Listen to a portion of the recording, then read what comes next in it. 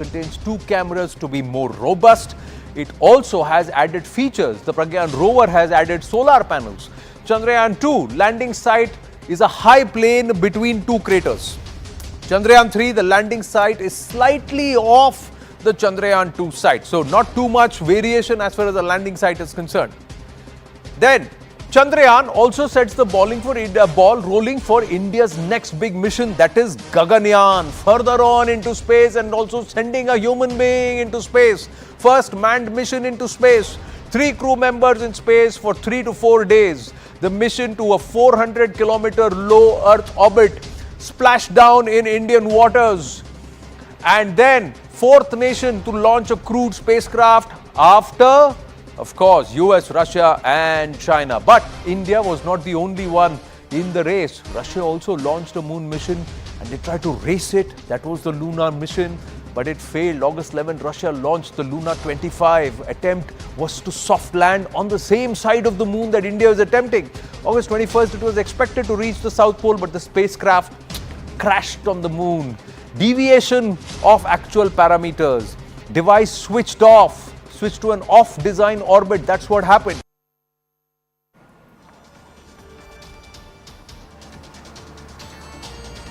So Chandrayaan 3 is all set for its soft landing on the south pole of the moon. Now let us understand the intrigue of the dark side of the moon, that is the south pole of the moon. Now there is possibility of water on the south pole of the moon, and there is larger area in permanent shadow which is believed to have more water ice, and it could hold up to 100 million tons of water, and the frozen time capsule temperature is as low as 203 degrees Celsius at the south pole of the moon. Now, it could also contain preserved materials and insights into the geological development is also untapped at the South Pole, and the resources, traces of hydrogen, methane, and it also holds sodium, mercury and silver, and these are the sources of precious minerals. And the future explorations also aids upcoming lunar missions, and that is ideal for the pit stop for Mars missions as well. So this is the significance of the south pole of the moon, where the Chandrayaan 3, which is the India's 3rd lunar mission, is all set to make its soft landing today evening.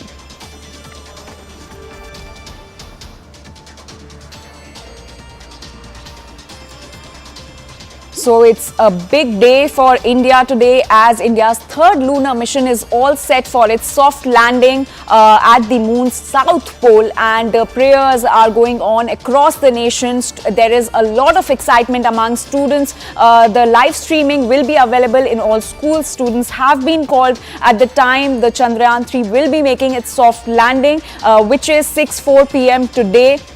And the spacecraft is now just a few hours away from its final destination, that is the south pole of the moon. And if the mission is successfully completed, then India will become the 4th country to master the technology of soft landing on the lunar surface after the United States, China and the erstwhile Soviet Union. And India will also become the first country which will reach the unexplored large south pole of the moon. And ahead of the historic landing, ISRO also released pictures of the moon yesterday, and it has full confidence that the soft landing today will be successful. Now, the live telecast of the landing will be available at 6:20, will begin at 5:20 p.m. today, and this is according to the Indian Standard Time. And the link for the live streaming has also been shared and is available on ISRO's official website. And meanwhile, Prime Minister Modi, who is on his visit to South Africa for the BRICS summit, will also attend the live streaming of Chandrayaan 3's landing virtually. So this is the update for today, and it's a big day for India today. We're being joined by CNN News 18's Harish on the broadcast on this very big story that we are covering today. Harish, today the last 15 minutes of the landing will be very crucial. Can you tell us about that? Yes, that's the phase that everyone is looking forward to. Essentially what happens is the speed of this landing module will be reduced in a systematic manner in multiple phases, including a power braking phase, and eventually ISRO would want the speed of this lander to come down to anywhere around 2 meters per second. That's the ideal speed that ISRO would want, anywhere around that region. Once that happens, perhaps ISRO would believe that the velocity of this lander is under control for a soft landing. But that's one aspect of landing. There are multiple aspects. What are the other aspects? You have cameras on board which will assist the onboard systems to decide the exact landing spot. You have a hazard detection and avoidance camera. There is a LDV camera as well. These cameras will assist the onboard system to ensure that the system picks a spot that doesn't have any boulders or craters, or it doesn't have too much of a incline. These are the aspects that they will look for. There are multiple grids that the system will map out, and it would want to land at a safe site, a site which also perhaps will have another suitable site in the near vicinity if in case the lander has to hover and move on to that. There are smaller grids that will be mapped out in a rough area, which ISRO has already in a way zeroed in on where they want to land in this region that has been identified right now. So that's as far as landing. Once the landing happens is when the interesting bits for the scientific community begins. There will be a lull period, a cooling period, where ISRO would wait for all the lunar dust to settle down. Once the successful soft landing happens, that's the first step. Post which you will see one side panel of this particular lander, almost a ramp of sorts, coming out, and that's when Pragyan, the rover, will start rolling out slowly. It might move at anywhere around a speed of 1 centimeter per second. It will scan the area. Then the 5 payloads that are there, 3 on the lander and 2 payloads that are on the rover, will start the scientific experiment. And the next 14 days or so, if the landing happens today, then the next 14 days or so is the interesting, exciting times for the scientific community, because these payloads will then start sending out the kind of insights and details those experiments will fetch. All right, Harish, please stay with us. Now, let us tell our viewers more about the moon mission that has reached its last step, and the countdown has already begun for the touchdown, which is scheduled for today evening. Now, we'll just tell you more about this moon mission. Now, the budget of this moon mission is 615 crore. So 615 crore has been spent on this third lunar mission of India, that is all set for its final touchdown today in the evening. Now, the journey was of 42 days. Remember, Chandrayaan 3 took off on July 14th, and today is August 23rd. So it has been a 42-day journey, and 615 crore was spent on this project. The rover's life, now the Pragyan rover, that will be released from the lander, Vikram lander today. It has a life of 14 days, which is 2 weeks, and it will be clicking pictures of the moon, and it will be released today from the Vikram lander. So it has a life of 14 days. Now, if we talk about the distance that has been covered in the 42 days that was of this mission, so the distance is 3.84 lakh kilometers. So Chandrayaan 3 will be covering in total 3.84 lakh kilometers. So the total budget that has been spent by India on this mission is 615 crores. The journey has been of 42 days, and the rover's life that will be released from the Vikram lander today is of 2 weeks, that is 14 days, and the distance that Chandrayaan 3 will be covering at the end of the mission is 3.84 lakh kilometers. Now, CNN News 18's Anand Narasimhan also spoke exclusively to Indian scientist and former ISRO chairman G. Madhavan Nair. Take a look.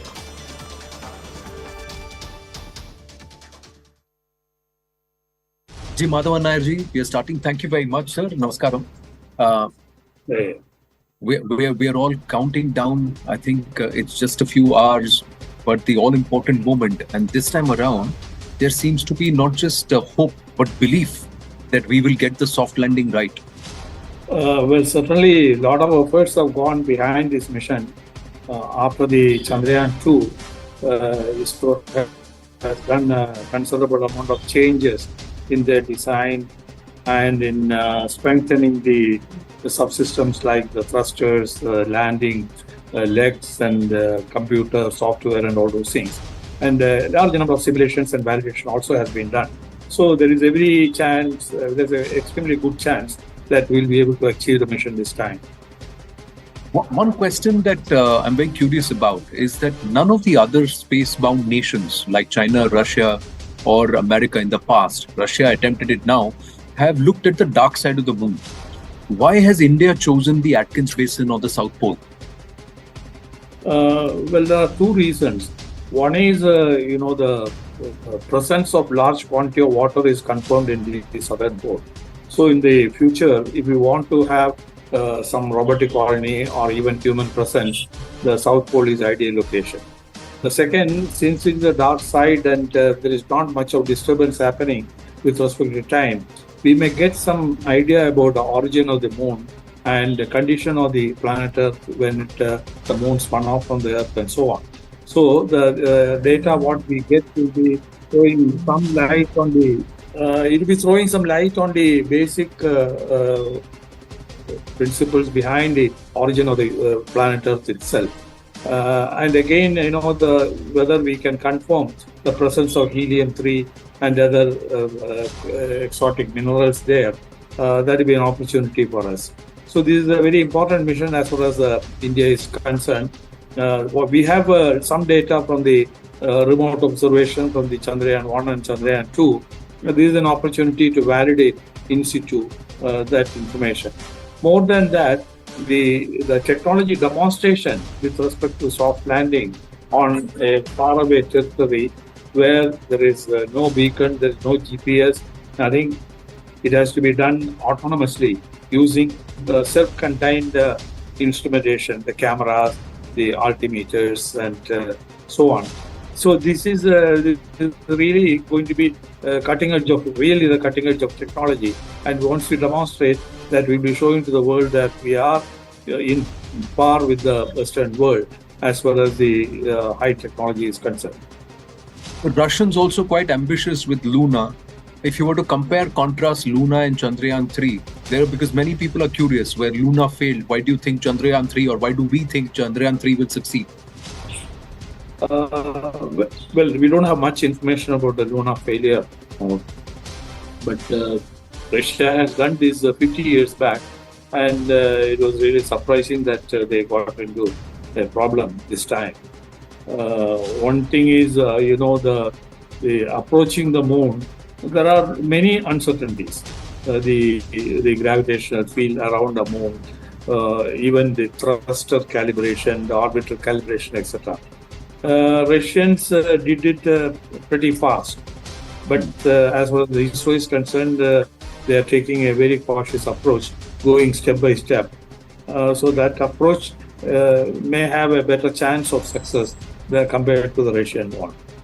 ISRO says at exactly 2 hours prior to the scheduled landing, they will take a final call. If not, they will even postpone the landing to the 27th. Can you explain that to us, please?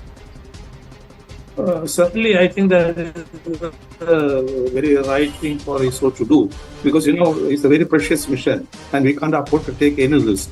We have to ensure that everything, both on board as well as the ground, works to the perfection, to the satisfaction of whatever targets what we have set. Then only we can give the final command for the soft landing. So naturally, the 2 hours before, ISRO chairman will be taking a call and then deciding on the further course of action. How is the Vikram Ranger better than the last time around? We're given to understand from 5, they brought it down to 4 thrusters, but you had mentioned that the lander has stronger legs. It's more robust. What are the kind of changes? Does it also have an autopilot mode where the lander itself can take over away from ground control in those 15 minutes of the landing? No, this last 15 minutes of operation is all autonomous with the computer taking control in the lander module itself. It is imagine a situation, an aircraft will have to land on a field where there are no beacons, no radars, and it's only the terrain pictures are available. So we are in a similar situation. and also even the type of the environment which you face there, especially the gravitational field and things like that. There is no precise knowledge. So this mission with the onboard, the measurements are very, very important. The first, of course, the optical measurement from the stereoscopic camera.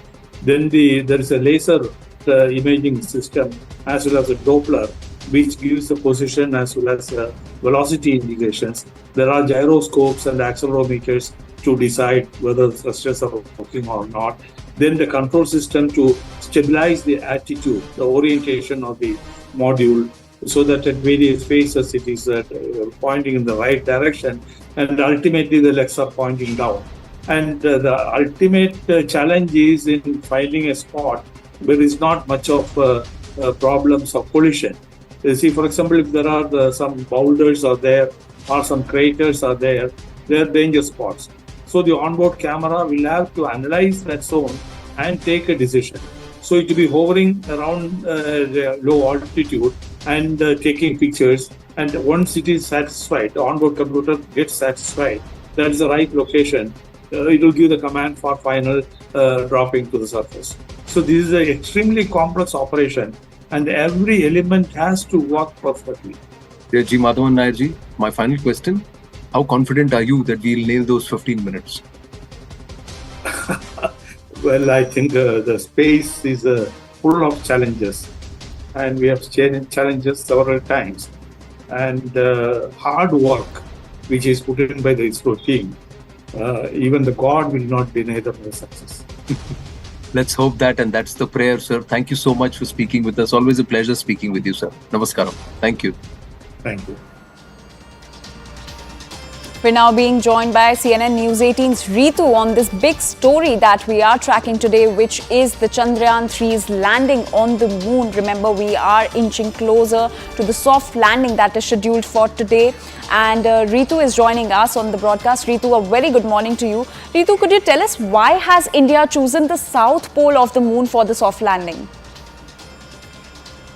So firstly, you see, that's the pole that has actually not been explored by any nation. You remember, though, whether it's the US, China or Russia, all of them have explored the moon, but they have explored the other side of the moon, but not the south pole. And what ISRO is hoping when it wants to explore the south pole of the moon is that they believe that there are a lot more that needs to be studied on the south pole, which is also very much challenging. And also that's the kind of big challenge that is actually taken up by the ISRO as well, to explore the south pole of the moon and understand what exactly is placed there, what all can be done when it comes to the future scientific studies as well, and how India can hope to find an important element when it comes to the south pole of the moon. So yes, if this really happens as planned by the ISRO, then India will be the first country to have landed softly on the south pole of the moon and then carry out all the scientific experiments, and also the fourth country to have landed successfully on the moon. So that's the big, this is the big day that India is looking forward to, but needs to be seen how things are going to pan, because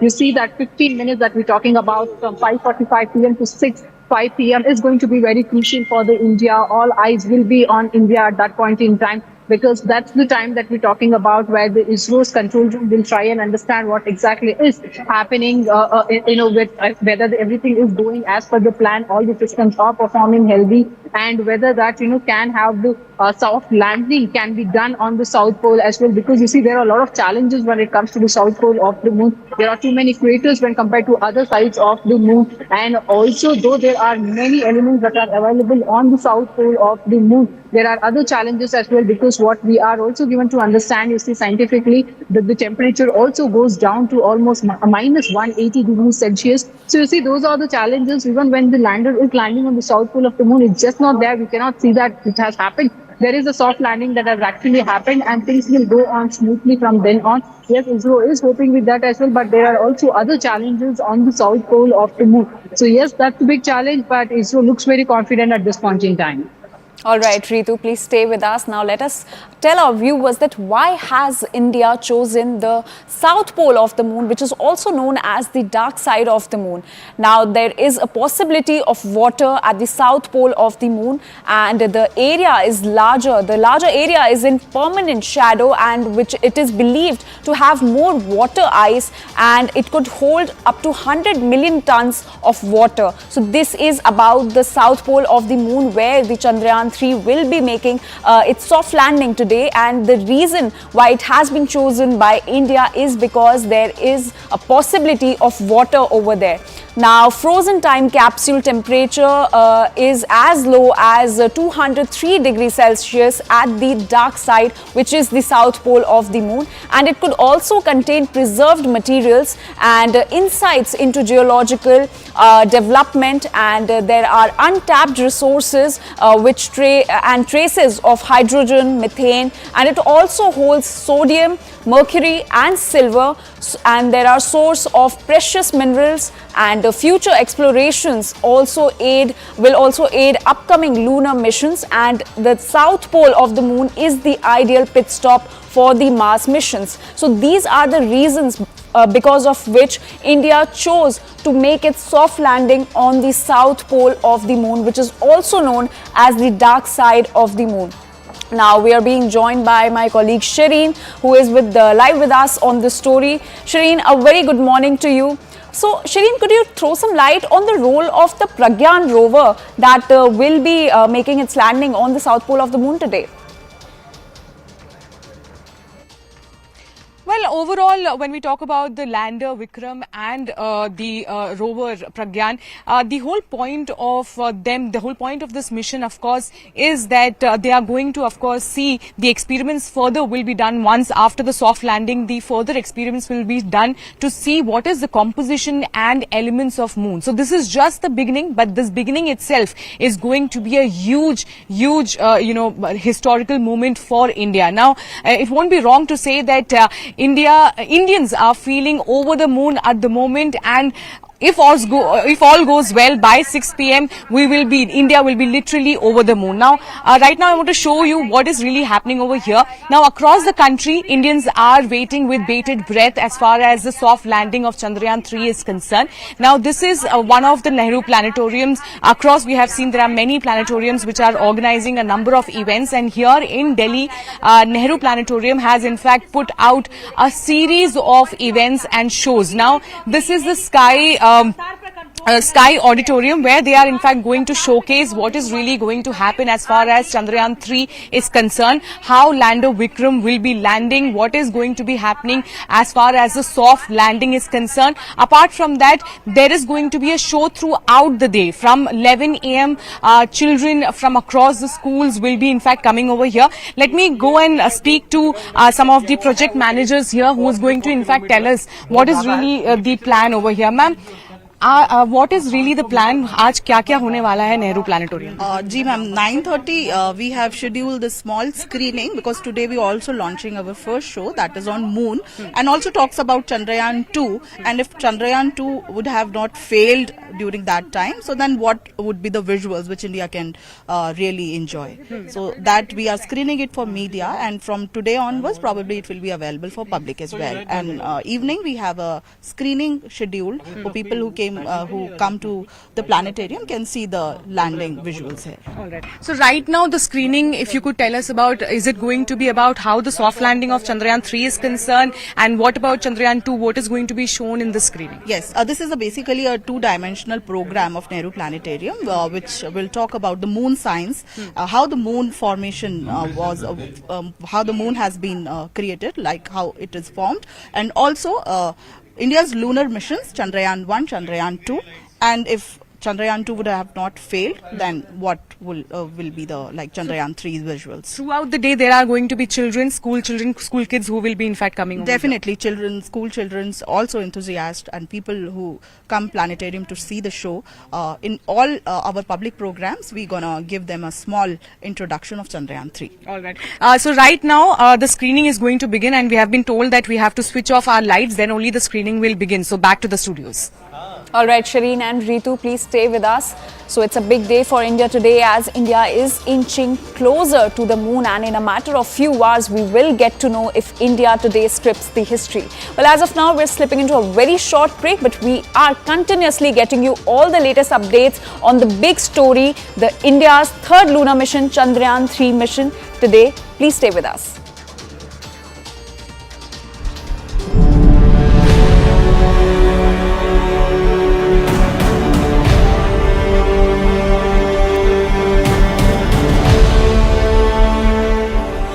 Gears up to attempt its first ever moon landing. We'll give you all the updates from the ISRO headquarters in Bengaluru. From the voices that matter to the latest discoveries of Chandrayaan 3 from the lunar surface.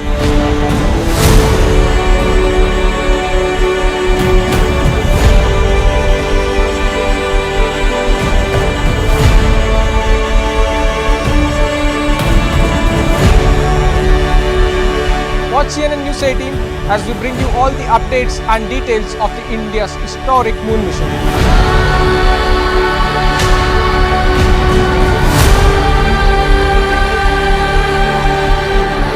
So keep watching CNN News 18 as we bring you the mood of India, ISRO and all the details related to Chandrayaan 3. It's got a break, decelerate, they'll continue in the same orbit.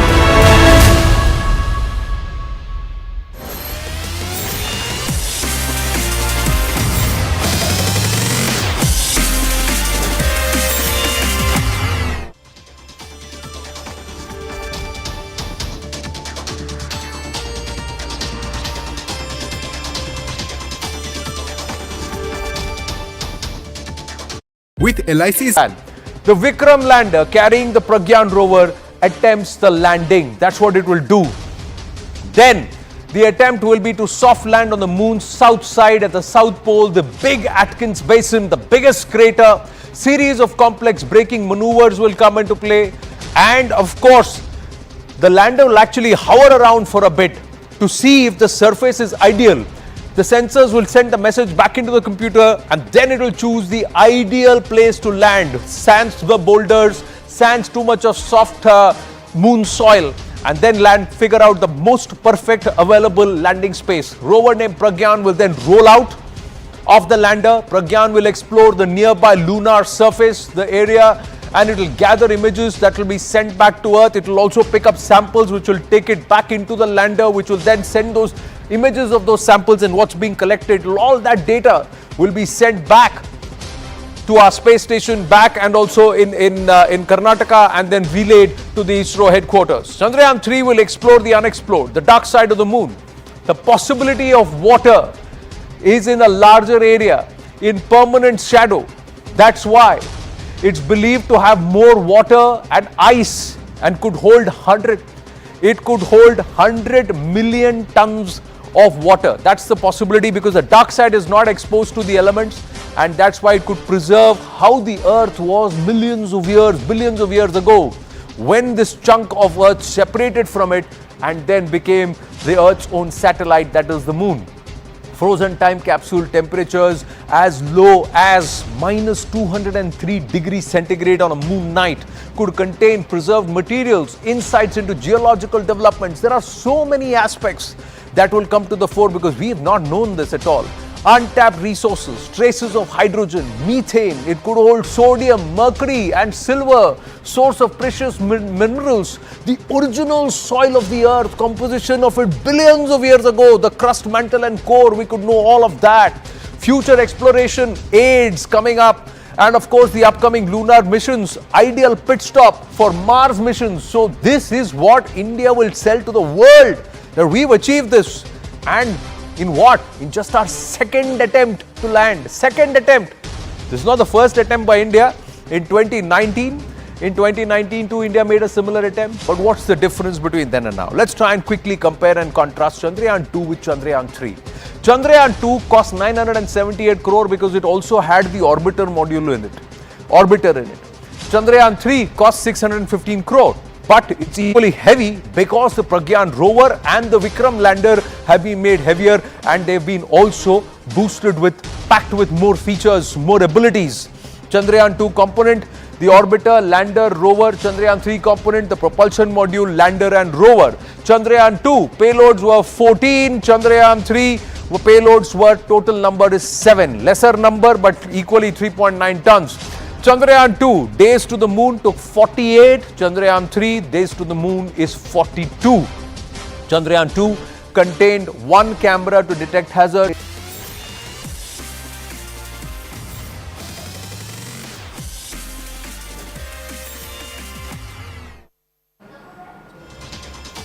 Welcome back. Thank you for staying with CNN News 18. We are continuously getting you all the updates on our special coverage on Chandrayaan 3 mission, and we are inching closer to the moon. The third lunar mission of India is inching closer to the moon, and it is all set for its soft landing in the evening today at 6:04 p.m.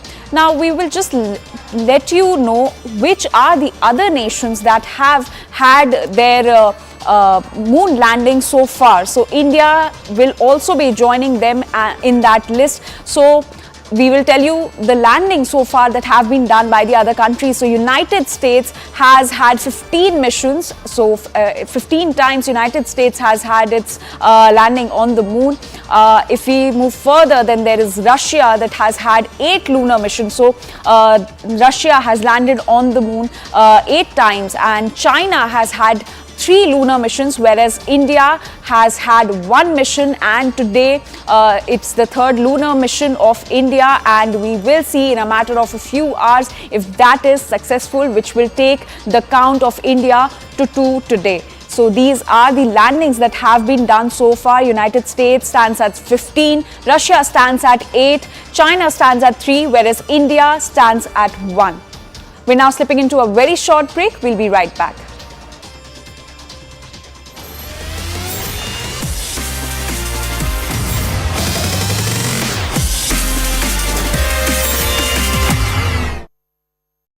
LIC presents 2 cameras to be more robust. It also has added features. The Pragyan rover has added solar panels. Chandrayaan 2 landing site is a high plane between 2 craters. Chandrayaan 3, the landing site is slightly off the Chandrayaan 2 site. So not too much variation as far as the landing site is concerned. Then Chandrayaan also sets the ball rolling for India's next big mission, that is Gaganyaan, further on into space and also sending a human being into space. First manned mission into space, 3 crew members in space for 3 to 4 days. The mission to a 400-kilometer low Earth orbit, splashed down in Indian waters. And then 4th nation to launch a crewed spacecraft after, of course, US, Russia and China. But India was not the only one in the race. Russia also launched a moon mission and they tried to race it. That was the Lunar mission, but it failed. August 11, Russia launched the Lunar 25. Attempt was to soft land on the same side of the moon that India is attempting. August 21st, it was expected to reach the South Pole, but the spacecraft crashed on the moon. Deviation of actual parameters. Device switched to an off-design orbit. That's what happened. So when all of these aspects happened, Russia was disappointed. But it was nearly after 5.5 decades that they were attempting it. It's not that Russia has not landed successfully on the moon. But 5.5 decades later, how could they make a mistake? Well, it's the countdown to touchdown for Chandrayaan 3 as it gears up for the soft landing. The Vikram lander module will be ready for that moon landing in just hours from now. India is all set to make lunar history, the dark side of the moon, the South Pole, the Atkins Basin. No other craft has gone there. The Russians attempted it, India attempted it before that. But will it be India landing there first? We'll have to wait and watch. The spacecraft that carries the hopes of not just the Indian Space Research Organization, but also of billions of Indians and also the expectations of scientists, space researchers and space adventurers worldwide. The landing on the 23rd of August at 6:04 p.m. It's the countdown to that fantastic touchdown we are expecting. Prayers Havan being conducted, everybody hoping for the best. ISRO confirming that all is on track, repeatedly sending out images of the dark side of the moon as the lander rover module moves towards that moves to that entire orbit and that proximity, the closest point from where it will start attempting the landing. Government sources now reveal to News 18 that Prime Minister Narendra Modi is likely to virtually join the Chandrayaan team during the time when the landing is attempted. Mind you, he's at BRICS, he's in South Africa at this point. But this touchdown on the surface of the moon, that too on the dark side at the South Pole, is something everybody is waiting for. First, let's tell you about the 42-day journey to the moon.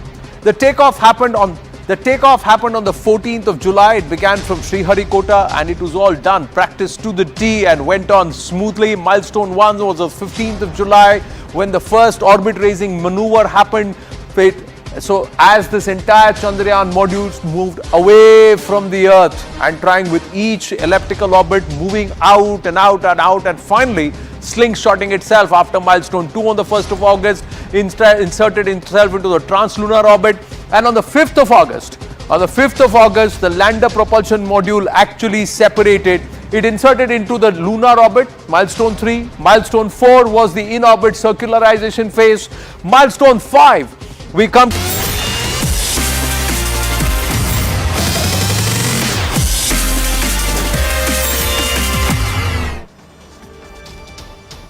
Welcome back. You're watching the special coverage of India's third lunar mission, which is Chandrayaan 3 on CNN News 18. And now remember, we're just a few kilometers and a few hours away from the South Pole of the moon. And India is going to script history. We'll get to know about that in just a matter of few hours. As of now, we are inching closer to the South Pole of the moon, where there is a possibility of water that could be found at the South Pole of the moon. Now, India will also be the fourth country to make its landing on the moon, as well as the first country to make its landing on the South Pole of the moon if this mission is successful today. We are being joined by CNN News 18's Ritu on the broadcast. Ritu, so a few days ago, Chandrayaan 3's lander module was able to establish communication with its predecessor Chandrayaan 2's orbiter. Can you give us more details about that? Well, so that's how Chandrayaan 2 welcomed the Chandrayaan 3. So these were the words by the ISRO that they in fact took this on the social media platform X and posted it, saying that how there has been a two-way communication, a parallel communication taking place at this point in time. So that's also a good news for the India, because that's the reason why the ISRO did not try and send the another orbit to the nearby the moon surface as well, because that is already operational. It has sufficient fuel also and is working in a systematic manner. All that which was actually planned by the ISRO, so everything is going as per the plan. So that's the reason why there was a different module this time when it comes to the Chandrayaan 3, and there was different module that we did see 4 years back with the Chandrayaan 2. So yes, when that comes to the Chandrayaan 2 and the Chandrayaan 3, it is of course very important as well, because it is still there and sending the crucial information, the pictures, the images, the videos to the ISRO, where the ISRO is able to study as well on the different parameters again. But this time, Chandrayaan 3 is also a big mission that the ISRO and India is looking forward to. With everyone there, fingers crossed, are hoping that this time ISRO will be able to, successfully have the soft landing on the moon, on the South Pole of the moon. So that's when the ISRO is seeing that, because there are various elements that needs to be studied. You see, there are 3 payloads that are actually fixed with the lander and 2 with the rover as well, and 1 is with the propulsion module too. So with all these payloads actually are going to play a very significant role when it comes to the scientific studies as well, the plasma, the thermal temperature for that matter, and also how that there are the hydrogen, the oxygen, the molecules that are actually present as well, how there are which elements that are also present. But also it is not an easy task for the ISRO to take this up as well, because this is the pole that has not been explored by any of the countries. We do know that there are 3 countries that have already successfully had the landing on the moon, but none of them have been able to have the landing on the there's no one who has explored the South Pole of the moon. It's India who is trying to explore, because India sees this as of course a big challenge as well, but they are welcoming this big challenge too, and hoping that all those significant elements will be able to the ISRO will be able to study all those significant elements and see to it that what exactly can India do when it comes to all those studies, as again, because India has a lot bigger plans as well when it comes to the elements and how there might be also a life on the moon too. But these craters, of course, are going to be slightly challenging when it comes to the soft landing of the lander. But everything you see with that 15 minutes are going to be very crucial for the ISRO, because that's when the velocity will come down to the zero, and then it will take on from there and have that soft landing. Because you see, that's also the time when there will be the Chandrayaan 3 all this while it's been traveling in fact horizontally, but that will be the vertical turn of the Chandrayaan 3. But the soft landing is expected today. Needs to be seen how things are going to pan out. Well, absolutely, Ritu. Thank you so much for giving us all those details. So, everyone is keeping their fingers crossed today ahead of the soft landing that will be done by India's third lunar mission, Chandrayaan 3, at 6:04 p.m. today. Well, we're slipping into a very short break. We'll be right back.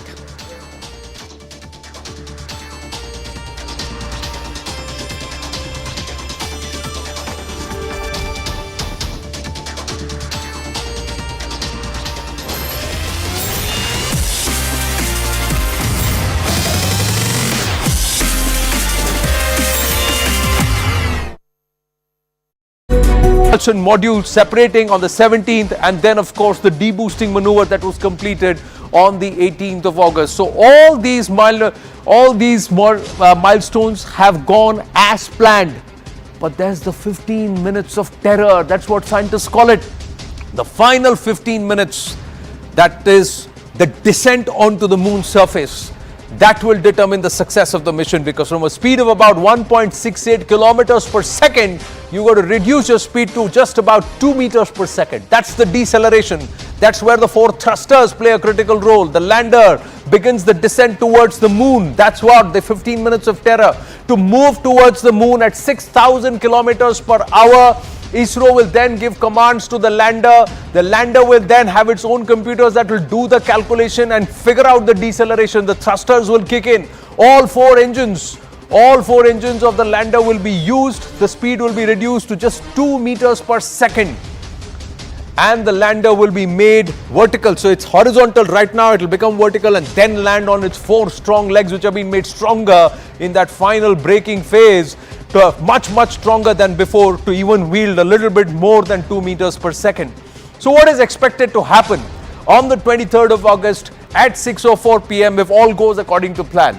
The Vikram lander carrying the Pragyan rover attempts the landing. That's what it will do. Then the attempt will be to soft land on the moon's south side at the South Pole, the big Atkins Basin, the biggest crater.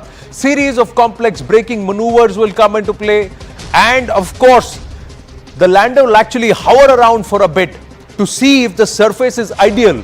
The sensors will send the message back into the computer, and then it will choose the ideal place to land. Sans the boulders, sans too much of soft moon soil, and then figure out the most perfect available landing space. Rover named Pragyan will then roll out of the lander. Pragyan will explore the nearby lunar surface, the area, and it will gather images that will be sent back to Earth. It will also pick up samples which will take it back into the lander, which will then send those images of those samples and what's being collected. All that data will be sent back to our space station back and also in Karnataka, and then relayed to the ISRO headquarters. Chandrayaan 3 will explore the unexplored, the dark side of the moon. The possibility of water is in a larger area, in permanent shadow.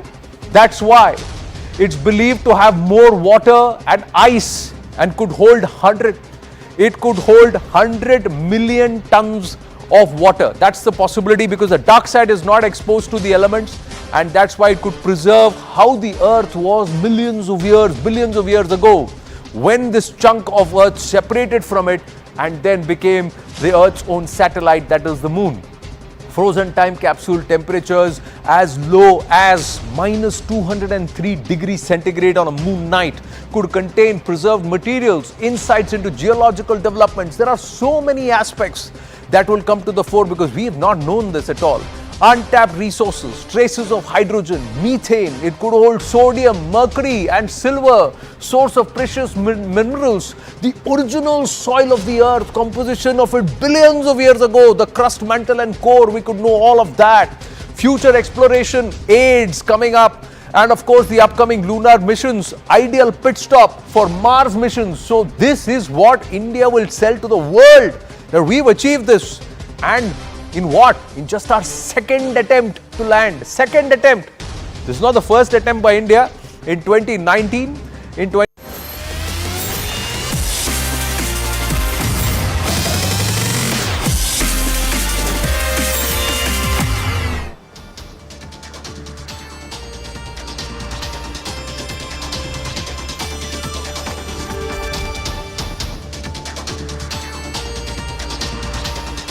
Welcome back. You're watching the special coverage of Chandrayaan 3 mission, and India is just a few hours away from creating history as the soft landing is scheduled for today evening. But as of now, in the Nehru Planetarium, there is a special show that is taking place, and we have the shots that are coming in from the Nehru Planetarium, which is showing that how exactly the soft landing will be taking place. You can see the Vikram lander in the visuals, and the Nehru Planetarium is showcasing that what exactly will be unfolding when the moment, the much awaited moment will be taking place at the south pole of the moon, when Vikram lander will be making its soft landing on the south pole of the moon today. And the Pragyan rover will be released, which has a shelf life of 14 days. And these are the visuals that are coming straight from Nehru Planetarium, where there is a special show that is taking place on the soft landing that will be taking place today. Remember, India's third lunar mission, which is the Chandrayaan 3, is just a matter of few hours and few kilometers away from creating history and from the south pole of the moon. And remember, Chandrayaan 3 took off on July 14th, and today it is the D-Day for the mission.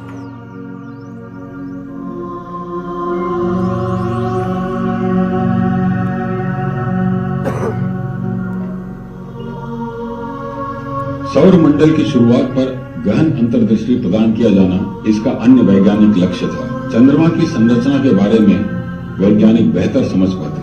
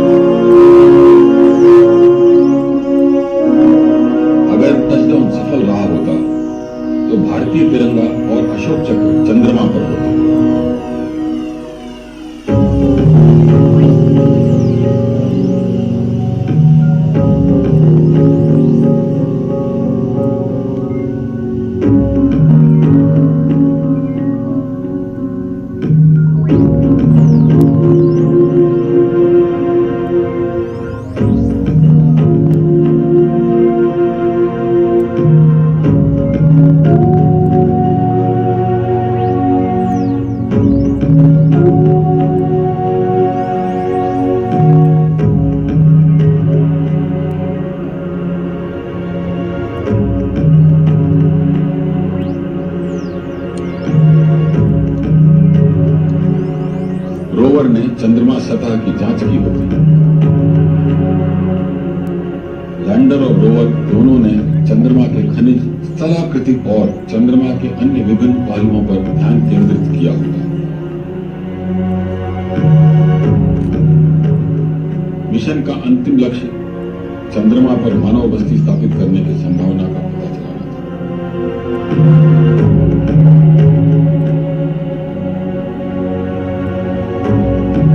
यदि mission पूरा हो गया होता तो भारत चंद्रमा पर सरल landing के लिए चुनिंदा 3 सदस्यीय देशों अमेरिका, रूस और चीन में शामिल हो गया होता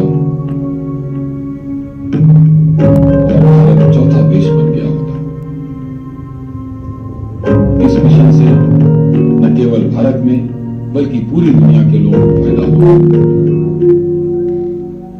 इस मिशन ने विज्ञान, प्रौद्योगिकी, इंजीनियरिंग और गणित का अध्ययन करने के लिए युवा पीढ़ी को उत्साहित किया है।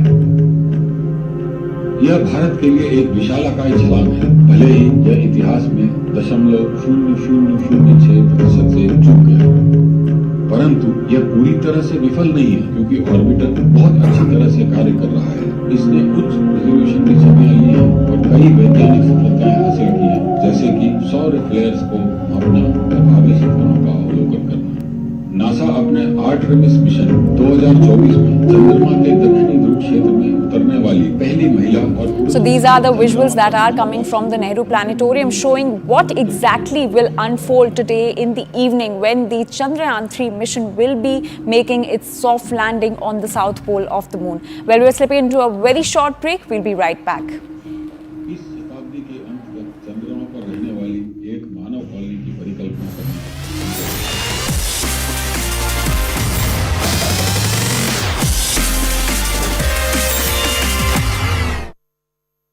Brought to you. I made a similar attempt, but what's the difference between then and now? Let's try and quickly compare and contrast Chandrayaan 2 with Chandrayaan 3.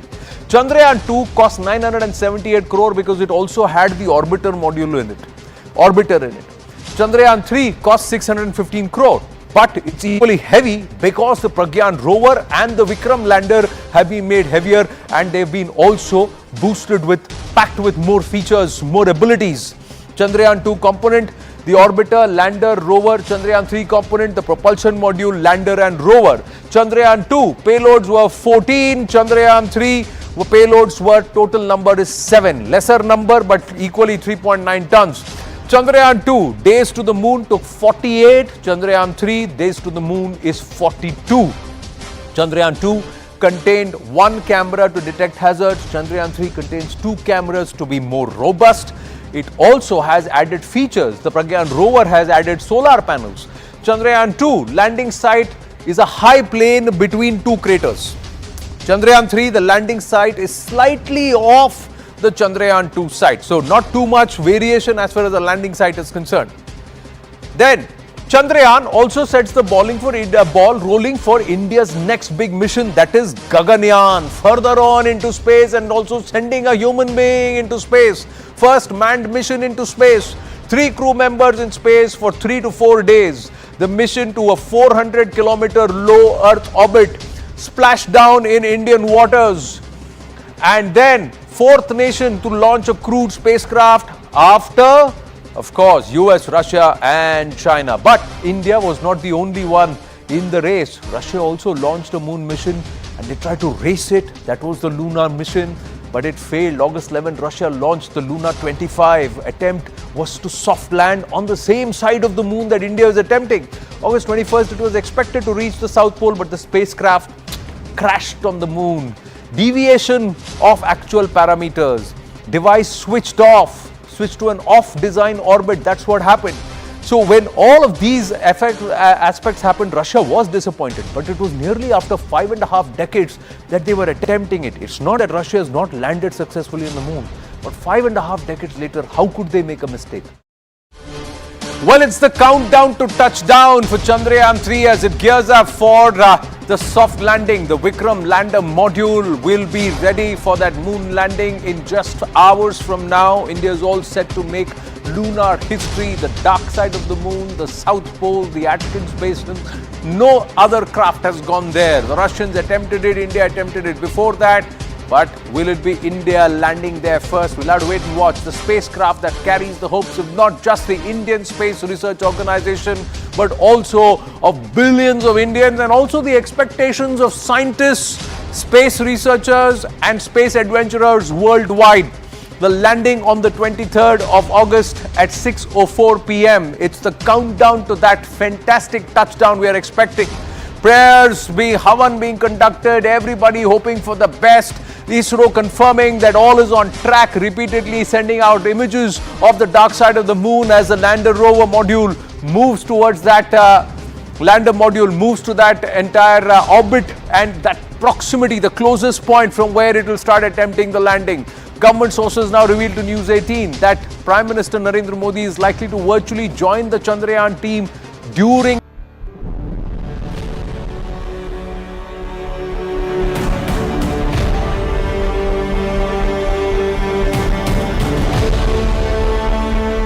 As India gears up to attempt its first ever moon landing, we'll give you all the updates from the ISRO headquarters in Bengaluru. From the voices that matter to the latest discoveries of Chandrayaan 3 from the lunar surface.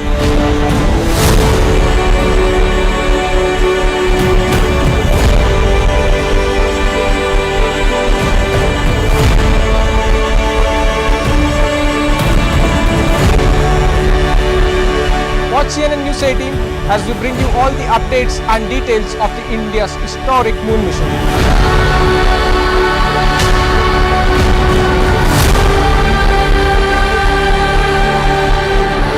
So keep watching CNN News 18 as we bring you the mood of India, ISRO and all the details related to Chandrayaan 3. it's got a break, decelerate, they'll continue in the same orbit.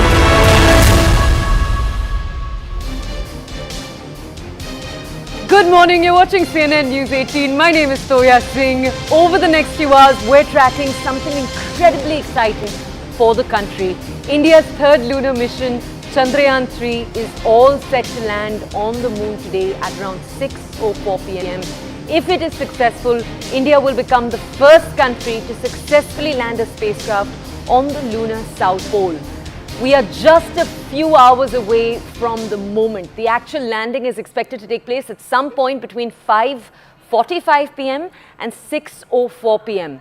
Now, we told you that India will be the first country to land on the lunar South Pole. It will also become the fourth country to master the technology of at all landing on the lunar surface. Only 3 other countries have managed to do so far: the United States, the China and the Soviet Union. Now, we've brought you details about why today is so important.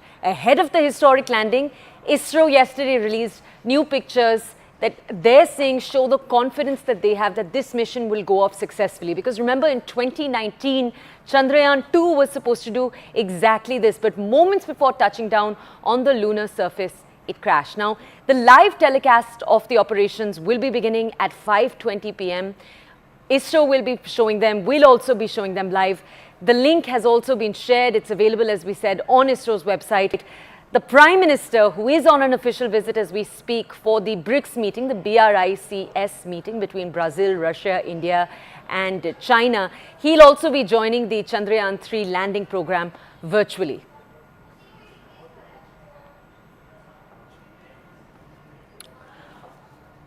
All right, let's take a quick look now. We talked a little bit right now about the difference between Chandrayaan 2 and Chandrayaan 3.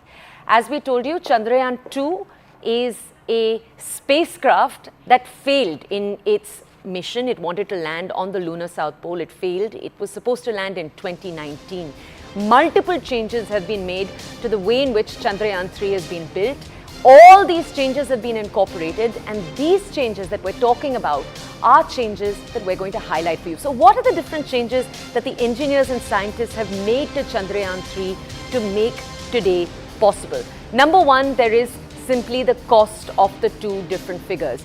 So Chandrayaan 2 costs 978 crores, Chandrayaan 3 costs 650 crores. Let's take a quick look at the components of the two. And this is very important because the weight of the spacecraft is crucial when it comes to understanding whether or not it will be able to successfully land. When it comes to Chandrayaan 2, there is the orbiter, the lander, the propulsion module and the rover.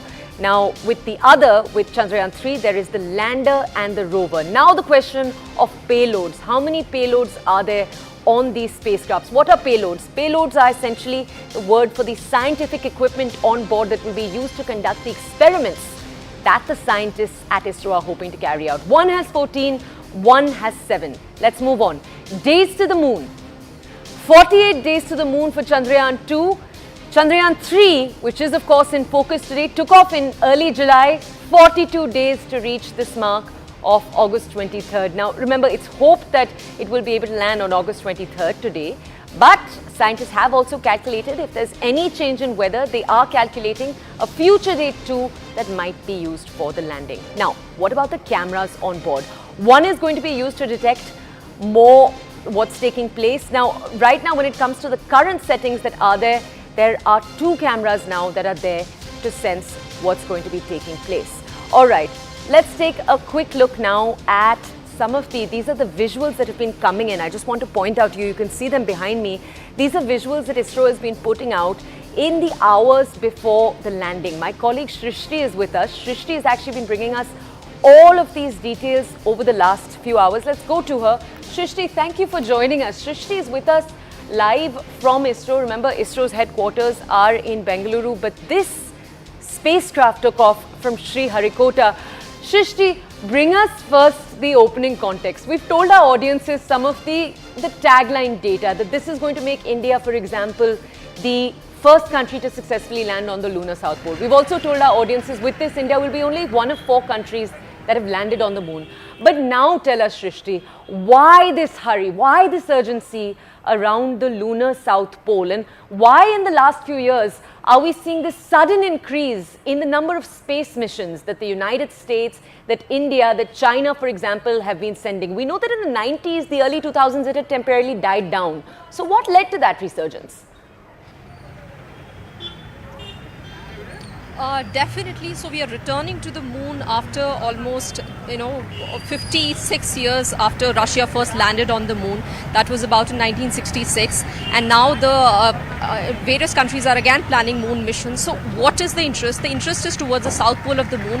If you remember, in 2008, India was among the first countries to give evidence of water molecules trapped on the lunar surface. So water is a very critical resource for interplanetary missions, and more countries are planning space expeditions to find more evidence of water present on the lunar surface. Apart from that, moon has holds answers to various mysteries regarding the origin of the universe.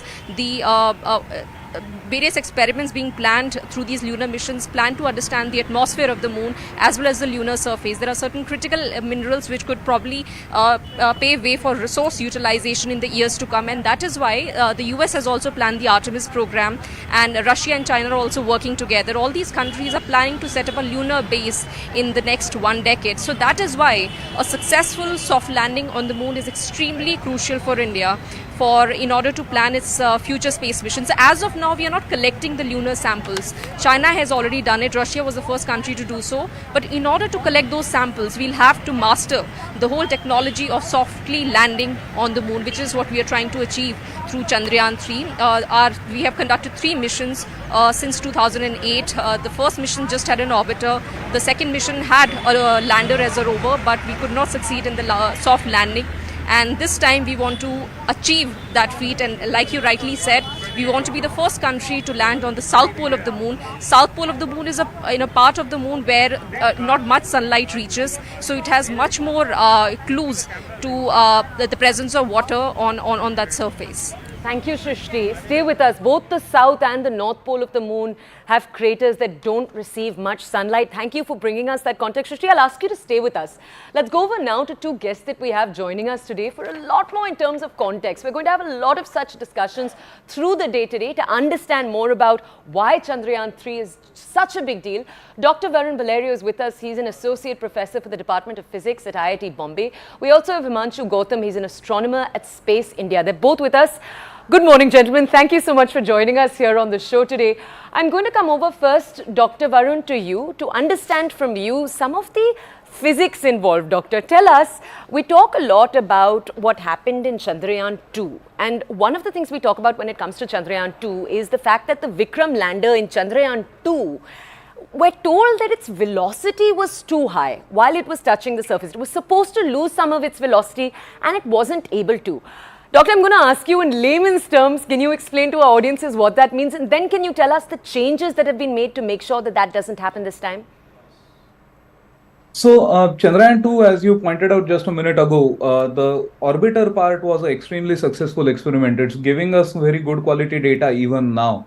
With the lander, we are landing further away from the lunar equator than any country has ever before. All these Chinese and Russian and American missions that we talk about landed much closer to the equator. The conditions on the moon at these latitudes are not well known. So we had to plan for something that we would not fully have a handle on. And at that point, one of the things that has to be done is that the lander descends extremely fast. You don't have an atmosphere, you cannot deploy a parachute, so you are relying on your engines for braking. And the gravity of the moon is about a sixth of the gravity of Earth, which means that you can't test these things on Earth because the rockets that you need to blast off from Earth or control your descent and landing on Earth are a lot more powerful. So in all of these, scientists have to rely on simulations in order to understand what can happen. Also, we had limited information available about the landing zone, which meant that we had to select a very relatively small part of the lunar surface where the lander had to touch down, so that we could be sure that there are no hazards in the area where the lander is supposed to touch down. All of this imposed a lot of constraints on the lander. It had to correct its velocity a lot to make sure it gets to the right part. One of the details released by ISRO was the issue called sloshing, where because the lander was correcting itself, the rocket turned out to be more powerful and went out of bounds as compared to what had happened. So there was some loss of control in terms of the descent. And finally, when it impacted, the lander actually could not survive the impact. Now, based on all of this, this is a necessary step in the ladder of scientific success that we have to dream bigger, we have to aim further than ever before. And once we do that, sometimes there will be setbacks. But data from all of these processes was analyzed by all the fantastic teams at ISRO, and they figured out what all had gone wrong. Now, the payload, the orbiter for Chandrayaan 2 was extremely successful, which means that they did not have to repeat the same scientific experiments on Chandrayaan 3. So that freed up some mass, which meant that they could now use that mass to make the lander systems more robust. So they now have, as you may have seen in interviews with the ISRO chairman and other ISRO spokespersons, that they have made a lot of changes. They have understood the engines better. They have increased the landing zone because Chandrayaan 2 gave much higher quality images. So we can now demarcate a larger safe area for landing. They have made the lander's legs more robust. So all of these lessons learned from the first attempt have been incorporated into making a more robust lander, which means that we are a lot more confident as a country in the abilities of Chandrayaan 3's lander. Okay, Dr. Valerio, stay with us. Thank you for illustrating that for us. Let's go very quickly to the other guest we have with us, Himanshu Gautam. Let me just remind you, he's an astronomer from Space India. Himanshu, I'm going to ask you a little bit of a historical question here. Can you tell our audiences, just walk us through the 1960 space race that we saw between the USA and the USSR? Much has been made of that and how different it is from the almost space race that we're seeing in the last decade or so. Many commentators say that this shouldn't in fact even be called a space race because this is more of a space ecosystem where you actually have different countries helping each other out to some degree. Himanshu, tell me, A, do you agree with that analysis? And then tell us, why the sudden interest around the South Pole? I know we've told our audiences there are craters there, and those craters haven't been touched by the sun in billions of years. But what can be found in those craters? Why does it matter so much? Tell us. Okay, so the answer to your first question is that the space race started very early. Like it started around like 1959 when we first sent Lunar. Right, so Russia was the first country. Soviet Union was the first country to send the rover on the moon. Okay, so in 2010 we actually landed with the Lunar's mission rover. Okay, so back then India and ISRO did not have much hold of the space exploration and the moon exploration area. Okay, since then we have sent Lunar's mission, which is being sent by Russia. Then we have Chang'e's mission by China, and then we like very famous like Apollo mission. Okay, so definitely, as you said, that it is definitely not a race. Okay, because if I compare journey which was started back then and the journey that we are now, that we see India now has a much stronger hold on space exploration, because we have done number of missions which are so up to the mark, and we have landed on the Mars with single attempt, which itself a very big important thing, okay, right? So comparing is I would not compare it, I would not take it as a race. But before Chandrayaan mission we have sent Chang'ai's mission from China, we have sent Apollo mission from US, and then we have sent Lunar's mission. And Lunar's mission is like a series of 25 missions. And we, with the help of just like Luna 10, we were able to soft land on the surface of the moon, which we are trying to do today. Okay. Today itself a very important moment. It's a big moment for India, all the Indian citizens as well as the ISRO. Okay. And now the second answer to your second question, that everybody is racing toward the South Pole. Yes, the South Pole is very unexplored. It has never been explored by any country, by any mission. So ISRO will be the first country. ISRO will be the first space agency from India who is going to achieve it. So it is, I will not say it is a race. Obviously it's an ecosystem. The information that we are going to get through these missions will be shared with other space agency, as we have a payload system. We have one payload which have been taken from the NASA, and all the information that our Chandrayaan 3 is going to receive will be shared with other space agency like JAXA.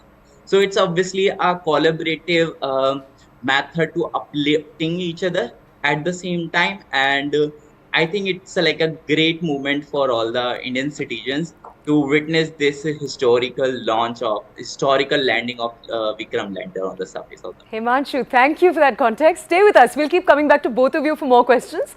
My colleague Shrishti is also with us, and Shrishti is joining us from ISRO's headquarters right now in Bengaluru. Shrishti, you're in Bengaluru, but the story of ISRO is one that it's famously said started in a little fishing hamlet. This is something that every expert, every scientist loves to talk about, that it started in a little fishing hamlet in Thumba in Kerala, and it's from there that decades later we are where we are today. Now, often when one is talking about the race in the last few years, we talk about Israel, Japan, South Korea, other countries that have also attempted to do the same. So that's what I'm going to ask you now, Shrishti. Can you locate India's space journey in the context of what other countries too have tried? We've obviously spent a lot of time talking about the United States and Russia, but what about the other countries? Locate us among them, and then also take us a little bit further down history lane. Walk us right from the beginning of ISRO in Thumba to today.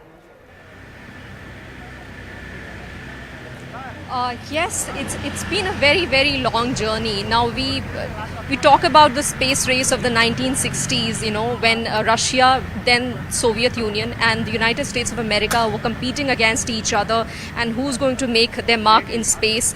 Then Lunar 9 from Russia was the first spacecraft to ever successfully land on the moon, and just years later NASA achieved that feat when the first astronauts landed on the moon. So we do talk about that space race. Then eventually China caught up, and China is, so there are three space powers currently: the US, the Soviet Union, which is now Russia, and China. But India's journey has been extremely fascinating. We all have seen pictures of Indian scientists carrying the rocket parts on a bicycle from the 1960s and 1970s. And see, we need to see our space journey from the day we got in our independence. So that was in 1947, and since then to now, it's been a very challenging journey, but we have achieved a lot of remarkable feats. We conducted our first interplanetary mission in 2008 with Chandrayaan 1, and that was also the first time we set up the Deep Space Network, which is the network of dish antennas which help us to communicate with the satellites. So today in Bengaluru, where all the action is going to happen, it's going to happen at ISRAC, where the scientists have the control room, and they're going to maintain communication with the lander. And then in 2019 we went to the Mars in the first attempt, and then in 2019 we started the planning preparation stage for the soft landing on the moon. Though we could not achieve it, but we did manage to put an orbiter into place, and the orbiter has the highest resolution camera which helped us with fascinating images of the lunar surface. ISRO chairman Mr. S. Somnath had earlier told us that in Chandrayaan 2 we used the lunar images from the other missions which were carried out by other countries, but this time we earmarked a landing site near the south pole of the moon based on the images which were captured by Chandrayaan 2 orbiter, which was injected into the orbit in 2019. So it's been a very, very fascinating journey. But another remarkable achievement of ISRO is that we have been carrying these missions with a very limited budget. Compared to the US, Russia or China, our interplanetary space missions or the rocket missions are conducted with a very limited budget. And that is why I think a lot of people were curious to know as to why we took about 40 days to reach the moon, while US, Russia and China take about a few days. Now this is again because we are expanding the capacity of our rockets. The LVM Mark III, which carried the Chandrayaan 3, has really expanded its capacity over the years. So these are little achievements that we have carried out over the years, and this is the hard work of the scientists from Indian Space Research Organization and multiple other institutes, which has really paid off. And if India successfully lands on the moon today, it's going to be something that generations would remember. And yes. Okay, Shrishti, thank you. We'll keep coming back to you. Let me just walk our audiences now through some of the data points. Let's take a deeper look at the lander and the rover. Remember, the lander's name is Vikram, and the rover that's going to come out of it is called Pragyan. Now, let's take a quick look right now at some data. Why does Chandrayaan 3 matter? Number one, obviously, it shows India's tech prowess in space exploration. As we told you, the Chandrayaan 3 is going to be the first spacecraft ever to land on the lunar South Pole. Number two, it will boost the morale of the scientific community. Remember, we told you that Russia had a similar attempt. Their attempt to do the same, to land on the lunar South Pole, actually crashed on Sunday. Many questions were then asked about the future of the Russian space program. So similarly, it'll lift the Indian space program's morale. The mission will foster, obviously, this is an obvious one, a sense of national pride.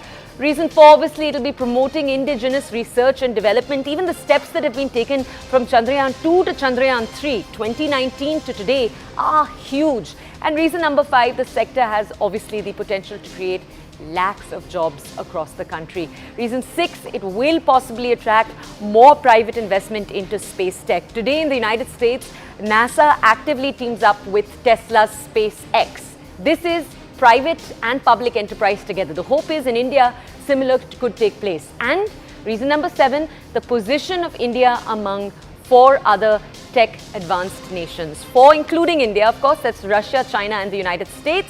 And reason number 8, it'll pave the way, obviously, for more international collaborations. As we've already told you, there's one payload on the current Chandrayaan 3 from NASA. Just like that, we're going to have the potential of more collaboration. Now, let's bring you more context. With the 5th and final orbit reduction maneuver taking place, Chandrayaan 3 is now inching closer to the moon. What is an orbit reduction maneuver? It's the maneuver a spacecraft uses to get into the right position for it to eventually land. Now, the journey so far is exactly as planned. Let's take a look at more of the details on the final approach to the moon.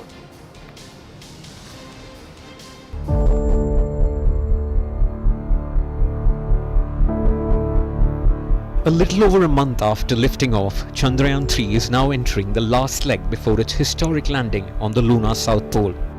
The journey so far has gone exactly as planned. Chandrayaan 3 was successfully launched on the 14th of July from the Satish Dhawan Space Centre in Sriharikota, Andhra Pradesh. 10, 9, 8, 7, 6, 5, 4, 3, 2, 1, 0. The spacecraft was placed in a highly elliptical orbit around the Earth within 16 minutes after liftoff. For the next 2 weeks, Chandrayaan 3 performed as many as 5 orbit-raising maneuvers. On the 1st of August, ISRO successfully injected the Chandrayaan 3 spacecraft into the lunar orbit, marking the completion of a critical phase in the moon mission. Over the next few days, multiple orbit reduction maneuvers were performed to lower Chandrayaan 3 to a 100-kilometer circular orbit and thereby bringing it closer to the moon. The propulsion module detaches from the Vikram lander, allowing it to descend from orbit. The home stretch has been described by the ISRO chief as 15 minutes of terror. That's when the lander has to fire its engines at the right times and right altitude, while using just the right amount of fuel and making accurate scans of the lunar surface before finally touching down. When at the 30 kilometers altitude, the lander begins to use its thrusters to navigate down to the surface. This is referred to as the powered braking phase. While the thrusters help in keeping the lander from crashing, the lander reorients itself to 90 degrees for a safe landing. Then at around 100 meters altitude, the lander scans the lunar surface looking for obstacles. If there are no obstacles, it will begin a slow descent. The thrusters will keep firing till touchdown. But this is a mammoth task. Soft landing a lunar module will require going from a speed of over 6,000 kilometers per hour to zero. Just hitting the brakes will not help the situation. And this is precisely where Chandrayaan 3's predecessor, Chandrayaan 2, crashed while landing. But Chandrayaan 3's lander thrusters are much more advanced than its predecessor. While Chandrayaan 2 had 5 thrusters in all, Chandrayaan 3's lander has only 4. This will make it easier to maintain equilibrium. ISRO has made the lander's legs sturdier, given its larger solar panels and increased fuel carrying capacity. The equipment was tested by soaking in temperatures as cold as those on the moon and running landing simulations on surfaces similar to the lunar surface. Even the landing site chosen for Vikram in this mission is larger than that of the previous mission, measuring 4 kilometers by 2 kilometers. The Vikram lander will be able to make a soft landing on the moon's surface on the 23rd of August. Once landing safely, India will be the first country to touch down on moon's south pole. After landing, the Gaganyaan rover will be released to study the lunar surface. The 6-wheel vehicle has instruments configured with payloads to provide data related to the moon's surface. It will gather data and analyze the chemical composition of the lunar surface, rocks and soil. It weighs 26 kgs and has a mission life of 1 lunar day of 14 Earth days. One of the experiments will be the spectropolarimetry of habitable planet Earth. The idea is to look for changes that a life-supporting atmosphere makes to the starlight passing through it. The moon is expected to be 1,000 times calmer than the Earth. Another experiment is to detect and study lunar quakes, which are essentially rumblings under the surface of the moon. Instruments will also conduct experiments to study near-surface plasma activities on the moon. This research is critical for future missions, especially if humans are to stay on the lunar surface for longer periods. Real-time distance between the moon and the Earth will be measured. This will help us gain a deeper understanding of the moon's orbital behavior and its influence on Earth. And finally, there is the matter of studying the composition of lunar soil. This can give insight into the evolution of the moon and the processes that shaped it during the formation of solar system. At the end of the day, this mission will be an unprecedented lunar landing accomplishment for India and paves the way for future interplanetary missions. 5:20 p.m. today evening is when every eye is going to be glued on the live stream. ISRO is going to be putting out what happens to Chandrayaan 3. Will it successfully land on the lunar south pole as is hoped? It's time for a short break. On the other side, more of the country's top stories. We'll see you in just a few minutes. This is the Breaking News Show on CNN News 18.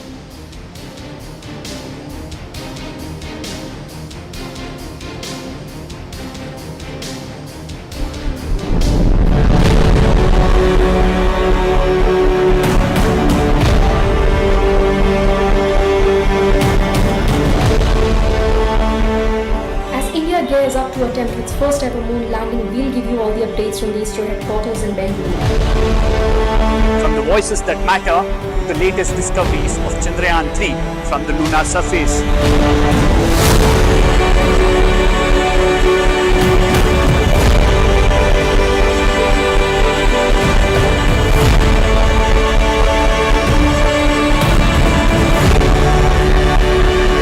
Watch CNN News 18 as we bring you all the updates and details of the India's historic moon mission.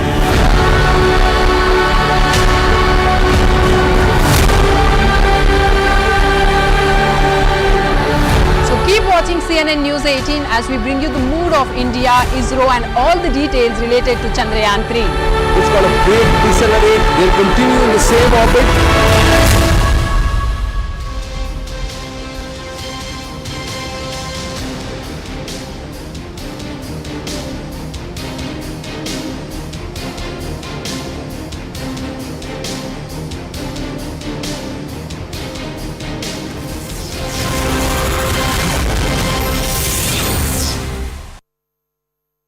Brought to you by... is attempted. Mind you, he's at BRICS. He's in South Africa at this point. But this touchdown on the surface of the moon, that too on the dark side at the South Pole, is something everybody is waiting for. First, let's tell you about the 42-day journey to the moon. The takeoff happened on the 14th of July. It began from Sriharikota and it was all done, practiced to the T, and went on smoothly. Milestone 1 was the 15th of July when the first orbit raising maneuver happened. So as this entire Chandrayaan modules moved away from the Earth and trying with each elliptical orbit moving out and out and out, and finally slingshotting itself after milestone 2 on the 1st of August, inserted itself into the translunar orbit. And on the 5th of August, the lander propulsion module actually separated. It inserted into the lunar orbit, milestone 3. Milestone 4 was the in-orbit circularization phase. Milestone 5, we come to the lander propulsion module separating on the 17th, and then of course the deboosting maneuver that was completed on the 18th of August. So all these milestones have gone as planned. But there's the 15 minutes of terror. That's what scientists call it. The final 15 minutes, that is the descent onto the moon's surface. That will determine the success of the mission, because from a speed of about 1.68 kilometers per second, you got to reduce your speed to just about 2 meters per second. That's the deceleration. That's where the 4 thrusters play a critical role. The lander begins the descent towards the moon. That's what the 15 minutes of terror. To move towards the moon at 6,000 kilometers per hour, ISRO will then give commands to the lander. The lander will then have its own computers that will do the calculation and figure out the deceleration. The thrusters will kick in. All four engines of the lander will be used. The speed will be reduced to just 2 meters per second. And the lander will be made vertical. So it's horizontal right now, it will become vertical and then land on its 4 strong legs, which have been made stronger in that final braking phase, to much stronger than before, to even wield a little bit more than 2 meters per second. So what is expected to happen on the 23rd of August at 6:04 p.m. if all goes according to plan? The Vikram lander carrying the Pragyan rover attempts the landing. That's what it will do. Then the attempt will be to soft land on the moon's south side at the South Pole, the big Atkins Basin, the biggest crater.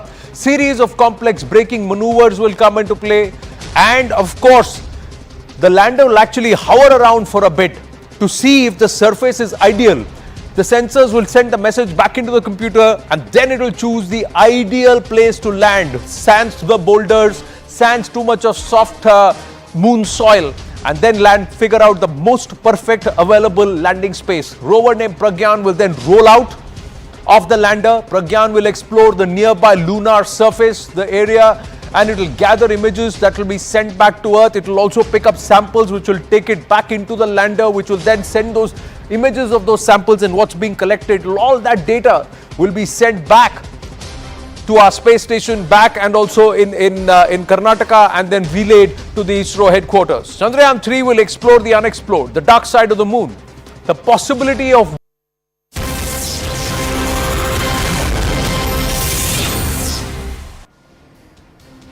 Welcome back. You're watching the Breaking News Show, and we're tracking, as you might already be aware, Chandrayaan 3's hopeful soft landing onto the lunar South Pole between 5:45 and 6:04 p.m. later today. We're going to continue to cover this story. This is our top story. On our screens, you can see what will be the hopeful lander module with the rover inside it. This is, remember, the Pragyan rover that will roll out of the Vikram lander when it touches down onto the surface. Now, we have two guests who remain with us. Dr. Varun Valerio is with us. Remember, he's the Associate Professor for the Department of Physics at IIT in Bombay. We also have Himanshu Gautam. He's an astronomer at Space India. Dr. Valerio, I'm actually going to come over to you for the next question. Doctor, I want to ask you something, and I'm going to ask you to explain what I'm about to ask. We've been told that on top of the rover and on top of the propulsion, so the propulsion module is obviously already separated from the Vikram lander, which has the rover inside it. And what we're told is inside the lander are instruments that will not survive more than 14 days. We're also told that the timing was such that this all had to happen in what is called a lunar dawn, so that the 14 days of a lunar day were ahead for the instruments. Why is that? Could you just explain what that means? What is a lunar day and why is it so important? And also tell us, sir, why could it not be built differently so that there wasn't this 14-day time limit? So on Earth, the night is colder than daytime, and that's quite obvious. You have the bright sun shining overhead during daytime, so it is going to be warmer. But the Earth's atmosphere plays an extremely important role in regulating the temperature. So the day-night temperature changes can be in tens of degrees. On the moon, there is no significant atmosphere, which means that these changes can be up to 100 degrees Celsius. So the lunar night gets extremely cold because there is no source of heat that is available there. So at any point on the moon, what happens is when you have direct sunlight, it becomes extremely hot. And when there is no direct sunlight, it becomes extremely cold. Now, in order to survive something like this, you need to carry your own source of heat, because if your temperatures drop to tens to 100 degrees below zero, then everything, all your instruments are just going to die. Carrying a heat source comes with its own challenges. You have to power it. You have to have abilities that you can recover from all of that cold. And that is not something that was considered worth aiming for in our first landing attempts. So what was planned instead was that we want this lander to land at dawn, as you would call it, at the location of the lander. Now, the moon, as it goes around the Earth, always shows the same face to the Earth, which is why the familiar pattern of man on the moon or rabbit on the moon or whatever we want to call it is what we see no matter what the phase of the moon is. What it means is that roughly once a month is when the, as seen from the moon, as you are going around, if the sun is in front of me here and as the moon is going around, first this side of the moon receives sunlight, and when it is behind me, this side receives sunlight. So the day-night cycle on the moon is about 28 days, with 14 days of daytime and 14 Earth days of nighttime. So the planning was done in such a way that we will land at the dawn, so that for the next 14 days we have sunlight available. The sunlight does two very important things. One is that it keeps the rover and everything at and the lander, all of the instruments on board, at operating temperature. And on the other hand, what it also achieves is that it gives the vital solar power. So in your animations that you have been showing on screen, for example, we can see that there is a solar panel on the lander, there is a solar panel on the rover. All of these need solar energy in order to operate on the moon. And that is all going to be available while it is daytime in that region. After that, once the sun sets at that point on the moon, which will be about 2 weeks from now, it is going to become extremely cold. There have been efforts made to try that the lander and the rover will survive this period of coldness, but it is an extremely difficult thing and it is unlikely that they would survive. So that is why all the experiments have been planned such that sufficient quantity of scientific data, very high quality scientific data, will be obtained in just a short period of 2 weeks. Dr. Valerio, thank you for bringing us that context. Stay with us. Let's go now. Himanshu, before I come over to you, we actually have very, very exciting guests. Next, my colleague Vinaya is, I believe, standing with a bunch of students. Vinaya, thank you for joining us this morning. Over to you. Well, absolutely. You can look at the excitement here. I'm at a Mumbai school and look at all the tiny tots. Let's hear what they have to say.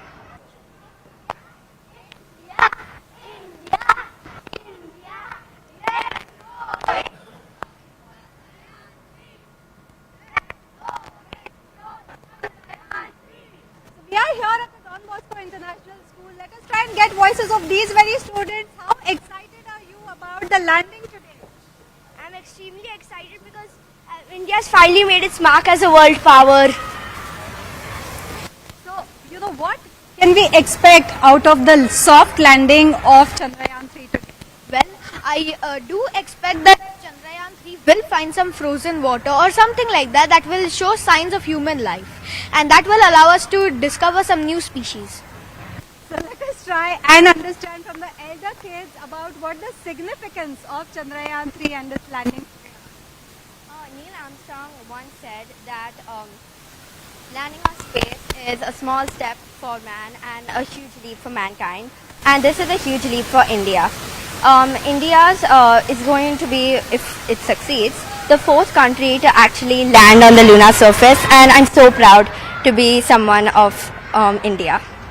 You know, all are, which grade do you go to, and have you already read about this? You're all quite excited today. We go to grade 7 and I have been reading about Chandrayaan all morning because today it's going to land and it's going to put a mark for India. Yeah, so what do you expect out of this?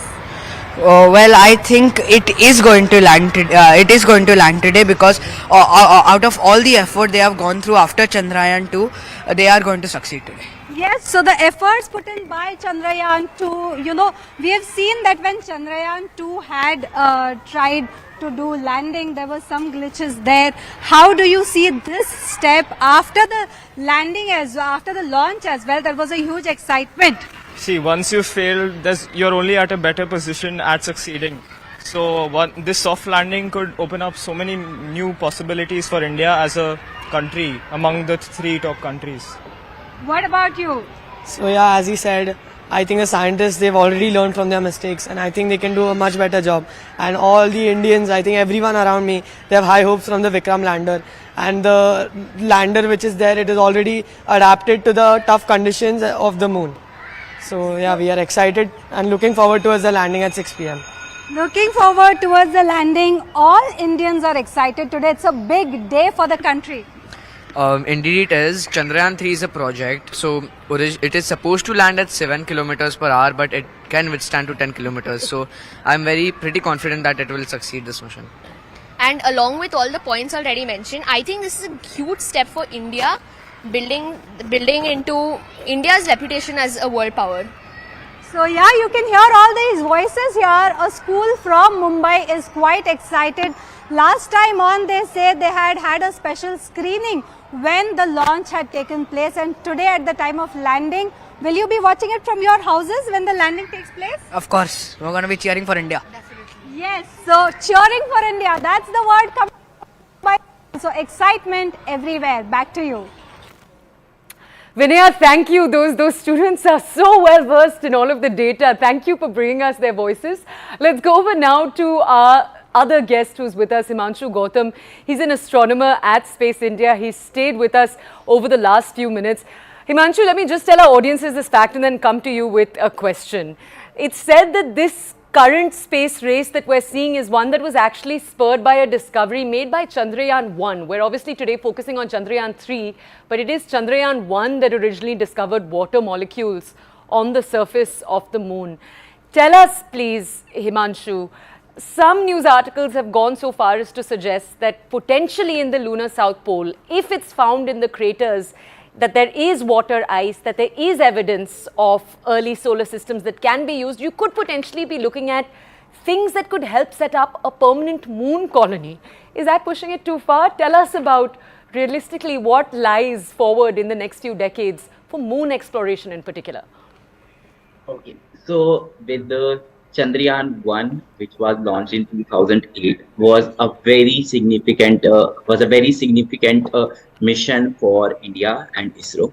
So with the help of Chandrayaan 1, we sent our impactor. Like in Chandrayaan 1, there was no lander or a rover. It was just an orbiter and an impactor. An impactor is something which makes impacts with the celestial body, and here the celestial body is moon. So on that impactor, we added some instruments, and one instrument was Moon Mineralogy Mapper. And with the help of that instrument, we were able to find out that there is water on the surface of the moon, which itself is a significant scientific thing that ever happened in the history of space exploration. No other space agency, no other country has found what we Indians have found in 2008, that our moon has water present inside it. Yeah, water. It has water molecule present inside it. Along with that, we also searched for the soil and everything. But the major scientific discovery was that there is water on the surface of the moon. So if I talk about realistically what is going to we can think, like if we'll talk about next 10-year plan or 20-year plan. Okay. So Chandrayaan 3 is about landing a lander. It's about making the lander softly on the surface of the moon, so that in the future we can send astronauts, we can send people out there so that they can easily have a landing on the surface of the moon without getting crashed or without getting destroyed. Okay, so for some sense, it might become a launch pad for other space exploration missions. Okay, because on the surface of the moon there is no gravity, and hence the launching of the missions will become much easier than we do on Earth. So if I'll talk about in the future sense, it I think will going to make first lunar settlement is going to be there. Okay, and secondly, it will become a launch pad for other space exploration mission. Okay, so we have already found there is water on the surface of moon, and on the south pole of the moon, which are we tracing for the first time in the history, we are going to see what else is there. We are going to study its atmosphere. We are going to see its seismic activity. So we have been carrying number of experiments or payloads, you can say. Chandra X-ray thermophysical experiment is to check the thermal physical activity of the moon. Then we are carrying ILSA, that is instrument for lunar seismic activity, is to check for the moonquakes, right? Like we have earthquake on the surface of the earth, we also have moonquakes on the surface of the moon. So to study the atmosphere, what it's going to be like living on the surface of the moon, what it's going to be like to do the lunar settlement. So all of these will be taken care of, all of these will be studied with the help of this Chandrayaan 3 mission. Not only we are going to study the data that we are going to receive, other space agencies are also going to contribute to the scientific discoveries. And I personally, I would say that it becomes a huge success in the history of space exploration for Indians and all the Indian citizens. And it might become a launch pad for other space exploration mission beyond our galaxy, mission beyond our solar system. So all right, this will be my take on lunar this. colony might one day be possible. That is the key takeaway here. Himanshu, thank you. Stay with us. Let's go now to Amit Singh. He's one of our colleagues. He's a reporter. He's on the ground. We're bringing you across the course of the show different voices from the ground. Amit is with school students. Amit, these are school students, I believe, in Lucknow, in Uttar Pradesh. What are they saying? इसी school से रितु कारिदाल जो कि mission director हैं चंद्रयान 3 की, वो इसी school से पढ़ाई की हैं। देखिए यहाँ पर स्टूडेंट्स जो है हाथों में तिरंगा लेकर वो आप देख सकते हैं यहाँ पर किस तरीके से वो यहाँ पर नाचते हुए गाते हुए, और हर किसी ने कुछ ना कुछ डेडिकेट करके रखा हुआ है यहाँ पर रितु कारिदाल के लिए। तो मैं यहाँ पर सबसे यहाँ पर बातचीत करूंगा और आपको सुनाऊंगा। मैम, आप लोगों ने कुछ लिखा हुआ है, गाना लिखा हुआ है रितु कारिदाल के लिए, क्या है वो? सर एक सॉन्ग के जरिए उनको मोटिवेट करना चाहेंगे। हम होंगे कामयाब, हम होंगे कामयाब, हम होंगे कामयाब एक दिन। ओ मन में है विश्वास, पूरा है विश्वास, हम होंगे कामयाब एक दिन। All the best too ma'am. एकदम कामयाब तो जरूर होंगे, और होंगे अब आज शाम 6 बजे के बाद। हम लोग और भी स्टूडेंट्स हमारे साथ यहाँ पर हैं। क्या कहेंगे आप रितु कारिदाल के लिए? उनके बारे में बहुत कुछ कहना चाहेंगे। वो हमारे यहाँ बहुत सौभाग्य की बात है कि हमारे स्कूल से पढ़ी और हमारे यहाँ के छात्रा थी वो, तो हम उनको ऐसी मोटिवेट करने के लिए हम उनको धन्यवाद कहना चाहेंगे। धन्यवाद। आपने कुछ कविताएं भी लिखी हुई है रितु कारिदाल, क्या है? रितु कारिदाल के लिए कविता है। बचपन से आसमान जिसे बुलाता था, गणित और विज्ञान से उसका गुड़ियों जैसा नाता था। सोच ना पाई थी इतना कुछ कर जाएगी, अंतरिक्ष की दुनिया में वो अपना नाम कमाएगी। किया जो पुरुषों ने अब तक एक नारी ने कर दिखलाया है, तिरंगे से उसने आज चांद को सजाया है। रोक ना पाई कोई जंजीर जिसके कदमों की ताल को, और नहीं कोई वो अपनी रितु कारिदाल, वो रितु कारिदाल। रितु कारिदाल मिशन डायरेक्टर है। आप लोग क्या कहेंगे, क्या किस तरीके से मोटिवेट हो रहे हैं उनसे? आज चंद्रयान की लैंडिंग के साथ हम चंद अंजनी पब्लिक स्कूल के विद्यार्थी स्वयं को बड़ा भाग्यशाली समझ रहे हैं, और हम चाहते हैं कि भारत इसी तरह आगे बढ़ता रहे और भारत की बेटियां भी। आप बताइए, आप क्या बनेंगी बड़ी होकर? जी, मुझे बड़े होकर पायलट बनना है, और वो मुझे बहुत इंस्पिरेशन देती हैं ताकि जो बड़े सपने उनको पूरा करा जाए, और I am really proud of her.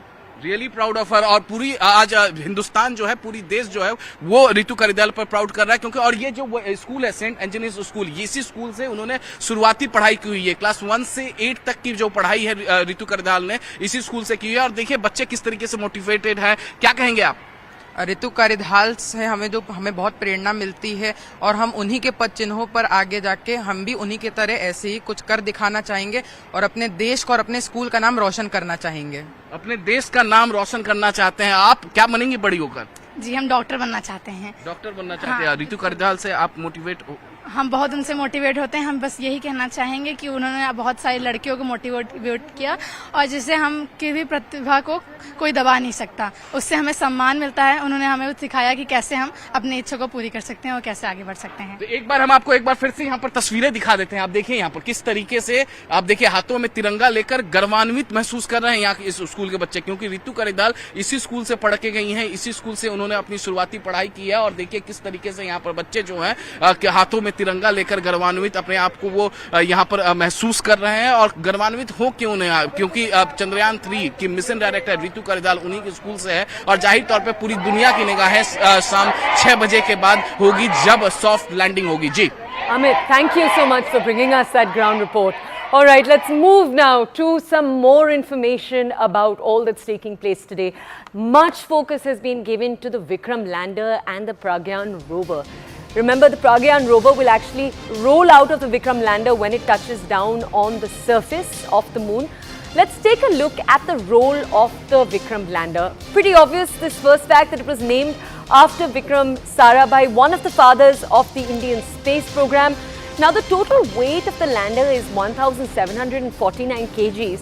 And as you can possibly see over there, its legs, as they are called, have actually been made far more sturdy than those of Vikram lander on Chandrayaan 2. This is one of the changes that has been made. It's been designed, as we just told you, specifically for the soft landing on the lunar surface. But the lunar surface is a particularly tough terrain. In the South Pole especially, it is full of craters, which is why that enhanced sturdiness was required. Now, it carries scientific instruments and 3 different payloads. Payloads is the name for any kind of machine that collects data and then transmits that data back to the Earth. The payload is going to gauge the ions and the electrons that are close to the lunar surface. Now, what else is the role of the Vikram lander? This is a pretty clear one, that the payload is going to be measuring the temperature characteristics. So, different data is going to be sent back to Earth. Remember, one of the big questions obviously is that of the water ice on the lunar surface. What is the temperature? What is the texture? Now, the lander has a life of 1 lunar day, and this is particularly important to point out to you because 1 lunar day is actually 14 Earth days. Now, the lander is going to be landing on the lunar dawn, so right in the beginning of that 14-day period. These instruments will only be functional for 14 days, so they only have 14 days to collect all of the necessary data. Now, this is a short summary on the Vikram lander. We'll touch on the rover later. We'll also speak to more experts. Right now, it's time for a short break. We'll see you in just a few minutes right here on CNN News 18.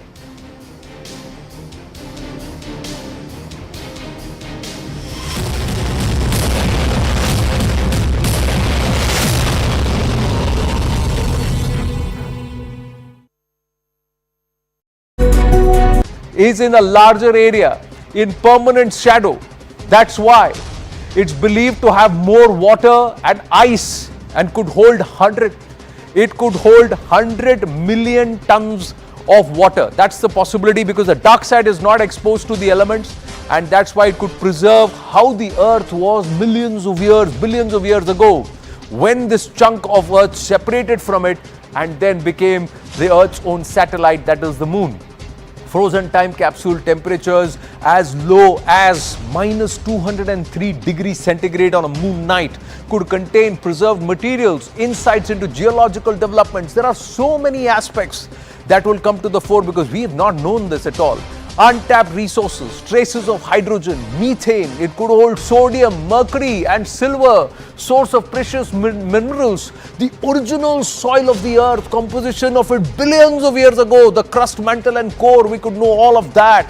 Future exploration aids coming up, and of course the upcoming lunar missions, ideal pit stop for Mars missions. So this is what India will sell to the world, that we've achieved this.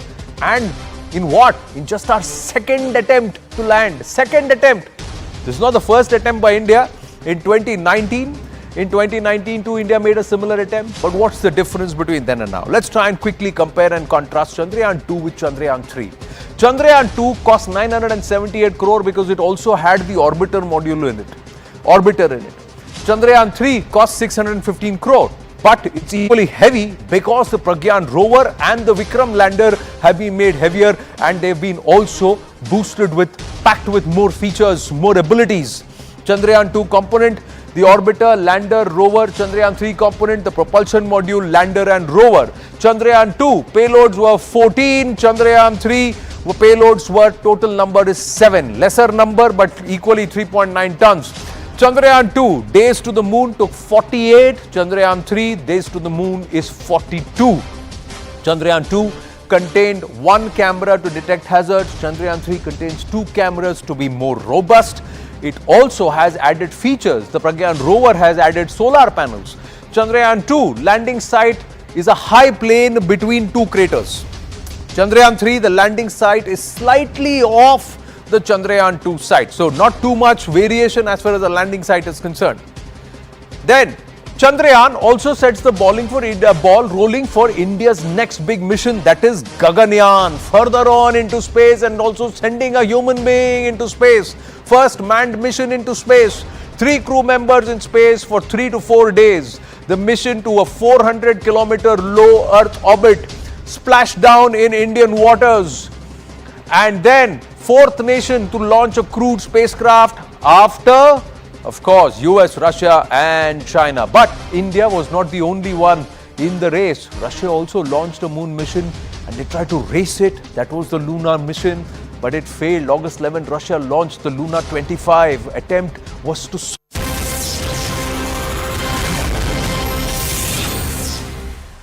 Welcome back. You're watching CNN News 18 and we are continuing to cover the very exciting story of Chandrayaan 3, expected to land on the lunar south pole between 5:45 and 6:04 p.m. later in the evening today. Now, my colleague Harish Upadhyay and a number of my other colleagues are bringing us ground reports from across the country about the excitement around this milestone. Harish, my colleague in Bengaluru, spoke to space expert Girish Lingana about what to expect today. Take a look at that conversation. How do you see the impact of Chandrayaan 3 on India's future space exploration program, sir? See, once we do the soft land, we demonstrate our technological supremacy by saying that we are the first to reach the south pole side of the moon where nobody has attempted to do so. So that is the one thing. As soon as we establish this supremacy, the world will start looking you in a different angle. What will happen to India? Yes, India will start attracting more and more of the space investments. Already we have launched many satellites till now. Internationally, they have paid us more than 300 satellites, more than 38 countries we have launched the satellites. In 2017, we already created a world record of launching 104 satellites at a time. So of course, now somebody has broken that record, but it remained for a very long time. Now you can see the space economy also will start moving up slowly. When you're talking about if helium is found, we could at some point in time in the next decade look at missions that will retrieve samples back to Earth. Yes, see, we are mainly seeing for the rare earth minerals like titanium, helium-3. See, helium-3 is what the sun has and where the lot of fusion takes place. So we are now developing more and more nuclear fusion reactors. Now, all this we were using nuclear fission reactors. So once helium is found, that can be used for the nuclear fusion reactors. The water is not in a water form, it's in ice form mixed with the soil and everything, which has not seen the light for billions of years. So this can also give us a focus on how the solar system itself evoluted. A lot of interest to the last few weeks was on comparison between Lunar 25, the Russian Lunar mission, and Chandrayaan 3. Lunar 25 cannot be compared with Chandrayaan 3. Both have been built on different philosophies. If it was a successful for the science fraternity, it would have been a very helpful means they would have collected the data for more than a year. Ours is only for one lunar day. Yes. That is 1400 days. That is only in the daylight. But that could have collected data for more than a year. Okay, we haven't through the day today at all touched on what's happening around the country. Let's do that very quickly with News Blitz. Quick summaries of what's taking place across the country at this hour. First, down in Goa, where hailing Goa's cosmopolitan culture, the President, Draupadi Murmu, on Tuesday said that it's a matter of great pride that the people in the state have adopted the Uniform Civil Code. She also said the code is in line with the Constitution. Remember, these comments come at a time when the BJP and leaders from the BJP are heavily pushing for the implementation of a UCC as part, perhaps, of the 2024 election agenda for the party. Now, at the reception that was hosted by the state government at the Raj Bhavan on Tuesday evening, the President further said it is a matter of pride for the people of Goa that they've adopted the UCC. Take a look. Goa के workforce में महिलाओं की भागीदारी को बढ़ाने की आवश्यकता है। गोवा के लिए ये गौरव का विषय है कि यहाँ के लोगों ने समान नागरिक संहिता को अपनाया है। गोवा में रहने वाली सभी समुदाय के महिलाओं और पुरुषों को समान अधिकार प्रदान करने वाले कॉमन सिविल कोड यहाँ के कॉस्मोपॉलिटन कल्चर का उदाहरण है। ये कोड हमारे संविधान के निर्देश के अनुरूप है तथा पूरे देश के लिए एक अच्छा उदाहरण है। All right, and Kerala's supplementary textbooks that do remember contain the removed portions of the NCERT. They'll be released by 4 p.m. today. The Kerala Chief Minister Pinarayi Vijayan has said he's going to release these books. Remember, there was much controversy after the Kerala government pointed out that the chapters that were left out by the NCERT were incredibly historically important. There was much controversy around the government's statement. Let's take you now to the neighbouring state of Karnataka, also down south, where the Supreme Court will be hearing the Kaveri water dispute between two states, Tamil Nadu and Karnataka, on Friday. This is a historic issue, remember, that has played out between the two states over the last few decades. A three-judge bench will be headed by the Justice B.R. Gavai along with Justices P.S. Narasimha and Prashant Kishore Kumar Mishra. They'll be hearing this matter. Remember, this water dispute has sparked massive protests around Karnataka, which has witnessed some drought in areas over the last year, which has led to a shortage of water, which leads to farmers saying that water should not be given yet to Tamil Nadu. And we're taking you back now to Goa, where a woman and man can be seen engaging in a scuffle in a video that has now gone viral. This man and woman were engaging in a fight with a cashier. The duo abused and assaulted the cashier at a restaurant in Porvorim. When the complainant tried to save the cashier, the accused person abused the complainant and his friends. As we told you, this video has gone viral. The police are now investigating this matter for further details. And now back up north to right here in Delhi, where the Delhi police conducted a full-dress carcade rehearsal for the upcoming G20 summit. Now, the rehearsal started at various hotels. It ended at Pragati Maidan. The route for this carcade rehearsal was prepared by the Delhi Traffic Unit. Remember, the G20 summit is to be held in the national capital from the 9th of September, for which preparations are, as we speak, in full swing across the entire city.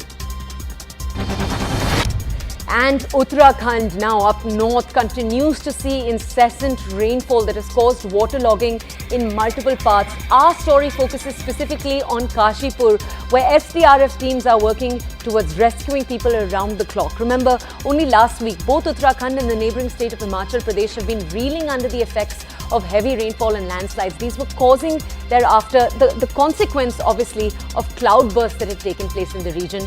There has been multiple days of continuous rainfall in both of these regions over the last few months.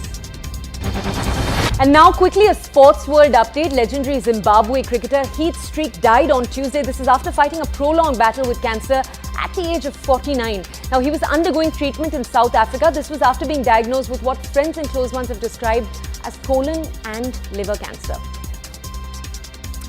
All right, we are going to continue to bring you updates from across the country. We're also obviously going to continue to keep a keen eye on the huge milestone India has ahead of it at 5:45 p.m. today. Chandrayaan 3 landing on the south pole of the moon.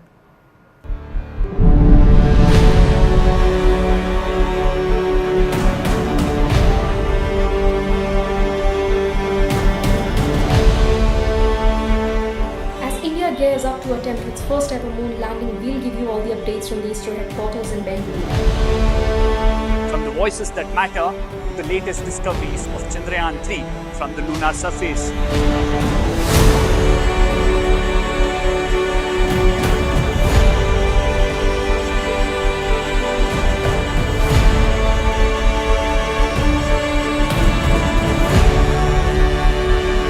Watch CNN News 18 as we bring you all the updates and details of the India's historic moon mission.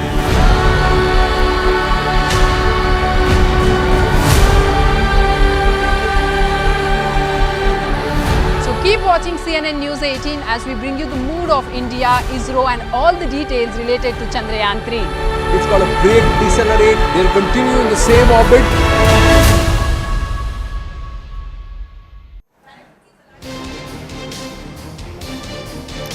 Good morning and a very warm welcome here on CNN News 18. Today is a historic day. It's India's date with the moon. India's third lunar mission Chandrayaan 3 is all set to land on the moon today at around 6:04 p.m. The spacecraft is now just a few hours away from its final destination at the moon's south pole.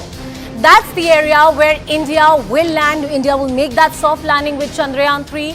And if the mission is successfully completed, India will become the fourth country to master the technology of soft landing on a lunar surface after countries like US and China and the erstwhile Soviet Union were successful in achieving that feat.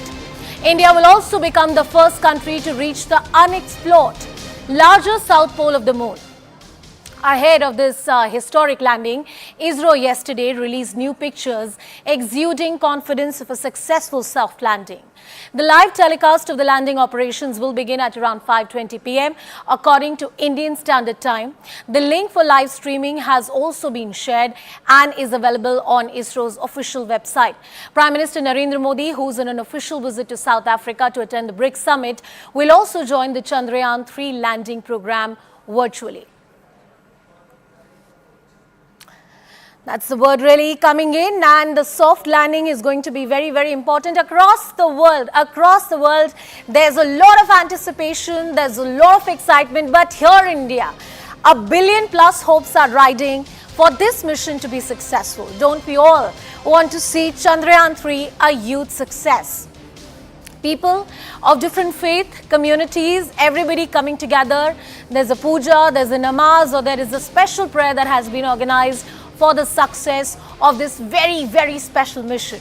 And God willing, it will be completed. Unlike Chandrayaan 2, where we had not so great success, but a lot of lessons to learn.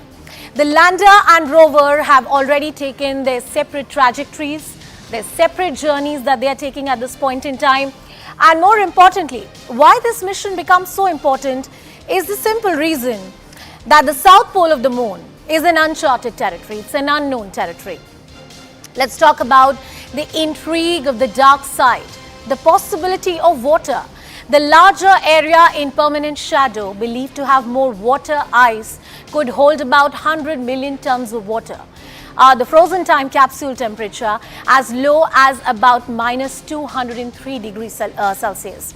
It could contain preserved materials, minerals, insights into the geological development untapped, the mysteries of the world that have not been known so far. There are traces of hydrogen, methane, also the holes of sodium and mercury, also silver. There are also theories doing rounds that there are sources of precious minerals that could be found.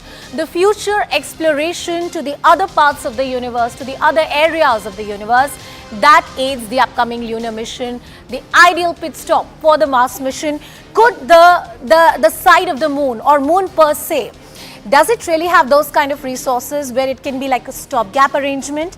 And then we could perhaps look at other destinations in the universe. Let's also take you to my colleagues as well who have been tracking this story non-stop. My colleague Shrishti is joining us on the broadcast. Shirin Elizabeth is also with us on the show, getting us all the details. Shrishti, first to you, you have tracked this journey very, very closely. I'm sure you're also very excited like all of us. You've watched this closely. How confident are the scientists?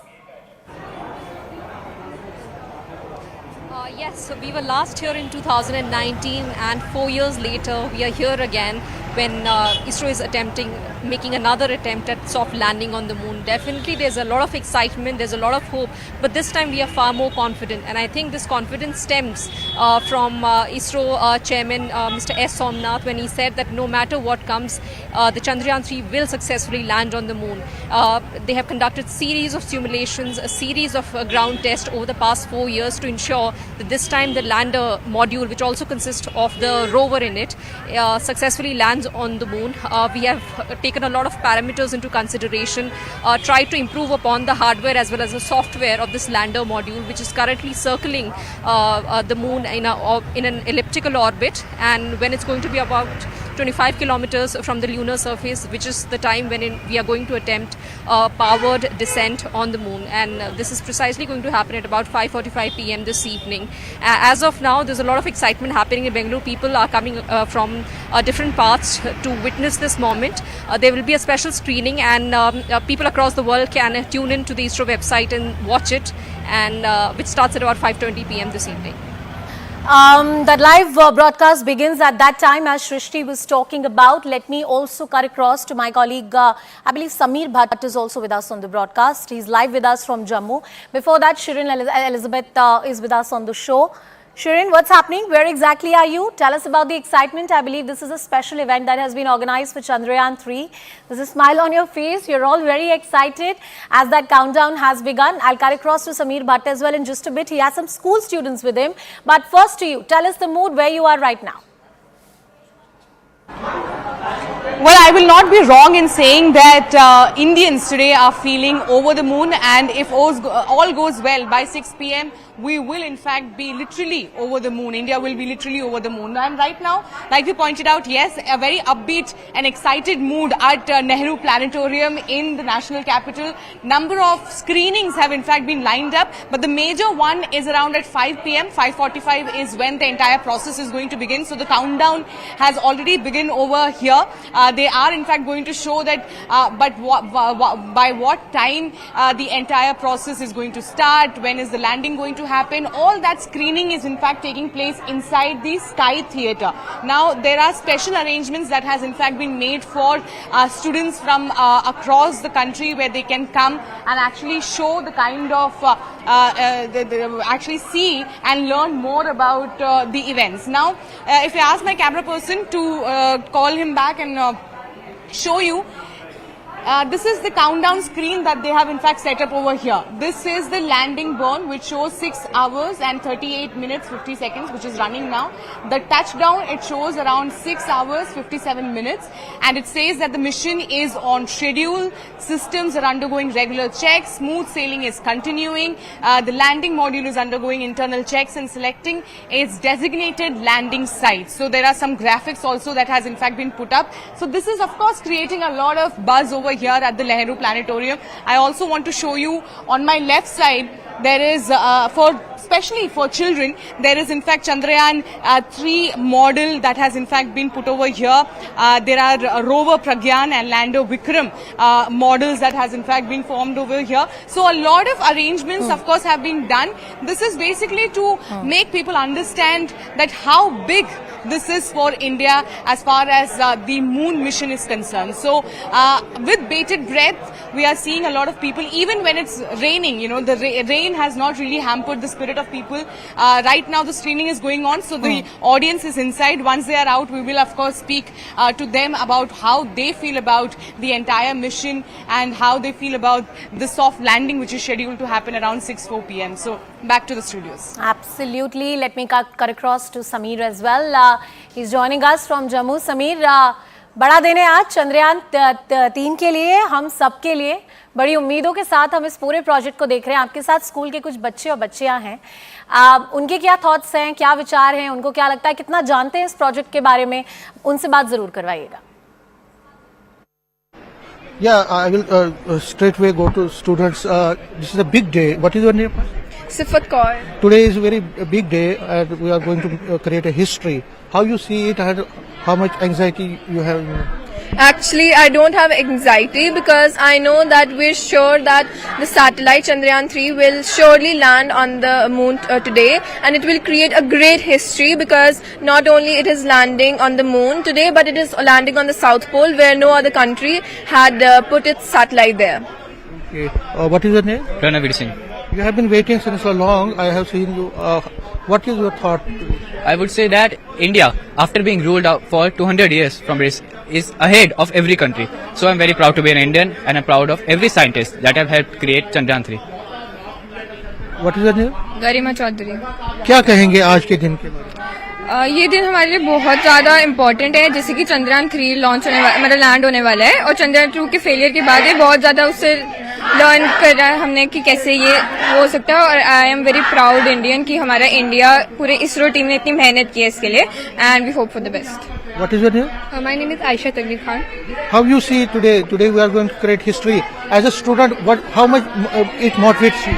As a person who wants to pursue her career in space physics and all, I think it's a brilliant moment for Indian space industry. So it can achieve many more things. And I think as a student, I am very inspired by the ISRO scientists who have made this thing possible for our country. Okay. There are what is your name? And Vijay. What is your thought? Today we are going to, and how much it is exciting you? So I am very excited as the Chandrayaan 3 is landing on the south pole of the moon. Due to the failure of Chandrayaan 1 and Chandrayaan 2, this is the last hope for us Indians, and no other country has landed on the south pole of the moon. So this is the last. What is your name? Advaita Chandrayaan. How you see it today? I feel very proud of my country, and especially the scientists which have worked so hard to from the previous accident in 2019. However, they are so resourceful that they use the orbiter of the Chandrayaan 2. They are so resourceful, and they are one of the most brilliant scientists in the world that they use the successful orbiter of Chandrayaan 2 and incorporated into our mission. And I feel so proud that our scientists have worked so hard and restored India to its former Vishwaguru status. आप कोई patriotic song सुनाएंगे? सारे जहां से अच्छा हिंदुस्तान हमारा हमारा सारे जहां से अच्छा. हम भंग हैं इसके ये गुलसिता हमारा हमारा सारे जहां से अच्छा. तो आप देख सकते हैं जो ये बच्चे हैं, और मेरे पीछे भी आप ये जो स्कूल के बच्चे हैं तिरंगा झंडा हाथ में लेके ये बच्चे इंतजार कर रहे हैं शाम के टाइम का, जब शाम को यहाँ पे एक हिस्ट्री क्रिएट होने वाली है हमारे देश में. और ये जो जिस तरह के जो थॉट्स हैं, जिस तरह के ये दृश्य हैं, विजुअल्स हैं, ये हर जगह पे देख सकते हो आप. और कुछ और बच्चे जो है मेरे साथ जुड़े. आपका नाम? रुद्र. क्या कहेंगे? मैं कहना चाहूँगा कि ये बहुत ही ऐतिहासिक पल है इसरो के लिए, हमारे देश के लिए. चंद्रयान 1 और चंद्रयान 2 के बाद ये एक ऐसा मिशन लॉन्च किया हुआ है जो एक नई जिज्ञासा जगाता है आपके अंदर कि क्या होगा उस पार चांद के, कैसा क्या स्थिति होगी वहाँ पे, क्या वहाँ पे लाइफ हो सकती है, कोई चीज़ हो सकती है, क्या हो सकता है वहाँ पे, पानी मौजूद है वहाँ पे भी कि नहीं. मैं ये कहना चाहूँगा कि पूरा हर एक भारतीय 6:07 का इंतजार करेंगे कैसे क्या करता है विक्रम लैंडर वहाँ पे जाके.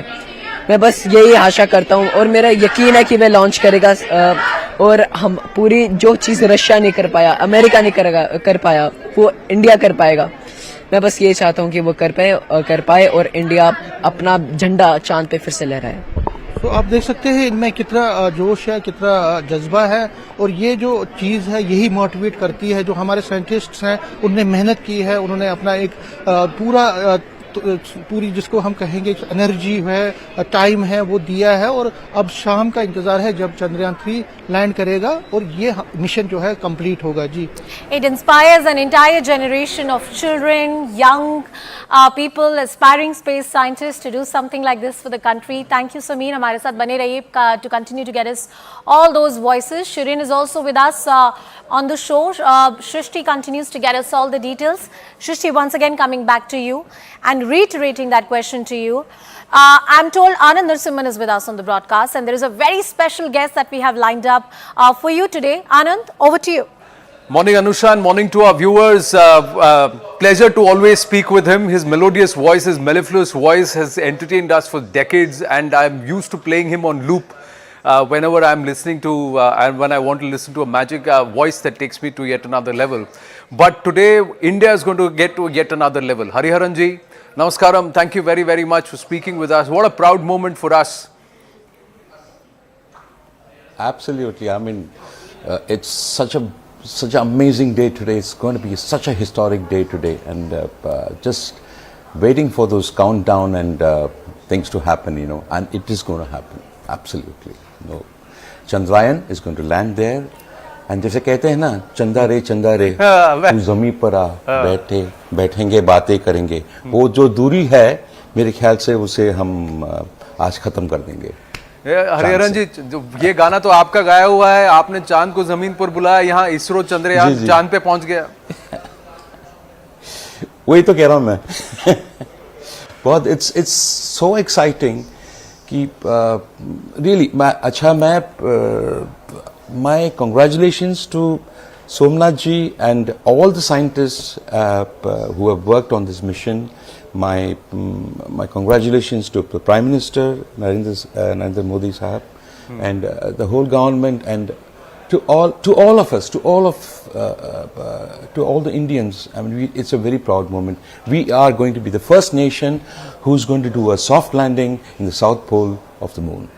आपने ये भी कहा है कि ऐ हैरत आशिकी जगा मत, लेकिन अब तो आज आप सबको जगाना चाहेंगे, सबको दिखाना चाहेंगे, पूरी दुनिया को बताना चाहेंगे that we have done something special. Ji. And do you absolutely, sir, absolutely. Do you feel it is also special that the entire country is rooting for our scientists? You know, this was not something which used to happen so often in the past, and you believe that this is a welcome change? So absolutely, it's the beauty is ये जो काम हम होने जा रहा है, it is for the progress of humanity. Number one, it's more than our country. We are contributing to the human society, the human beings, the internationally, globally we are contributing. और इसमें क्या है कि सारे जो देश हैं एक साथ हो गया है. ये कमाल, ये बहुत ही खूबसूरत चीज़ है. इसी तरह से अगर हम साथ हैं तो हम सब कुछ कर सकते हैं. It's the most important thing to be together. And we can do it in a very cost effective way. Are you aware of the numbers that 600 crore में हमने चंद्रयान वहाँ चांद पर भेज दिया? Indiana Jones, the recent release, cost about 2,900 crores to make. जी देखिए, पैसे खर्च कर सकते हैं और एक होता है पैसे उड़ा सकते हैं. ये दो अलग बातें हैं. जी. So I basically feel, हाँ जी बिल्कुल, और क्या.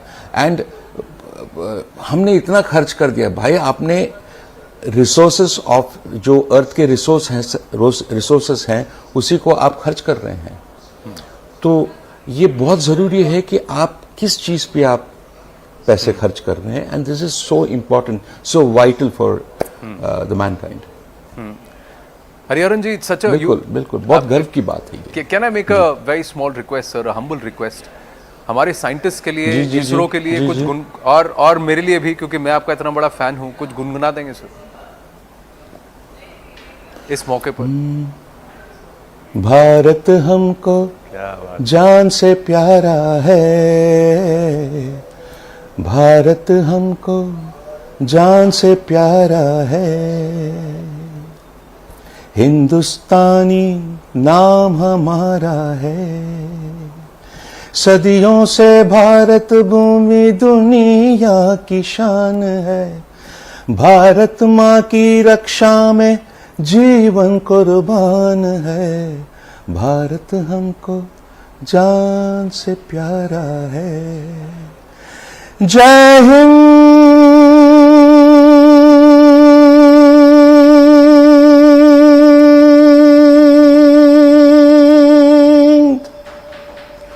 Thank you so much. Fantastic, sir. Thank you so much. I pray.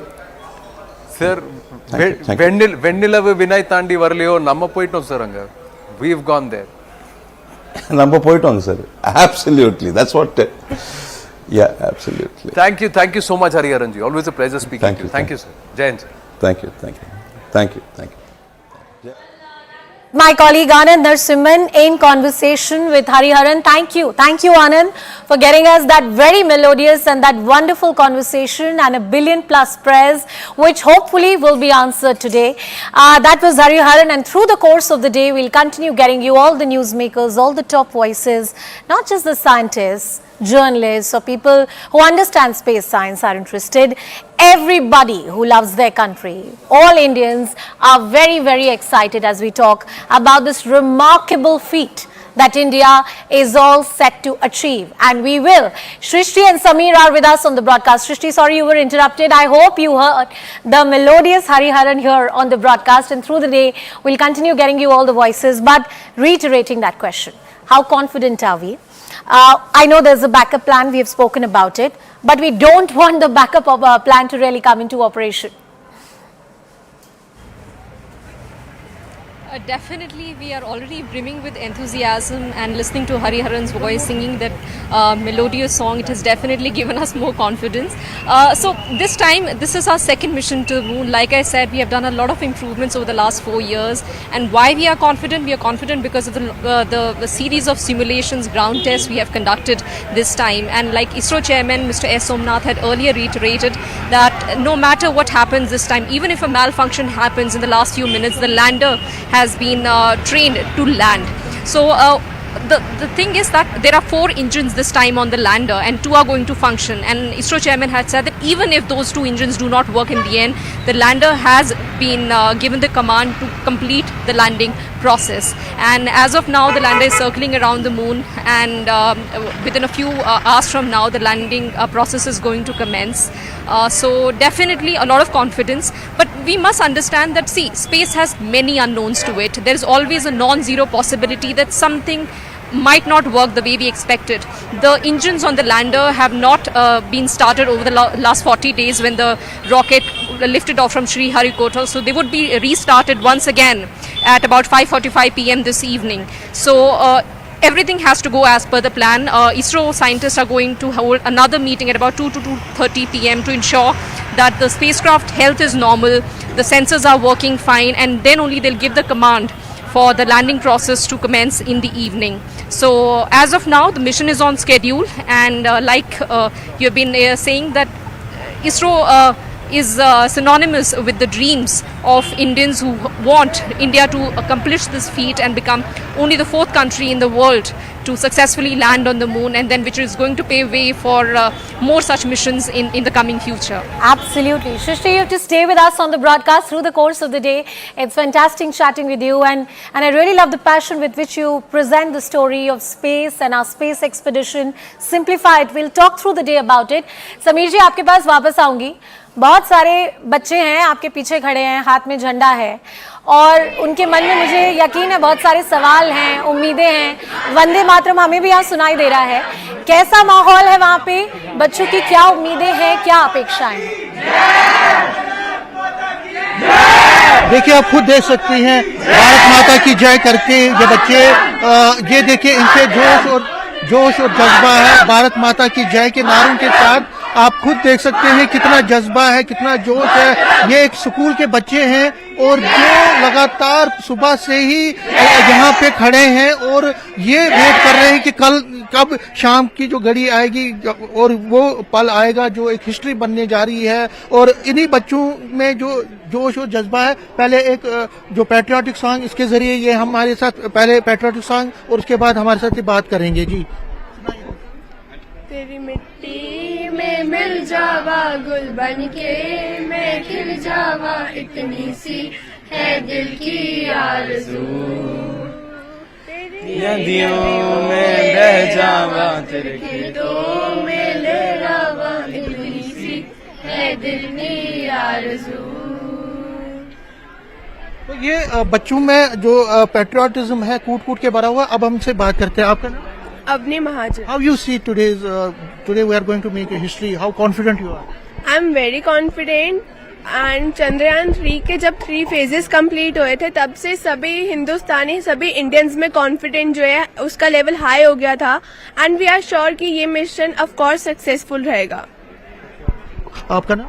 Atif Khwaja sir. आप क्या कैसे देख रहे हैं? सर आज हमारा देश एक रिकॉर्ड सेट करने वाला है सर। हमारा देश वो काम करने जा रहा है जो आज तक किसी और देश ने नहीं किया है सर। सर आज हमारा देश चांद के साउथ पोल पे उतरेगा। ये काम करने वाला हमारा देश पहला होगा सर। बहुत उत्साहित हैं हम सर इसके। अच्छा है, तो आप जैसे बच्चों को कितना एनकरेजमेंट मिलता है ऐसी चीज? सर इन चीज़ों से हम बहुत इंस्पायर होते हैं सर। सर ये चीज़ें हमें इंस्पायर करती है ताकि हम भी अपने देश के लिए कुछ करें, इसरो जैसी ऑर्गेनाइजेशंस को ज्वाइन करें और इस देश के लिए कुछ कंट्रीब्यूट कर पाएं। इसरो में ज्वाइन करना चाहते हैं, आपका नाम? Pranav. How you it motivates you? How you see today?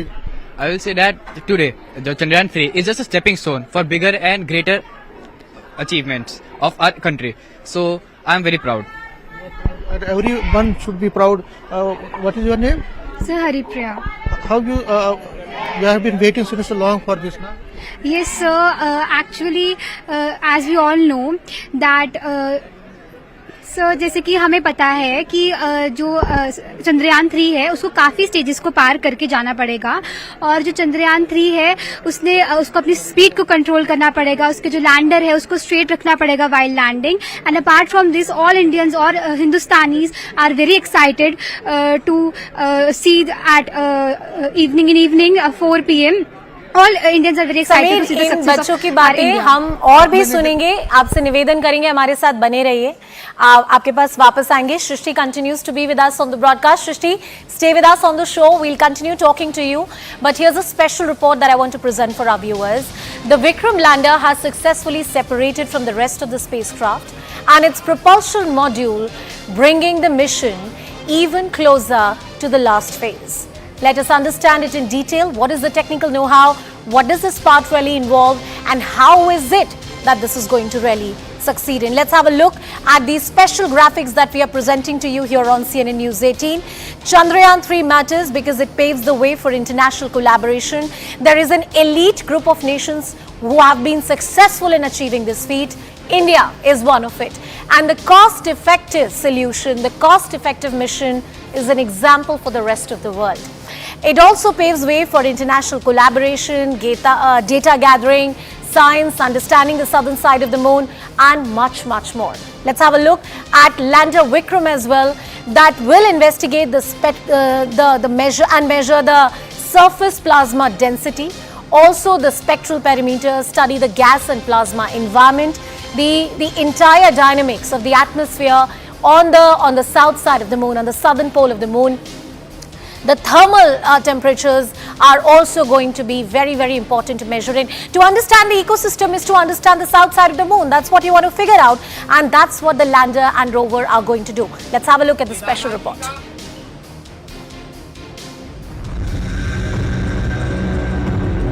The home stretch has been described by the ISRO chief as 15 minutes of terror. That's when the lander has to fire its engines at the right times and the right altitude, while using just the right amount of fuel and making accurate scans of the lunar surface before finally touching down. When at the 30 kilometers altitude, the lander begins to use its thrusters to navigate down to the surface. This is referred to as the path-breaking phase.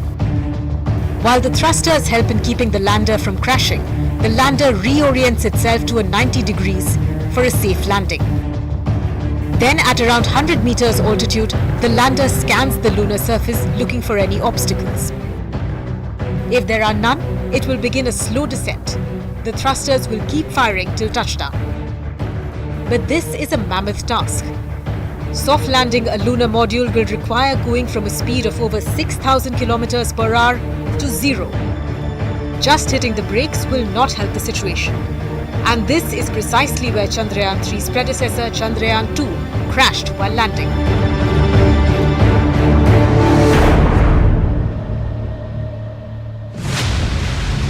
During the last attempt, the lander had begun to turn rapidly in the last few minutes to reach the precise landing site, but still fell short by half a kilometer and ended up crash landing on the moon. This time around, ISRO has given a higher flexibility to the spacecraft compared to its predecessor in 2019. Chandrayaan 3's lander thrusters are much more advanced. While Chandrayaan 2 had 5 thrusters in all, ISRO has made the lander's legs sturdier, given it larger solar panels, and increased its fuel carrying capacity. The equipment was tested by soaking in temperatures as cold as those in the moon and running landing simulations on surfaces similar to the lunar surface. Even the landing site chosen for Vikram in this mission is much larger than of the previous mission, measuring 4 kilometers by 2 kilometers.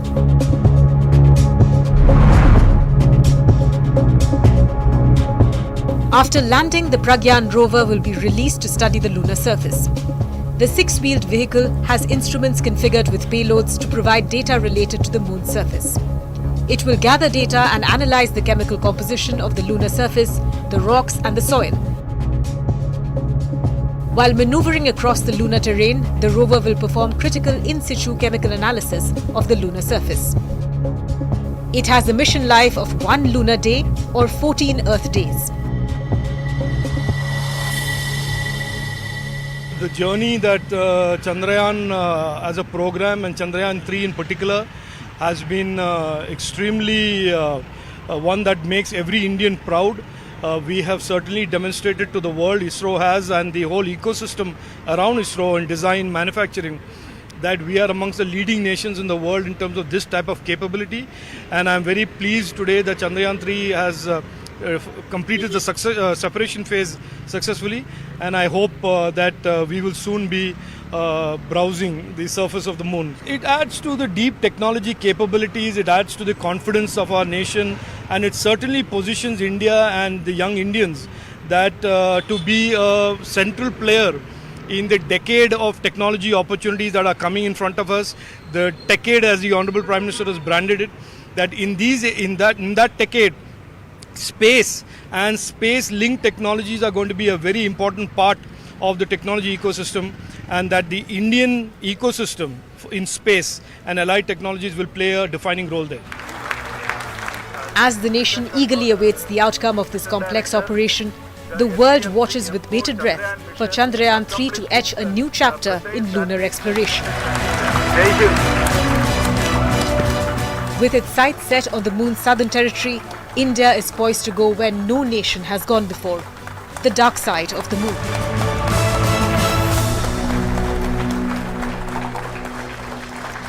The dark side of the moon will be lit up with the knowledge that India presents and will present with the successful completion of Chandrayaan 3, that soft landing that, God willing, will happen today without any glitches. The scientists at ISRO are very confident, a billion plus hopes riding, and we are very, very excited. The special coverage non-stop here on CNN News 18. Stay tuned, stay with us.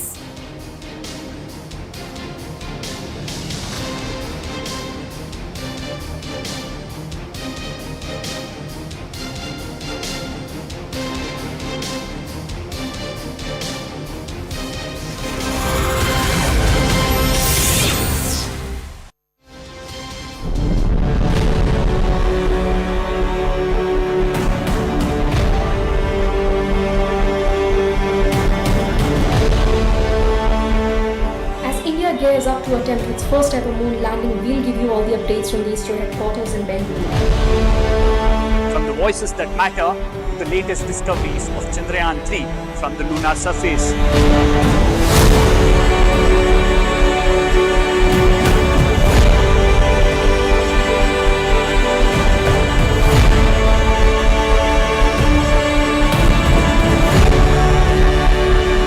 Watch CNN News 18 as we bring you all the updates and details of the India's historic moon mission.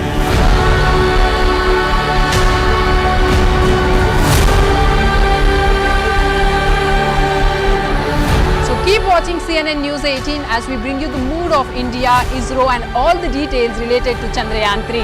It's got a break, decelerate, they'll continue in the same orbit.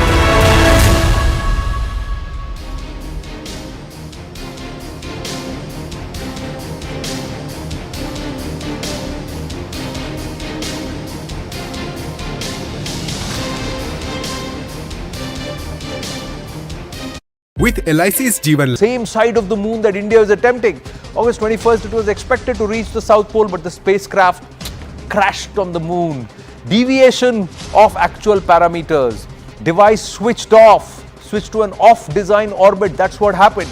So when all of these aspects happened, Russia was disappointed, but it was nearly after 5.5 decades that they were attempting it. It's not that Russia has not landed successfully on the moon, but 5.5 decades later, how could they make a mistake? Well, it's the countdown to touchdown for Chandrayaan 3 as it gears up for the soft landing. The Vikram lander module will be ready for that moon landing in just hours from now. India is all set to make lunar history, the dark side of the moon, the South Pole, the Atkins Basin. No other craft has gone there. The Russians attempted it, India attempted it before that. But will it be India landing there first? We'll have to wait and watch. The spacecraft that carries the hopes of not just the Indian Space Research Organization, but also of billions of Indians and also the expectations of scientists, space researchers and space adventurers worldwide. The landing on the 23rd of August at 6:04 p.m. It's the countdown to that fantastic touchdown we are expecting. Prayers Havan being conducted, everybody hoping for the best. ISRO confirming that all is on track, repeatedly sending out images of the dark side of the moon as the lander rover module moves towards that to that entire orbit and that proximity, the closest point from where it will start attempting the landing. Government sources now revealed to News18 that Prime Minister Narendra Modi is likely to virtually join the Chandrayaan team during the time when the landing is attempted. Mind you, he's at BRICS, he's in South Africa at this point. But this touchdown on the surface of the moon, that too on the dark side at the South Pole, is something everybody is waiting for. First, let's tell you about the 42-day journey to the moon. The takeoff happened on the 14th of July. It began from Sriharikota and it was all done, practiced to the T and went on smoothly. Milestone 1 was the 15th of July when the first orbit-raising maneuver happened. So as this entire Chandrayaan modules moved away from the Earth and trying with each elliptical orbit moving out and out and out and finally slingshotting itself after milestone 2 on the 1st of August, inserted itself into the translunar orbit. And on the 5th of August, the lander propulsion module actually separated. It inserted into the lunar orbit, milestone 3. Milestone 4 was the in-orbit circularization phase. Milestone 5, we come to the lander propulsion module separating on the 17th, and then of course the deboosting maneuver that was completed on the 18th of August. So all these milestones have gone as planned. But there's the 15 minutes of terror. That's what scientists call it. The final 15 minutes, that is the descent onto the moon's surface. That will determine the success of the mission, because from a speed of about 1.68 kilometers per second, you got to reduce your speed to just about 2 meters per second. That's the deceleration. That's where the 4 thrusters play a critical role. The lander begins the descent towards the moon. That's what the 15 minutes of terror, to move towards the moon at 6,000 kilometers per hour.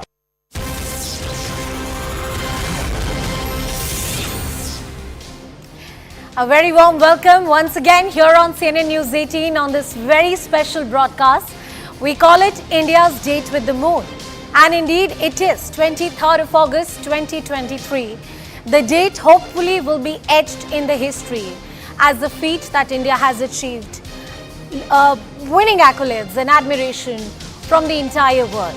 Not just the scientist community, the scientific community, which is looking at all the developments with the bated breath. But look at those visuals. Namaz, puja, candles, all sort of prayers. Each way we know to please our gods, we're taking that to ask the God to help us make that very soft landing on the surface of the moon. We'll be joined by very special guest as well.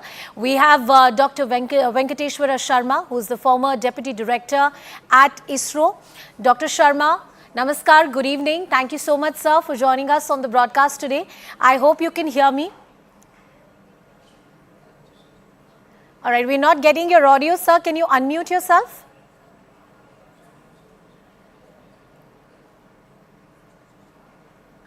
Yeah.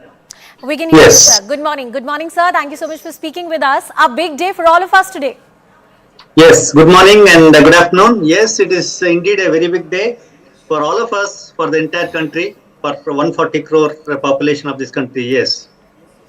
Sir, as we inch closer, just a few hours before that soft landing, I've been speaking to my colleagues who cover this sector about the backups that ISRO has and what were the problems that Chandrayaan 2 had encountered. As a space scientist, how confident are you, sir? To start with, our confidence is extremely, extremely high. Yeah. You would have seen our chairman making statements, whatever come, we are going to land on moon. That is the confidence that we scientists have in ISRO. And that is the confidence which we want to give it to this country of 140 crore people. From Chandrayaan 2, we have come a long way. We have learned lots of lessons. That 3 minutes of our experience, the amount of data we collected, we have improved upon the entire lander module, rover, and also the concept of taking the lander and the rover composite to the moon and making it safe land. Therefore, if you see, right from the types of sensors we have used, the types of thrusters we have used, the types of engines we have used, and the type of algorithms we have used, and the improvements in the hardware, the software, and the firmware is phenomenal.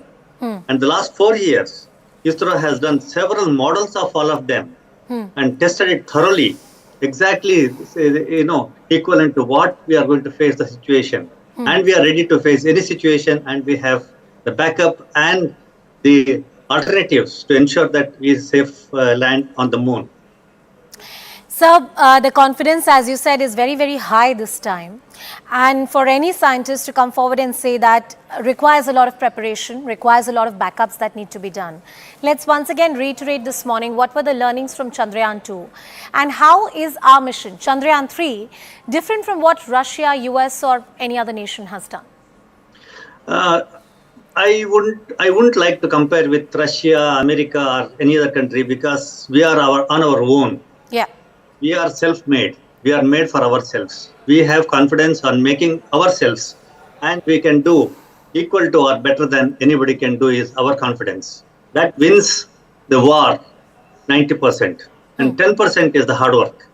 Therefore, in Chandrayaan 2, the last 3 minutes of the Chandrayaan 2, till then where we had every mission completely smooth, where we had the rough braking phase, which was very smooth. Then we had hovering phase, it was very smooth. Then we had a smooth braking phase, that was also smooth. Then we came to the landing phase, we got into problem.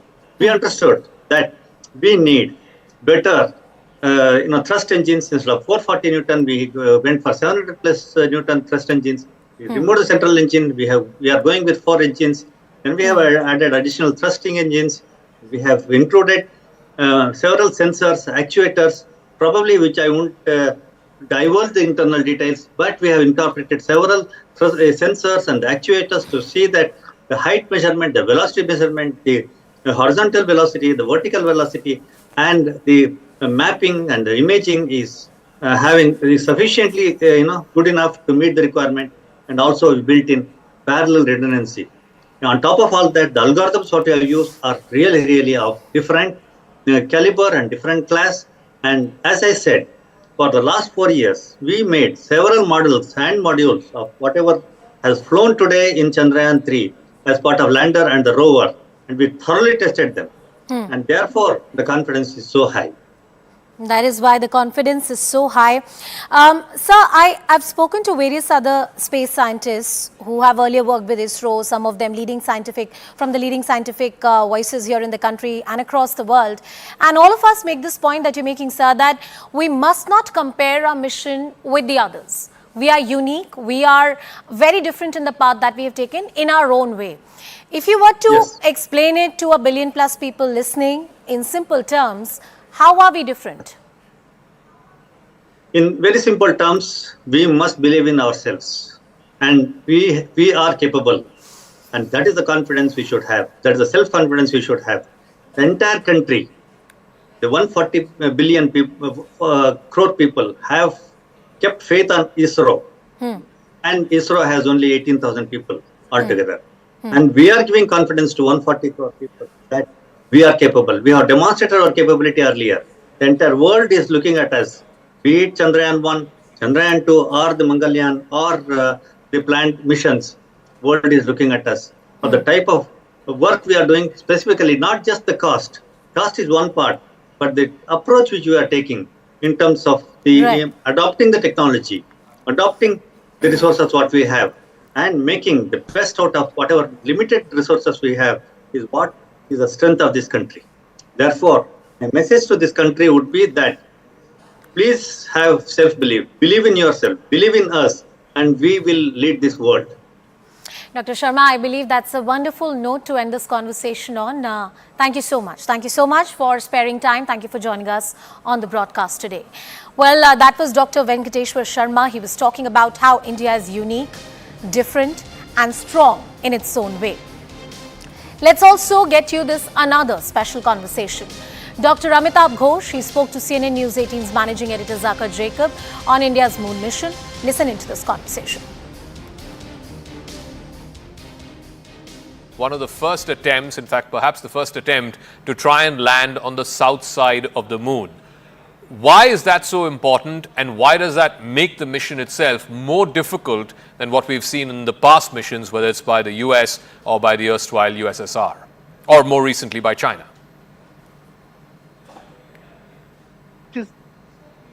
Soft landing is hard. I'm not sure soft landing at the South Pole is that much harder. So that is one thing which is going on. Is the first part of your answer is we are going back, as in the world, like NASA, and as part of the Artemis program, they're going back to the moon, trying to set up a more permanent settlement, not as an exploration mission like in the Apollo days. So imagine if you were to go to America and you did not have water available in America or return fuel available from America, you have to carry everything from Delhi.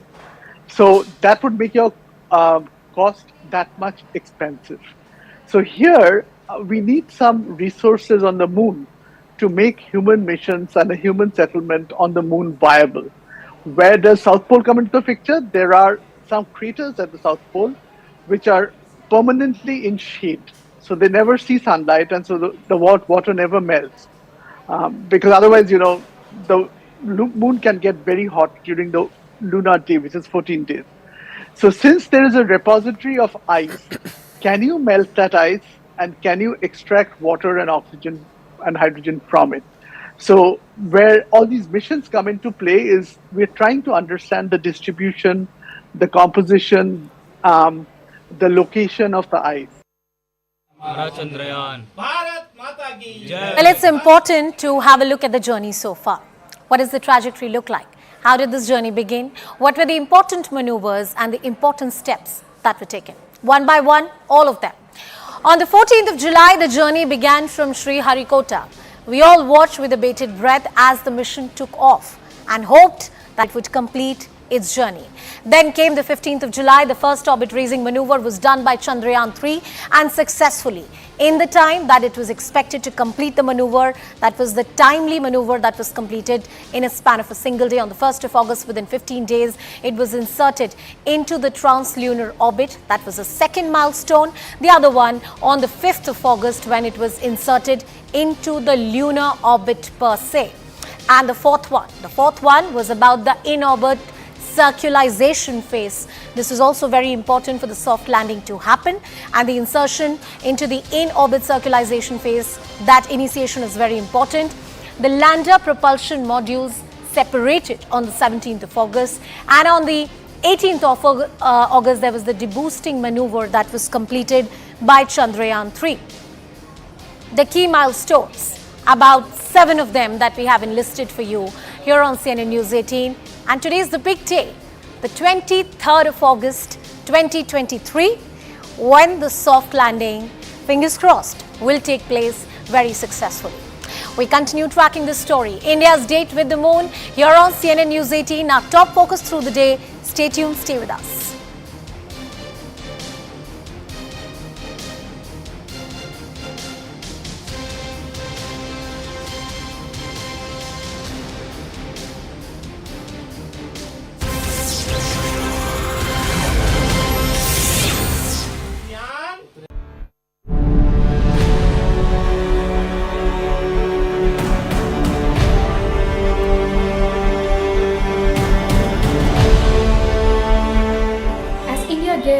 attempt its first ever moon landing. We'll give you all the updates from the ISRO headquarters in Bengaluru. From the voices that matter to the latest discoveries of Chandrayaan 3 from the lunar surface.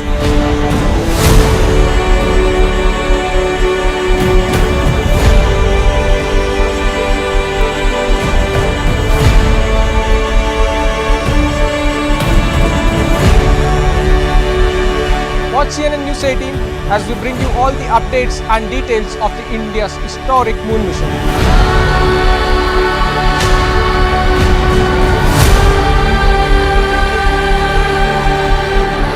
So keep watching CNN News 18 as we bring you the mood of India, ISRO and all the details related to Chandrayaan 3.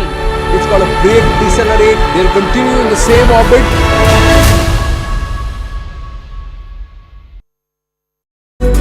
ISRO will then give commands to the lander. The lander will then have its own computers that will do the calculation and figure out the deceleration. The thrusters will kick in.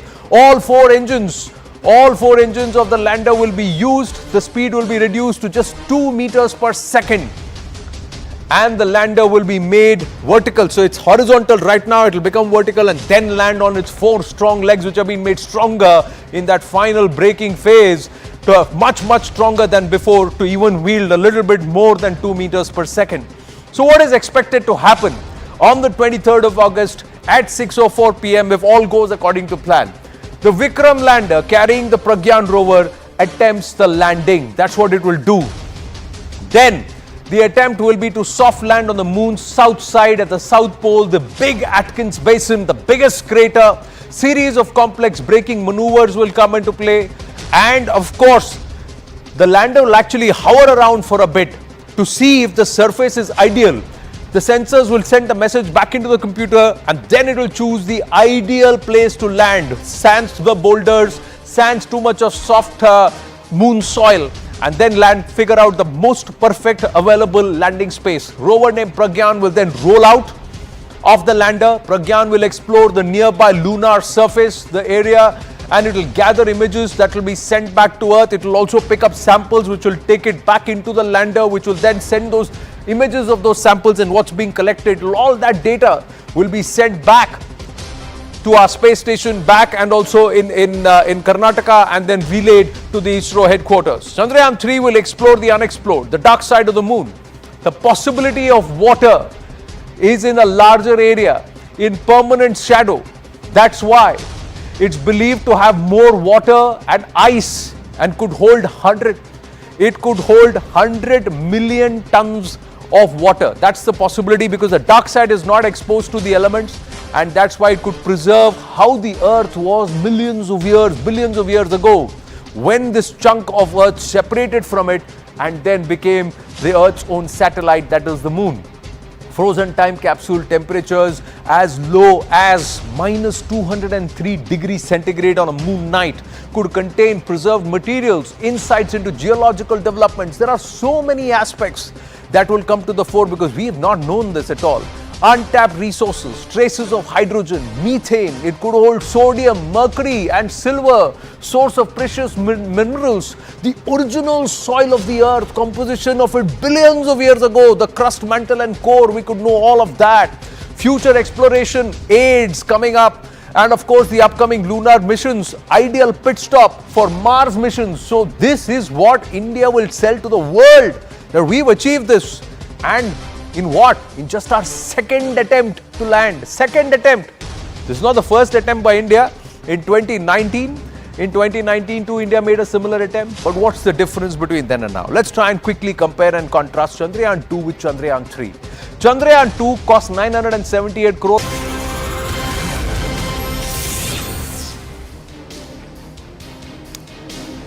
Welcome back. We are indeed in good company. It's a coveted club, keeping in mind, if this mission is successful, which in all probability it will be, we will be a part of the elite group of nations who have been successful in completing missions like these. Let's have a look at these missions done by other countries one by one. Now, United States is one of the first countries that carried out a mission of this nature and was successful in doing the same. Of course, the budgetary expenditure there was much higher compared to what India has done. But US, of course, was one of the nations which has been successful in fulfilling this particular feat. Well, apart from US, there are other nations including Russia which have completed this mission. Then you also have the likes of the Chinese who have been able to complete this mission. So there are multiple countries which have been successful in carrying out this coveted mission, but the numbers are very limited. The scientific skill, the technical know-how which is needed to complete a mission of this nature, India has achieved that remarkable feat, and most scientists argue, don't compare, but that's how the world perhaps looks at it. Well, now, as we talk about this particular development, the elite group of nations, the club that India really joins in, there are, of course, a lot of developments that will happen through the day. We'll also have that live streaming that will begin from ISRO, leading voices that we continue to get you here on CNN News 18. A quick check of other story from across the country. Now, hailing Goa's consumption culture, President Draupadi Murmu on Tuesday said that it's a matter of pride that people in this state have asked uniform civil code, and the code is in line with the constitution. At a civic reception hosted by the state government at the Raj Bhavan on Tuesday evening, President Murmu said that it's a matter of pride for Goa that people here have adopted a uniform civil code. Goa के workforce में महिलाओं की भागीदारी को बढ़ाने की आवश्यकता है। गोवा के लिए ये गौरव का विषय है कि यहाँ के लोगों ने समान नागरिक संहिता को अपनाया है। गोवा में रहने वाली सभी समुदाय के महिलाओं और पुरुषों को समान अधिकार प्रदान करने वाले कॉमन सिविल कोड यहाँ के कॉस्मोपॉलिटन कल्चर का उदाहरण है। ये कोड हमारे संविधान के निर्देश के अनुरूप है तथा पूरे देश के लिए एक अच्छा उदाहरण है। Kerala's supplementary textbooks containing the removed portions by NCERT will be released at 4 p.m. today. Kerala Chief Minister Pinarayi Vijayan will release these books at a function in a government school. And the Supreme Court will hear the Kaveri water dispute between Tamil Nadu and Karnataka on Friday. The three-judge bench headed by Justice B.R. Gavai along with two other judges will hear this matter. Remember, the water dispute has sparked massive protests in Karnataka, which led the state government to move the Supreme Court.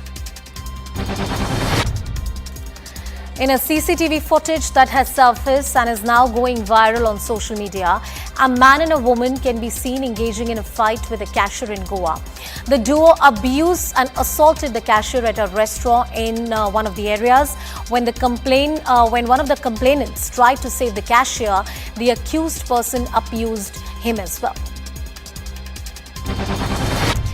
And the Delhi police conducted a full dress rehearsal for the upcoming G20 summit. Delhi is all decked up. The rehearsal started at various positions and ended at Pragati Maidan. The route for this entire rehearsal was prepared by Delhi Traffic Unit. Remember, the G20 summit is to be held in the national capital, for which preparations are underway.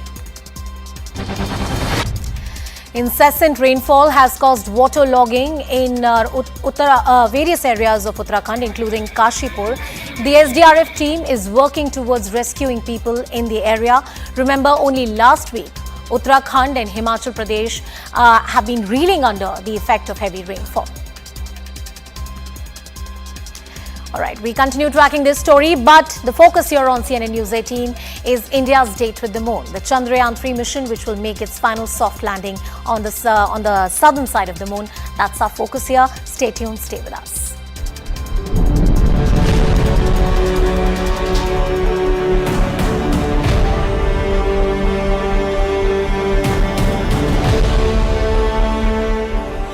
Gears up to attempt its first ever moon landing. We'll give you all the updates from the ISRO headquarters in Bengaluru.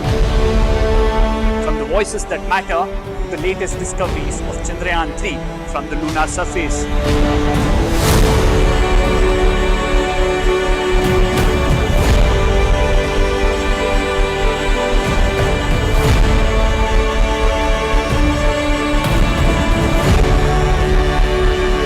Watch CNN News 18 as we bring you all the updates and details of the India's historic moon mission.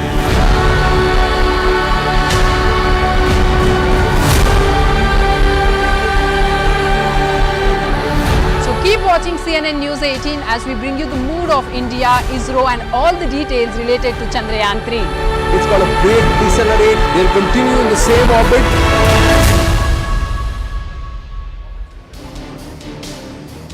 Well, good afternoon. Thanks a lot for staying with us here at CNN News 18. I am Ridhima Bhatnagar and our rolling coverage of India's date with the moon still continues here on CNN News 18.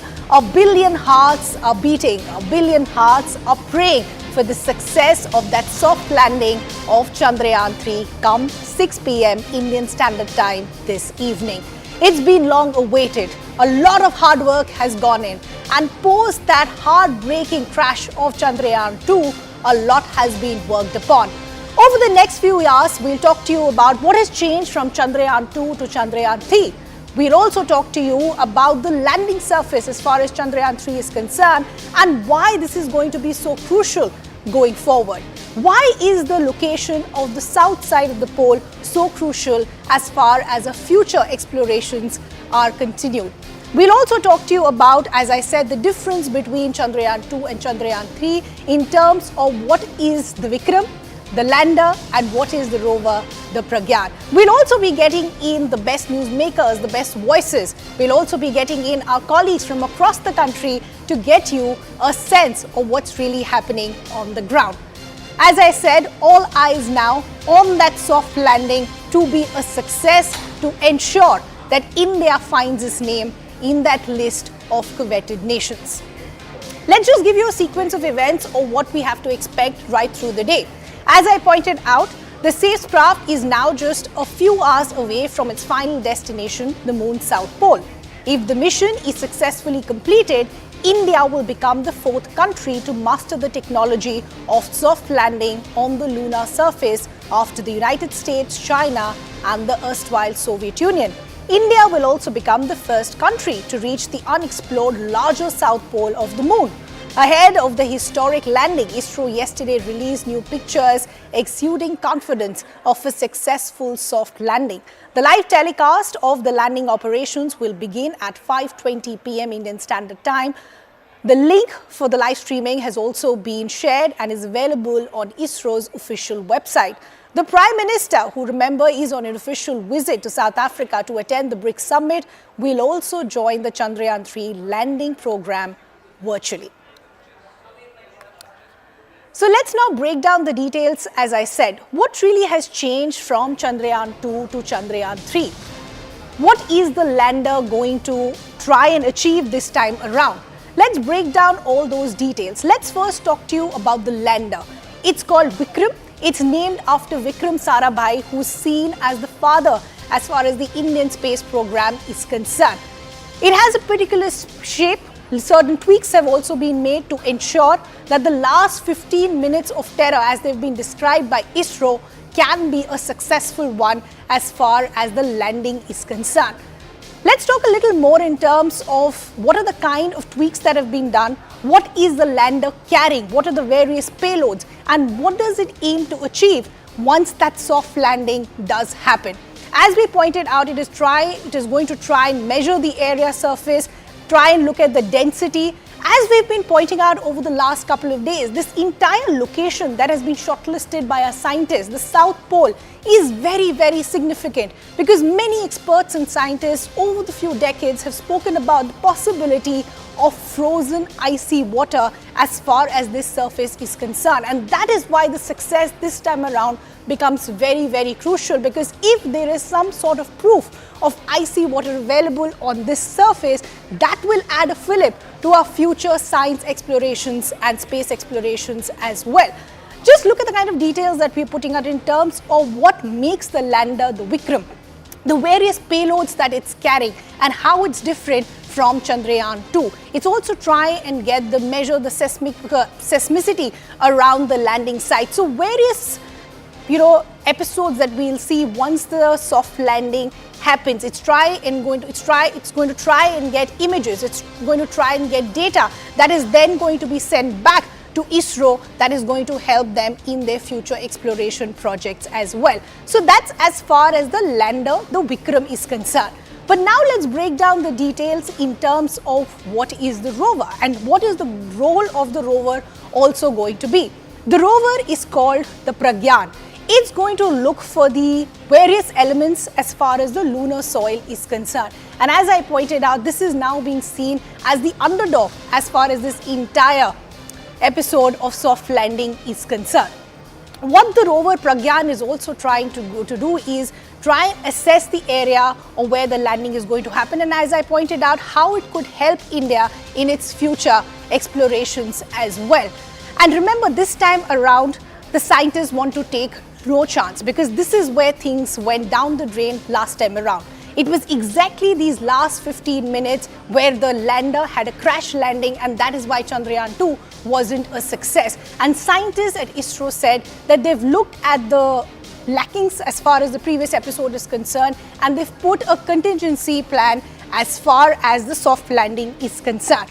So come 6 p.m. this evening, India is hoping for a successful soft landing as far as the Chandrayaan 3 is concerned on the south pole of the moon. As I pointed out, the timing of when this is happening, the location, that is the south side of the pole, all of this is significant on multiple levels. Yes, of course, India is hoping for a success, but on a larger level, there is going to be so much data and so much research that is going to be able to come out as far as when the soft landing comes in terms of the data that our lander and our rover sends back to Earth. Let's also now bring in our colleagues who in fact have been tracking the mood on the ground. They've also been speaking to a lot of experts to help us understand what we can expect right through the day. Harish and Akshara are now joining us on the broadcast. Good morning to both of you. It's been an early start for all of us, but what an exciting day. As I said, billion hearts are beating, all beating and praying so that that soft landing is a success. Akshara, let me come to you first. I can see you surrounded by some very excited and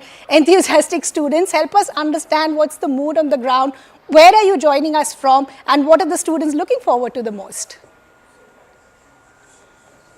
Well, you see, I'm reporting right now from Blossom School here in Bengaluru. Yes, I am accompanied by bright young minds who are excited about the Chandrayaan 3 mission. And here's a special screening that has been going on about the Chandrayaan 3 mission, where these two school authorities are educating the children about not just about the Chandrayaan 3 mission, but also about Chandrayaan 2, the failures. So right from the basic to all the information that's needed for the young minds to learn about the Chandrayaan mission 3. I'm also accompanied by the secretary of the Blossom School, who has taken a very good initiative to educate children about the India's important mission on this historic day. Sir, you're screening about Chandrayaan 3 and 2 as well today to the students. How excited are they? Definitely, we all are excited, not only students, even we, because it's a proud moment across the globe. India is going to be a landmark thing with this special event, because Chandrayaan 3 is going to today land on the moon, and it has to safe land, and we are all praying for that. The other thing is, like, we wanted to educate students that what happened last time and what are the benefit of this Chandrayaan, and now this time once it is successive, what will happen. All these things we wanted to say the students community, and they are also more excited. They have brought their own inputs, and we have a beautiful technology in classroom. Every class has been connected with Google TV, so that we can directly telecast this, and every students are being educated on this from standard 1st to 10th. Especially students are being given more importance to know and understand this particular event, which is a remarkable thing. Okay, sir. Very good initiative indeed. Let me quickly cut across and speak to a few students as well. Hi, what's your name? Pratiksha. So how excited are you about the soft landing today? I'm very excited and eager to watch the landing of Chandrayaan 3 on the moon. I hope this would be a successive attempt, as there was no success in the last Chandrayaan 2. So I wish all the teamwork of ISRO and make this Chandrayaan 3 successful. Great. So what's your name? My name is Chinmay. So what did you watch today in this special screening? What did you learn? We learned a lot of things from this screening, and we got teaching about Chandrayaan 2 and about the what's going to happen after the landing of Chandrayaan 3, and I'm also happy that the ISRO team never took Chandrayaan 2 as a failure, but they took it as a motivation and they developed Chandrayaan 3, which is a very fascinating thing. And I'm also going to congratulate and wish them all the best for the ISRO team, not just for the landing but also the research which is going to take place for the 14 days, and I'm very excited to watch the live. Okay, great. So what's your name, man? My name is Rahul. So are you excited about the Chandrayaan 3? Are you going to watch the live streaming today? Yeah, sure. I'm very excited to see the success of the Chandrayaan 3, and I advancedly congratulate the ISRO team for their hard work, and I wish that this time it would be a successful mission. So can we have a loud cheer for ISRO? All the best. So there you go, you have students cheering for the ISRO team on this historic day for the Indian Space Agency and the nation as well. Okay, Akshara, we'll just request you to stay on with us. Let's also bring Harish in the conversation. Harish, the next few hours are going to be extremely crucial because the scientists will be monitoring every second to ensure the position of the lander is exactly how they want, because this is where, as I pointed out a short while ago, the 15 minutes of terror where things went wrong for us for Chandrayaan 2. And this is important. There's a lot of curiosity around it as well. Help us understand, why is the ISRO chairman gone and said that these are 15 minutes of terror? What happens as far as the shape and the position of the lander is concerned? Well, that's for 2-3 reasons. One, remember, in those 15-20 minutes, there's very little human intervention that happens. It's all the programs on board, systems on board, which take control of the whole lander, and they're the ones which will dictate or carry out these commands and ensure that there's a soft landing. Why is it a challenge? One, to bring down the velocity. And remember, there are several unknown unknowns in space, as the scientists call them, and some of it has been known because of Chandrayaan 2. Although it was a failure, it was a crash landing, there are several lessons that have been learned, changes being made, but still ISRO saying that we want to be cautious and ensure that the soft landing happens. They need to bring down the velocity of this lander to anywhere around 1 or 2 meters per second. That's a challenge. Apart from that, let's also understand that terrain too is something that ISRO will be very mindful of. Yes, there's a LDV camera which judges the velocity and compares it with the onboard maps. There's also a hazard detection and avoidance camera that helps assess and also perhaps finalize the exact location. Remember, there's a tentative location that the ISRO has kind of shortlisted, but the exact location will be decided based on the inputs that come in from these cameras and sensors. There are smaller grids that will be created, and perhaps in the last few minutes is when the exact spot gets chosen on where this lander will land. So they'll have to ensure there's no boulder, there's no crater, and there's not too much of an incline, because then there's a risk of the rover toppling. So all these aspects play a part, and as I mentioned, the last 15-20 minutes, very little human intervention. The programs on board will carry out this soft landing, and perhaps a lot of scientists will have to keep their fingers crossed. Not much of a scope for their intervention, and that's why perhaps you have Mr. Somnath saying that it's 15 minutes of absolute terror. But this time, here's hoping that that 15 minutes of terror will in fact be overcome with all the kind of work that our scientists have put together over the last couple of years. Harish, I request you to stay on with us. I want to go back to Akshara. Akshara, you know what is also very interesting from Chandrayaan 2 and Chandrayaan 3 is the kind of interest that the young minds also have, trying to understand what's happening, why space suddenly become so fascinating for them. When you speak to so many of these young minds, they're saying we're going to watch the live streaming. Are many of them also now wanting, possibly when they grow up, to become scientists, join ISRO?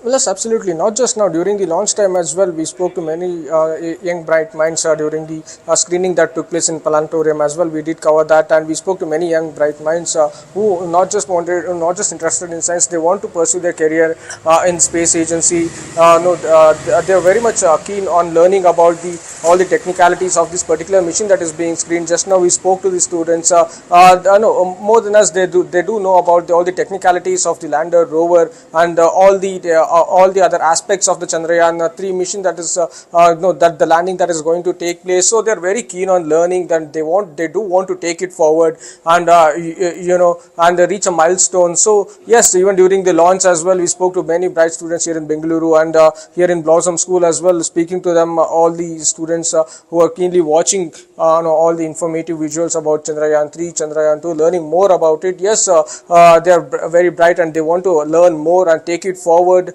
And some of them also, we spoke to them, they do want to get into Indian Space Agency. Yes, they are very much interested in the Space Agency's space mission and everything.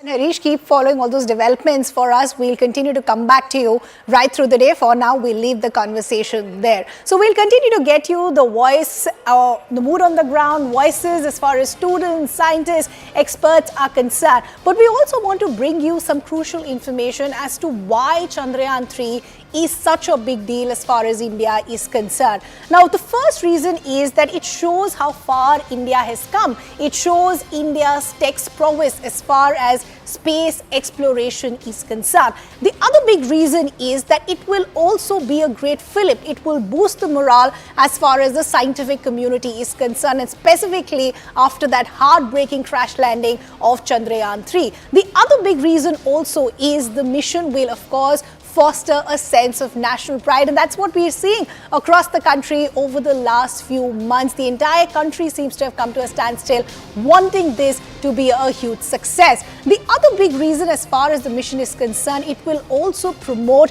indigenous research and development. And this is what most experts and scientists have also said over the last few years, that the kind of vision that they've seen with the Modi government, that's also given them a next level of motivation. What is also crucial to note here is that this is a sector that has immense potential. It can create a lot of jobs, and that is why the success of a mission like Chandrayaan 3 becomes even more important this time around. The other is, for something to be successful, you of course need a lot of investment. So once you have the success of Chandrayaan 3, India will be able to attract a lot more investment as far as this sector is concerned.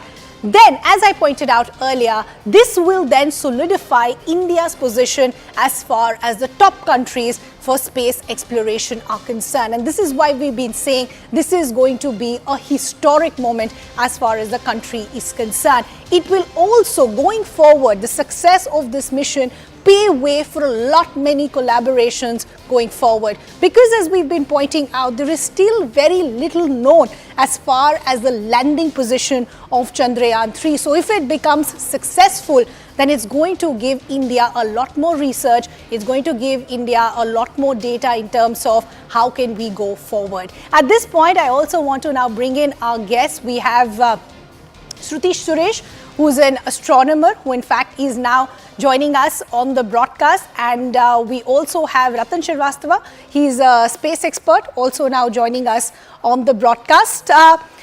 Good to have all of you on the broadcast with us. A very exciting day for us here at CNN News 18. Shruti, I'd like to begin the conversation with you. Before we get into the technicalities of what this mission means for India, how will we move forward, what will the success mean, what are you looking forward to the most? Hi, so I'm looking forward most because of this Chandrayaan 3 is yes, right, because we have already landed, we have tried there, and even instead of seeing it as a failure, we have taken it as a motivation to do better. So I'm pretty much looking forward to it because we will be the fourth country to land on it. Moon, as well as if we do it properly, then we can explore like more about the moon. We can even we can also think about lunar colony. Since we will be finding evidence, since we already know that Chandrayaan 1 has found evidence of water in the South Pole region. So this would be a start point for more exploration as well as more exploration to other planets as well. So this is what I'm looking for. Okay, before we bring in our other guests also as we try and establish their connection, Shruti, as we said, 1 billion hearts today are beating for this to be a success. A short while ago, I just broke down the details in terms of Where will this put India on the map as far as the future explorations are concerned? First, let's talk about the location that the scientists at ISRO have narrowed down, which is the South Pole. There seems to be a lot of curiosity around that location. Why does it become so crucial? Is it because the possibility of water that could add a fillip to the future space explorations? Yeah, that is another reason. One reason is we have found water in the South Pole region, and also it is one of the regions where no other country has explored yet. So this is a new place. So if we get any information, that information will be useful for further missions. And this data, whatever data is, which Chandrayaan 3 is going to collect, that data can be used for other countries as well, for the future mission. So this, actually the landing area has been increased after Chandrayaan 2. Earlier it was 500 square meter, but right now for Chandrayaan 3, the landing area has increased to 4.2 kilometer, kilometer area. And this landing area is so crucial because we have found evidence of water, and that is the reason we are looking forward to it. Okay, Shruti, we'll just request you to stay on with us because we also have Akash Sinha, who's also a space scientist, now joining us on the broadcast. Akash, good to have you with us here on CNN News 18. You're somebody who's also worked very closely as far as the lander and the rover is concerned. First, help us understand, and this is important for our viewers as well, what really has changed from Chandrayaan 2 to Chandrayaan 3? Yes, we do know that in terms of the elements, the orbiter is not there this time around because that's already hovering as far as the exploration is concerned. So what are the crucial modules that we are seeing this time in Chandrayaan 3? Thank you so much. Before I begin, I do want to also emphasize one big thing in general about all our Chandrayaan missions is that we've been going to Moon, NASA, and European Space Agency and all others for like 50 years. But it was in India's Chandrayaan mission that eventually found water on Moon. And since we found water on Moon, there's been now a new moon race. Everybody's trying to get to the Moon. And it's also important to understand there is a huge amount of water. The estimate that is there is that just on the polar regions, there is about 600 billion kgs of water. This is enough to fill something like a Dal Lake. And that's why it's a big deal to get there. We might be able to establish human colonies there. We might be able to establish a space station. We might be able to build rocket fuel out of there. And this new moon race has been started by India, by India's finding when we sent the Chandrayaan. Now, coming to what has changed in Chandrayaan 2 and 3. So, last time when we sent, we had a very a very restricted view on making sure that we succeed, and we wanted to land in a very small amount of area. Now we made a lot of changes in the software, and the software changes have made it in a manner so that this is what is known as a failure based design. Now we are tracking every failure and trying to see what is our backup on that. So amongst some of the failures that could have happened or probably happened last time was that when we fired our engines trying to land, they probably generated a little more thrust than that was needed.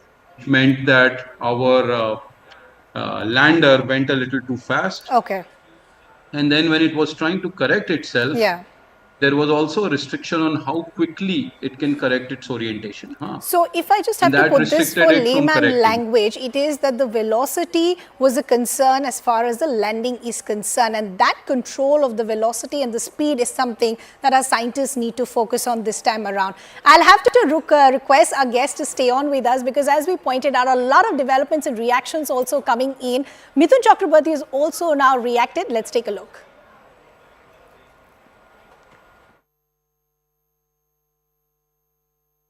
I want to congratulate ISRO for this fantastic achievement.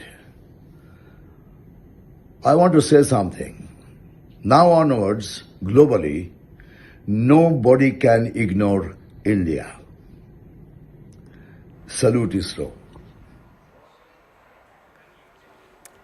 And our guests continue to be with us. Akash, sorry, I had to interrupt you a short while ago. The other aspect that I also want to understand is something that has been spoken at length by various experts over the last few months, which is at the cost at which this mission is being done and executed. Many are saying that the cost of a film possibly will be a lot more than what we are seeing as far as this mission is concerned. Can you help us understand how our Indian scientists have managed the cost while not compromising, of course, as far as any delivery or execution is concerned? Right. So, if you see the Lunar 25 mission that Russia launched, its cost was approximately 25 times more than, what our Chandrayaan mission cost is. Huh? And so, despite of that, and of course, Luna was going in a very quick path. It was going at, boosted by very high power rockets. Even then, Russians had predicted that there's only 70% chance of getting there. Huh? Now, I would say that the way our mission has been designed, we're actually taking more and more precautions in terms of the failure safety. Secondly, most of our efficiency is coming not so much on compromising the quality of the mission, but to be able to use Earth's own gravity, Earth's own energy to slingshot the moon Chandrayaan mission towards moon. And one quick way to just understand this is that, see, Earth itself is going at around 1 lakh kilometers per hour speed around the sun. So it is going at a phenomenal speed. The speed is so much that if you were heading directly to moon, it would, we'll reach moon in 4 hours just with Earth's own energy. So now we design our orbits in such a manner that we can harness part of this energy, which means we need to use lesser and lesser fuel. So I don't think there's been compromise in terms of the quality and in terms of the safety. In fact, if anything, we must remember that ISRO has done more than 40 consecutive successful space launches. This is a higher safety record, by far the highest safety record by any space agency in the world. So that part I think is there. Of course, we are saving on cost, but I don't think we are compromising on safety. Okay. I want to bring Shruti also back in the conversation. Shruti, help us understand, as far as I said, the location is concerned. Since this is so unexplored, no other country has managed to get a successful soft landing. Does it then also make it that much more challenging as far as our scientists are concerned? Because this is an unexplored area. Yes, as it is an unexplored area, but there is a plus point we have. Chandrayaan 2 has already, like while landing, already has taken images of the moon, of the surface. So we have a clear idea of how the place looks like, the images we have. So this Chandrayaan 3 is going to use the images which Chandrayaan 2 has already taken and then use it to land properly on the surface. And also this landing is very crucial because it involves 8 steps. We have right from the 50-kilometer ascent, it is going to down to 0 meters. So all this, as sir said, the velocity control is a major deal, and this is kind of a critical situation. So landing, as far as the landing area is concerned, we have certain images taken from Chandrayaan 2. Yes, we can use them to analyze the location, and also we have a images which the lander will be taking, the landing Vikram will be taking. So that also can be used. Finally, I also want to understand what's the kind of data that we can expect once the successful soft landing does happen? Exactly. So there are 6 different payloads which are there, and one is going to be propulsion module. Other rest of the 5 payloads are in the lander and the rover. True. So there are different kinds of data which we will be getting. First, I'll start with the lander. So lander has which will be collecting data about the atmosphere of the moon. It is going to collect what are the ions present, what are the electrons for the ions, how's the atmosphere in the moon. That is it is going to analyze. And apart from that, it's also going to analyze the chemical composition. And also the seismic activity. For example, it has certain instruments, and that's a kind of a new thing. It has certain instruments. It is going to drop on the moon, and it's going to find the seismic activity of the moon. Apart from this, the rover has 2 spectroscopes which is going to analyze the chemical composition of the soil. What are the minerals? What are the elements which are going to be present? All these data it is going to analyze. And this is about the lander and the rover. Apart from this, it has in the propulsion module also we have one more payload called as shape, and it is going to get a polarimetric data from the Earth. Like it is going to analyze how Earth, which from the moon, it is going to get images of Earth, from the moon, and this data we are going to analyze it to find new exoplanets. Okay, That is I the just request vision. our guests to stay on with us. There's still so much more that we want to discuss as far as what Chandrayaan 3 aims to do as far as its successful landing is concerned. While we of course continue to get you the expert opinion, we also continue to get you reports to try and understand what this mission aims to achieve. Let's take a look. Chandrayaan 3 is on the cusp of lunar history. If successful, India will be the first nation to make a soft landing on the unexplored lunar South Pole. But it's the minutes before the landing which will be an agonizing wait for not just the scientists at ISRO, but the entire world. 1, 0. Chandrayaan 3 had a majestic liftoff on the 14th of July from the Satish Dhawan Space Centre in Sriharikota, Andhra Pradesh. ISRO's Bahubali rocket placed the spacecraft in a highly elliptical orbit around the Earth within 16 minutes after liftoff. For the next 2 weeks, Chandrayaan 3 performed as many as 5 orbit-raising maneuvers. On the 1st of August, ISRO successfully injected the Chandrayaan 3 spacecraft into the lunar orbit, marking the completion of a critical phase in the moon mission. Over the next few days, multiple orbit reduction maneuvers were performed to lower Chandrayaan 3 to a 100-kilometer circular orbit and thereby bring it closer to the moon. On the 17th of August, the propulsion module detached from the Vikram lander, allowing it to descend from orbit. The propulsion module will now continue orbiting Earth for months or even years to come and study its atmosphere and measure the polarization of light from Earth's clouds. Finally, 2 deboosting maneuvers were done to bring the Vikram lander closer to the moon's surface in a 134-kilometer by 25-kilometer elliptical orbit before the powered descent begins.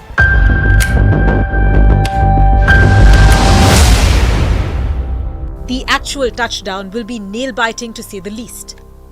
The home stretch has been described by the ISRO chief as 15 minutes of terror. The Vikram lander will begin its descent towards the moon's surface from an altitude of 25 kilometers. In the process, which is called a powered descent, the lander will start hurtling towards the moon at 6,000 kilometers an hour. Just to put things in perspective, that's almost 10 times the velocity of an airplane. The lander will slow down while its engines will keep firing. This is called the rough braking phase, which lasts about 11 minutes. But at this point of time, the lander is still horizontal to the surface of the moon. In the fine braking phase, the lander will be made vertical to the moon's surface. It was in this phase that Chandrayaan 2's lander faced a technical glitch and crash landed on the moon.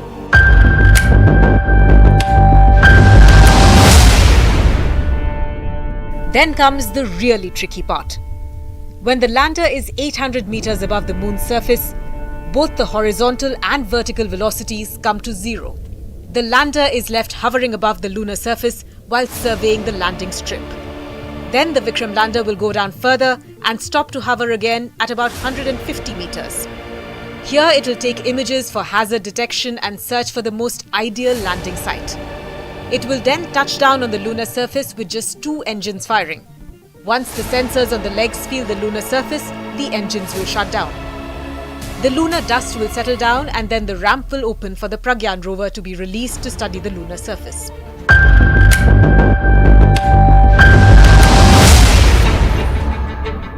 To ensure that everything goes to plan on the 23rd of August, ISRO has incorporated a failure-based design that focuses on potential failure scenarios and how to protect the mission against any adversities. For starters, the landing area has been expanded to 4 kilometers by 2.5 kilometers. This gives the spacecraft a bigger area to land if things go haywire. Chandrayaan 3 has also been equipped with more fuel so that it can move on to an alternate landing site if required. It also has more solar panels so that it can ensure power generation irrespective of how it lands. The vertical velocity component has also been increased from 2 meters per second to 3 meters a second. The landing process has been made simpler. Chandrayaan 3 will not be making any calculations to find the landing spot. Any correction to avoid objects larger than 30 centimeters will be made at the landing site alone.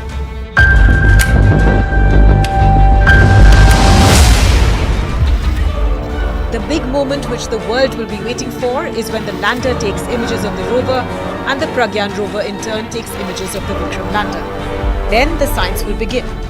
For 14 Earth days or 1 lunar day, the rover will gather data and analyze the chemical composition of the surface, rocks and soil of the lunar South Pole, something that has eluded scientists for decades now. So just under 6 hours for Chandrayaan 3 to have that anticipated successful landing as far as the south pole of the moon is concerned. We here at CNN News 18 over the next few hours will continue to get you all those developments. For now, we're slipping into a very short break.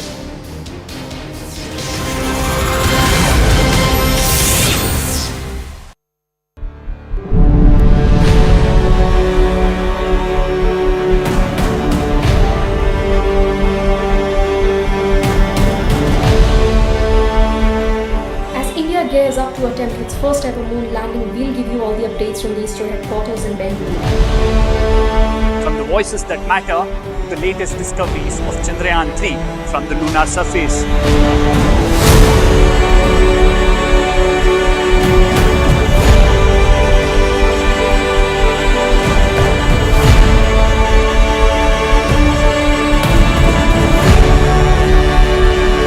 Watch CNN News 18 as we bring you all the updates and details of the India's historic moon mission.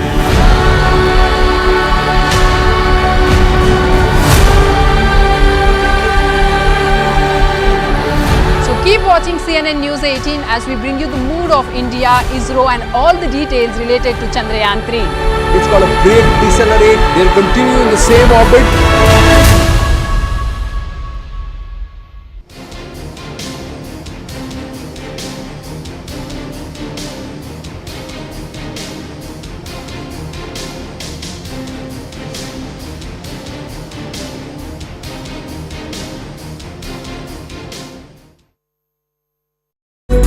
Had the orbiter module in it, orbiter in it. Chandrayaan 3 cost 615 crore, but it's equally heavy because the Pragyan rover and the Vikram lander have been made heavier and they've been also boosted with, packed with more features, more abilities. Chandrayaan 2 component, the orbiter, lander, rover. Chandrayaan 3 component, the propulsion module, lander and rover. Chandrayaan 2 payloads were 14, Chandrayaan 3 payloads were total number is 7. Lesser number but equally 3.9 tons. Chandrayaan 2 days to the moon took 48. Chandrayaan 3 days to the moon is 42. Chandrayaan 2 contained one camera to detect hazards. Chandrayaan 3 contains 2 cameras to be more robust. It also has added features. The Pragyan rover has added solar panels. Chandrayaan 2 landing site is a high plane between 2 craters. Chandrayaan 3, the landing site is slightly off the Chandrayaan 2 site. So not too much variation as far as the landing site is concerned. Then Chandrayaan also sets the ball rolling for India's next big mission, that is Gaganyaan, further on into space and also sending a human being into space. First manned mission into space. 3 crew members in space for 3 to 4 days. The mission to a 400-kilometer low Earth orbit. Splash down in Indian waters, and then 4th nation to launch a crewed spacecraft after, of course, US, Russia and China. But India was not the only one in the race. Russia also launched a moon mission and they tried to race it. That was the Lunar mission, but it failed. August 11, Russia launched the Lunar 25. Attempt was to soft land on the same side of the moon that India is attempting. August 21st, it was expected to reach the South Pole, but the spacecraft crashed on the moon. Deviation of actual parameters. Device switched to an off design orbit. That's what happened. So when all of these aspects happened, Russia was disappointed. But it was nearly after 5.5 decades that they were attempting it. It's not that Russia has not landed successfully on the moon. But 5.5 decades later, how could they make a mistake? Well, it's the countdown to touchdown for Chandrayaan 3 as it gears up for the soft landing. The Vikram lander module will be ready for that moon landing in just hours from now. India is all set to make lunar history, the dark side of the moon, the South Pole, the Atkins Basin. No other craft has gone there. The Russians attempted it, India attempted it before that. But will it be India landing there first? We'll have to wait and watch. The spacecraft that carries the hopes of not just the Indian Space Research Organization, but also of billions of Indians, and also the expectations of scientists, space researchers and space adventurers worldwide. The landing on the 23rd of August at 6:04 p.m. It's the countdown to that fantastic touchdown we are expecting. Prayers Havan being conducted, everybody hoping for the best. ISRO confirming that all is on track, repeatedly sending out images of the dark side of the moon as the lander rover module moves towards that entire orbit, and that proximity, the closest point from where it will start attempting the landing. Government sources now revealed to News18 that Prime Minister Narendra Modi is likely to virtually join the Chandrayaan team during the time when the landing is attempted. Mind you, he's at BRICS, he's in South Africa at this point. But this touchdown on the surface of the moon, that too on the dark side at the South Pole, is something everybody is waiting for. First, let's tell you about the 42-day journey to the moon. The takeoff happened on the 14th of July. It began from Sriharikota and it was all done, practiced to the T, and went on smoothly. Milestone 1 was the 15th of July when the first orbit raising maneuver happened. So as this entire Chandrayaan modules moved away from the Earth and trying with each elliptical orbit moving out and out and out, and finally slingshotting itself after milestone 2 on the 1st of August, inserted itself into the translunar orbit. And on the 5th of August, the lander propulsion module actually separated. It inserted into the lunar orbit, milestone 3. Milestone 4 was the in-orbit circularization phase. Milestone 5, we come to the lander propulsion module separating on the 17th, and then of course the deboosting maneuver that was completed on the 18th of August. So all these milestones have gone as planned. But there's the 15 minutes of terror. That's what scientists call it. The final 15 minutes, that is the descent onto the moon's surface. That will determine the success of the mission, because from a speed of about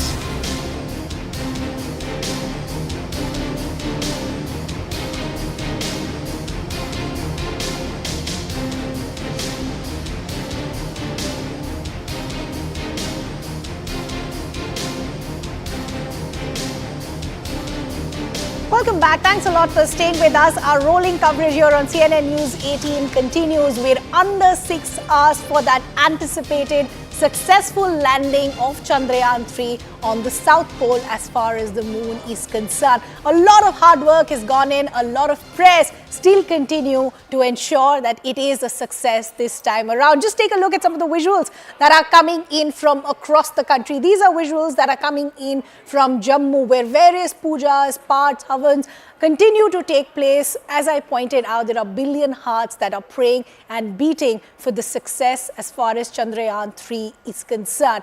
And as I pointed out, this becomes significant on multiple levels, because it was heartbreaking last time around when the last few minutes there was a crash landing as far as the lander is concerned. But this time around, our scientists are confident that a lot of work has gone in. They've understood the concern areas, and those areas in fact have been addressed. But despite all of that, if you heard the commentary that came from the ISRO chairman, he said what we will be monitoring are what he called the 15 minutes of terror. And this is the final descent before the lander actually touches the surface, and this is going to be the south pole of the moon. So let's talk to you about why this is being called as such a terrifying phase, 15 minutes of terror, because this is where the lander moves towards the moon, and at this point of time the speed is 6,000 kilometers per hour. Just to give you better context, this is where things went down last time around. The velocity couldn't be contained according to what the numbers were on the book, and this is what the scientists hope to achieve this time around. This is where the ISRO in fact will be giving a direct command as far as our lander Vikram is concerned.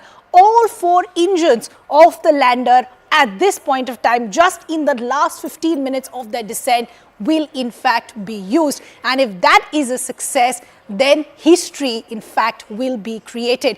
As I pointed out, let's talk about the speed once again. The speed, in fact, will be reduced to 2 meters to a second. But what is also going to be crucial is the position of the lander when it finally touches the surface of the moon. The lander has to be made vertical, and this is called the final braking phase. This is where it's going to be either make or break as far as the work of ISRO is concerned, and that is why the ISRO chairman time and again has said that this is 15 minutes of terror. So somewhere around 5:45 p.m. Indian Standard Time, this time around, that final descent will begin, and post 6 p.m. we are hoping for that successful landing of Chandrayaan 3. Let's continue the conversation with our colleagues who are joining us from different parts of the country to get us a mood on the ground. Our colleague Manoj is joining us on the broadcast. Yash also joining us on the broadcast. Good afternoon to both of you. Manoj, I'd like to come to you first. I see some very excited children behind you. Help us understand from where are you joining and what are the voices that you're picking up? I would like to show you, this is D-Day for India, for Mission Moon, and you can see this selfie point. This is selfie with Chandrayaan 3, and these are school students, they are kids from students, and they are, in fact, you can see their enthusiasm. They are taking their selfies, and they are trying to, first let me talk to you. बहुत excited हैं, you are feeling, so excited for Chandrayaan 3. We are very excited, and this is a very proud moment for our India, and very excited, and we are waiting from 12 for 6 that the mission will successful, and we will just cheer the moment. Mission would be successful. So what would you say to Chandrayaan 3? So I hope that it is going to be successful. Yeah. So how would you cheer up? We are just celebrating. We are here to just celebrate. Vande Mataram! Vande Mataram! So you were talking about 15 minutes of terror. We would try to understand what is that 15 minutes of terror from project coordinator here, Mr. Kaurav. What is that 15 minutes of terror of that lander and rover? Yeah, first of all, I would like to welcome all your viewers to this particular euphoria environment at Readiness Science Centre Bhopal, and we are very glad that all of us are really going to witness the historic Eureka moment, which is actually the game changer as far as planetary exploration is concerned. You can understand by using our two models which we have created for better understanding of our viewers, especially our visitors. In that scenario, you can see here we have this rocket kind of outer layer, and here inside this top model you can see we have a small miniature version of Chandrayaan 3 spacecraft, and on top of that, that's the actual lander. The lander has very important role to play on surface. We will show you that moving video. Yeah. Through that moving video, we would like to understand what is that 15 minutes of terror. Yeah, definitely, and as you are pointing out, for any space missions across the world, last touchdown minutes are very crucial and critical. For India as well, we are very much concerned about these last few minutes. And what happens actually when you see here, when a spacecraft starts descending after final commands, and the process is very much controlled by the spacecraft itself, and the spacecraft has autonomy. It can decide its own course of action. That speed is very crucial. Very crucial and very, very critical, because telemetry and tracking, you can see here, it is controlling and it is trying to land on the same pre-specified location near the South Pole. That's the region we are very concerned. But that is very much taken care of by the ISRO team of scientists and engineers. Should we understand from quarter to 6 p.m. to 6 p.m. in the evening, that is the 15 minutes of terror? Yeah, you can relate like that, but actually last 15 minutes means the final descending moment of countdown. When this happens, so most of the things on board computers and electronic commands, this spacecraft is being controlled by its own autonomical system, and it's also controlling and connecting with the other telemetry data through Chandrayaan 2 and directly with the Earth using American Space Agency NASA's network. And it's very meticulously planned descent, no? Very, very meticulously, and ISRO has done lots of practices for that. You can understand we learned a lot from international exposure, other space missions, and also Chandrayaan 2 and Chandrayaan 2 played critical role, and that landing moment of Chandrayaan 2 taught us a lot lessons. Taught us means we were very much concerned this time, and we did lots of difficult challenges. And for your viewers, I would like to express in a very simple way, when you had something to learn and after that you raise your bar of difficulty and you then practice, so that you are ready for any challenges. So I think this is the what they have done it, and we are ready for that. So you can see the confidence how India is going to create a history. Yeah, and it was very well put that there was no disappointment with Chandrayaan 2. It was only seen as a learning. Manoj, I'll just request you to stay on with us. I also want to bring in Yesha, who's been patiently waiting. Yesha, help us understand from where are you joining? There are pujas happening across the country, all citizens praying for that successful landing. Talk to us about what you're picking up for us. In fact, the last 40 days have been the praying moment for India.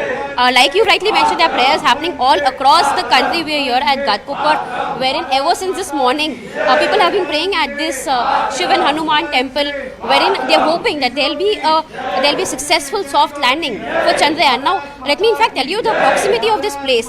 In fact, just before Chandrayaan could launch, very close to this very place, that's at Vikram, was where we had spoken to the Godrej company where Vikram lander was in fact prepared. Now, this place is approximately 5 kilometers away from that very location, and there is in fact a buzz in Mumbai because this was where the Vikram lander was prepared. Now here in Mumbai, ever since this morning, there are prayers taking place at various locations. At this very place in Gaganyaan also, there are people here wherein they say "Itihas likhne ja raha hai Bharat." Everywhere you see, there are these kind of flyers, and people are gathered here with Indian flags. We speak to some of them and understand. आप लोग सुबह से यहाँ पे जो है पूजा कर रहे हैं, तो क्या पूजा कर रहे हैं आप लोग, क्या प्रेयर्स है चंद्रयान 3 के लिए? देखिए, आज चंद्रयान 3 जो चंद्रमा पर लैंड होने वाला है उसके लिए हमने सामूहिक हनुमान चालीसा पाठ का आयोजन किया गया है और संकट कटे मिटे सब पीरा जो सुमिरे हनुमत बलबीरा, बजरंग बली संकट मोचन है और हमें पूर्ण विश्वास है कि इस सामूहिक हनुमान चालीसा से चंद्रयान 3 की जो कुछ अगर मुश्किलें होंगी तो वो बजरंग बली हल कर लेंगे और चंद्रमा पर चंद्रयान 3 दक्षिणी ध्रुव पर लैंड करने वाला है। ऐसा करने के बाद भारत विश्व का पहला देश बन जाएगा। इसके लिए बहुत ही गौरवपूर्ण क्षण है भारत के लिए और हम बजरंगबली से कामना कर रहे हैं कि सफलतापूर्वक चंद्रयान 3 चंद्रमा पर लैंड कर जाए। क्या आप इसलिए बोल रहे हैं कि संकट नहीं होना चाहिए अब, क्योंकि हमने देखा था कि पिछली बार तकरीबन 7 किलोमीटर दूर चंद्र से जो है चंद्रयान 2 की सॉफ्ट लैंडिंग नहीं हो पाई थी, वहीं पे जो है पूरा मिशन फेल हुआ था। हमने देखा था कि इसरो के काफ़ी लोग थे जो निराश थे, पूरा भारत भर निराश था, लेकिन इस बार चंद्रयान 3 से बहुत सारी आशाएं हैं। तो क्या लगता है कि जो पिछली बार गलती हुई थी वो इस बार, क्योंकि हम सब भारतीय एक साथ जुट के प्रार्थना कर रहे हैं, तो उससे ये नहीं होगा इस बार? देखिए, भारत में 130 करोड़ लोगों की प्रार्थनाएं चंद्रयान 3 के साथ है, संकट का तो सवाल ही नहीं आता है। लेकिन बजरंग बली कि जो बजरंग बली का आशीर्वाद है वो चंद्रयान 3 के साथ में है, ताकि लैंड करने के बाद भी वो सफलतापूर्वक अपना काम करता रहे। इसके लिए हमने सामूहिक हनुमान चालीसा पाठ का आयोजन किया है। तो क्या ये, क्योंकि आप लोग सुबह से जो है यहाँ पे प्रार्थना कर रहे हैं, क्या जब 6 बजे के आसपास जब लैंडिंग होगी तभी भी आप लोग सब सामूहिक जो है प्रार्थना करने वाले हैं यहाँ पे? जी, ये प्रार्थना चलती रहेगी जब तक सॉफ्ट लैंडिंग नहीं हो जाती है। So yes, what we see here is that people are chanting Bharat Mata Ki Jai. They are also chanting Hanuman Chalisa out here, and this is what they're saying, that ever since this morning, they will continue doing prayers until 6 in the evening. Yes, and all prayers, in fact, will be needed, Yesha, till that final minute. I'll request our colleagues to stay on with us because we're getting some other breaking developments also now coming in.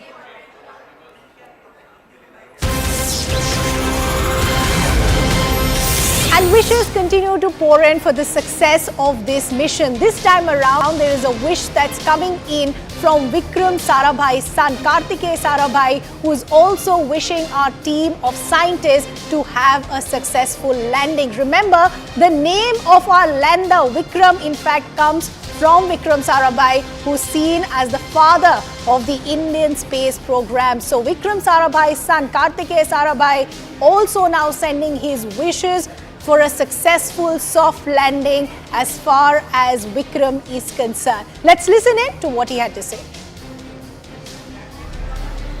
Well, it is a big day. It's a fantastic thing if you think of it, that for anyone in the planet, not just for India, but to be able to send this precision with which we have been able to send Chandrayaan 3, and also through a process which is quite different from the others. I mean, to think of a process which meant that you circle the earth first, and then like a sling you go there and then you circle the moon and then come back. also so many innovations. And in science and engineering, we learn from mistakes. I mean, Chandrayaan 2 had great success, except that the lander, there were problems. So ISRO has corrected those issues and tried. I mean, we cross our fingers and hope everything goes well. But it's a wonderful thing for the humanity, because nobody has landed on the south side of the moon. So Kartikeya Sarabhai also saying that this was not a failure in Chandrayaan 2. There were many learnings. Here's hoping there is a successful landing this time around. Let's also play out some other exclusive conversations for you. Our colleague Anand Narsimhan, in fact, had an exclusive conversation with ace musician Hariharan on what he expects as far as the landing of Chandrayaan 3 is concerned and his musical message as well. Let's take a look. What a proud moment for us. Absolutely. I mean, it's such an amazing day today. It's going to be such a historic day today, and just waiting for those countdown and things to happen, you know, and it is going to happen. Absolutely. No, Chandrayaan is going to land there, and जैसे कहते हैं ना, चंदा रे तू ज़मीन पर आ, बैठेंगे बातें करेंगे, वो जो दूरी है मेरे ख्याल से उसे हम आज खत्म कर देंगे. हरिहरन जी, जो ये गाना तो आपका गाया हुआ है, आपने चांद को जमीन पर बुलाया, यहाँ इसरो चंद्रयान चांद पे पहुंच गया. वही तो कह रहा हूँ मैं. बहुत it's so exciting कि really my congratulations to Somnath ji and all the scientists who have worked on this mission. My congratulations to the Prime Minister Narendra Modi Sahab and the whole government, and to all of us, to all the Indians. I mean, it's a very proud moment. We are going to be the first nation who's going to do a soft landing in the South Pole of the moon. आपने ये भी कहा है कि ए हैरत आशिकी जगा मत, लेकिन अब तो आज आप सबको जगाना चाहेंगे, सबको दिखाना चाहेंगे, पूरी दुनिया को बताना चाहेंगे that we have done something special. Ji. And do you absolutely, sir, absolutely. Do you feel it is also special that the entire country is rooting for our scientists? You know, this was not something which used to happen so often in the past, and you believe that this is a welcome change? So absolutely, it's the beauty is ये जो काम हम होने जा रहा है, it is for the progress of humanity. Number one, it's more than our country. We are contributing to the human society, the human beings, the internationally, globally we are contributing. और इसमें क्या है कि सारे जो देश हैं एक साथ हो गया है. ये कमाल, ये बहुत ही खूबसूरत चीज़ है. इसी तरह से अगर हम साथ हैं तो हम सब कुछ कर सकते हैं. It's the most important thing to be together. And we can do it in a very cost effective way. Are you aware of the numbers that 600 crore में हमने चंद्रयान वहाँ चांद पर भेज दिया? Indiana Jones, the recent release, cost about 2,900 crores to make. जी देखिए, पैसे खर्च कर सकते हैं और एक होता है पैसे उड़ा सकते हैं. ये दो अलग बातें हैं. जी. So I basically feel, हाँ जी बिल्कुल, और क्या. एंड हमने इतना खर्च कर दिया भाई, आपने रिसोर्सेस ऑफ जो अर्थ के रिसोर्सेस हैं उसी को आप खर्च कर रहे हैं. तो ये बहुत ज़रूरी है कि आप किस चीज़ पे आप पैसे खर्च कर रहे हैं. And this is so important, so vital for the mankind. Hariharan ji, it's such a बिल्कुल बहुत गर्व की बात है. Can I make a very small request, sir, a humble request? हमारे साइंटिस्ट के लिए, इसरो के लिए कुछ और मेरे लिए भी, क्योंकि मैं आपका इतना बड़ा फैन हूँ, कुछ गुनगुना देंगे sir?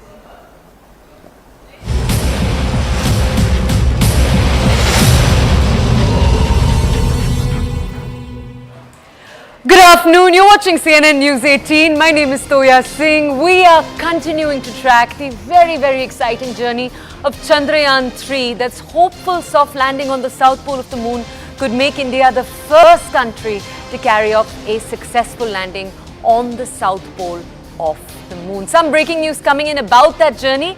Remember, the landing itself is supposed to take place at 5:45 to 6:04 p.m. today. ISRO is tweeting out all of the updates. We have the most recent update for you. We're going to share it with you. They've written on Twitter that they are all set to initiate the automatic landing sequence. Now these are, remember, the last few hours before that 5:45 time starts. ISRO will start streaming it live at 5:20, 5:45 to 6:04, 15 to 20 minutes. That's the crucial period. Now, upon receiving the ALS command, the LM will activate the throttleable engines for power descent.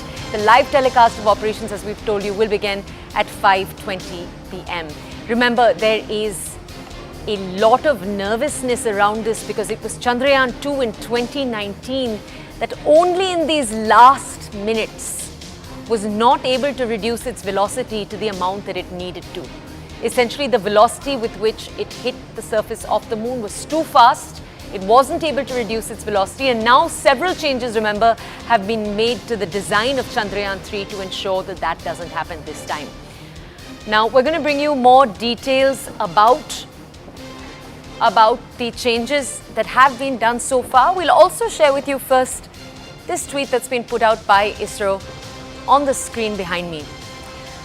ISRO, you can follow them on Twitter, is putting out regular updates. This is the update on Chandrayaan 3. Within the next few hours, as we've told you, is the crucial window in which those final maneuvers will take place. Remember, once Chandrayaan correctly lands, safely lands on the lunar surface, it will have a period of about 14 human days. That's just one lunar day in moon terms. And in those 14 days, it will have hopefully enough time to carry out the experiments that need to be carried out. Now, this has been timed in such a manner that Chandrayaan 3 will touch down, the lander will touch down on the surface of the moon at the lunar dawn, which is basically the start of that 14-day period, giving these machines enough time. These are not machines that will be able to function too long in the temperatures in the moon if the sun is not there, which is why that 14-day period is so crucial. All of these visuals coming into you from ISRO's centers. The headquarters, remember, are in Bangalore. However, the liftoff actually took place from Sriharikota in Andhra Pradesh. Sriharikota is chosen, remember, because they wanted the spacecraft to launch in the eastern direction, and they wanted a location that was obviously close to the equator for liftoff. These visuals, however, coming to you from ISRO's headquarters. There are offices located in multiple different states in South India. Remember, this is a journey that actually started in Kerala, in Thumba, in the 1960s. We are obviously looking at its most recent chapter today. Now, we're going to bring you more context on all of what is taking place today. First, let's take a quick look at all of the differences. Let's take a look at a comparison. Chandrayaan 2, Chandrayaan 3. Chandrayaan 2, as we told you, was India's mission back in 2019. Just to bring you a little bit of context, Chandrayaan 1 is the mission that discovered that there were water molecules that were actually present on the moon's surface. It actually started a new moon race of sorts with different countries rushing there. Now, Chandrayaan 2, as we told you, 2019, let's fast forward to 2019. Chandrayaan 2 crashed. It was not able to successfully, as you can see, land on the surface. What changes happened since? This is a comparison between Chandrayaan 3 and Chandrayaan 2. Chandrayaan 2 was more expensive, 978 crores. Chandrayaan 3 is far less expensive at 615 crores. When it comes to the components of both, in Chandrayaan 2, each time I say the data, the first one is always Chandrayaan 2. Chandrayaan 2 had the orbiter, the lander and the propulsion module. However, Chandrayaan 3 has a lander and a rover. Chandrayaan 2 also had a rover, but in terms of payloads, what are payloads? Payloads are the scientific instruments that are actually on board the spacecrafts that collect the data and send the data back to Earth. Now, Chandrayaan 2 had 14 payloads on it. Chandrayaan 3, so the lander and of course the rover put together, have 7 different payloads. One of those payloads is actually from the United States. It's from NASA. It'll also be conducting experiments. Now, let's take a look at days to the moon. Chandrayaan 2, 2019, remember, it completed its journey in 48 days. Chandrayaan 3 has had a shorter amount of time, 42 days. 42 days, however, is still longer than the amount of time taken by Russia's spacecraft that crashed on Sunday. It had a shorter duration. More comparisons coming. First, let's take a look at what our reporters have to bring us. My colleague Ritu is with us. She's bringing us updates. Ritu, Good afternoon. Thank you for joining us here. Ritu, you've been bringing us the Chandrayaan story over the last few days too. Today, finally, it is D-Day. Ritu, start our audiences off by just laying out for us what are the key things that are supposed to happen between now, which is 1:01 p.m., and 5:45 p.m., which is when that final landing period will start. What's going to happen in these next few hours?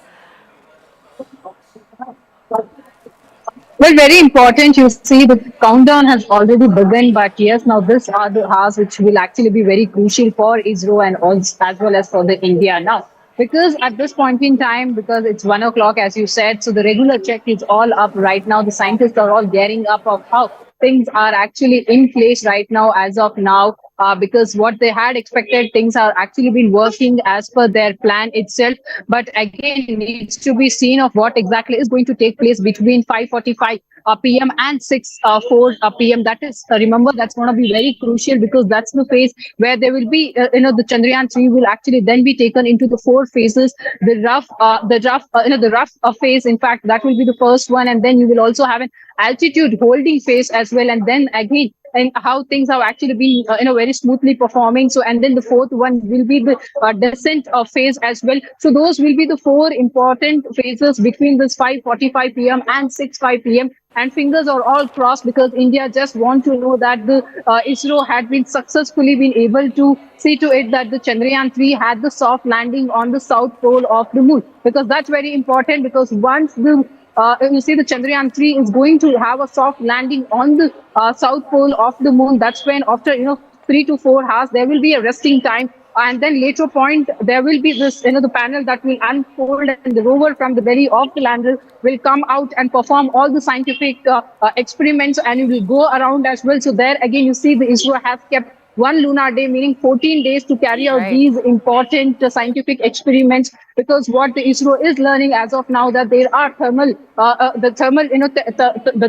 properties that needs to be learned. Also that the specimen, that is also an important point that one is really looking for. Ions, protons for that matter, hydrogen, oxygen as well, and the other chemical elements that will really play a significant role if ISRO will be able to achieve. But what important is also for us to understand is that if Lunar 25 of the Russia's plan had actually successfully happened, then what the ISRO scientists, or for that matter the Indian scientists, were really hoping that it would have been an additional advantage for the ISRO as well, because that would have given us a scientific mode analysis as well, and then add on to it that because what ISRO then would have carried out with the soft landing of the Chandrayaan 3, with all that, a lot of study would have been done as well. But however, if this successfully happens today, then it's going to be a big day for the ISRO, because India has been waiting for this day from a long time. Because 4 years back, remember, in 2019 when the Chandrayaan 2 had the crash landing, India was quite upset about that fact. But it's all about the trial and error methods that we're talking about. It's a scientific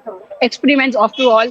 So yes, fingers are all across. In fact, needs to be seen how things are going to pan out today, and hopefully that Chandrayaan 3 has the successful landing, because this time the ISRO seems to be very confident with it. Because what they are saying is that as of now, every system that they had planned, everything is working fine as per their plan. Everything is very healthy as well. And the later point, as in the velocity, will really play a major role. That is again another important point for us to discuss as well, because the velocity then will be brought to zero, and after that the velocity will go a slightly high for that the touchdown as well. So that is really very crucial for us.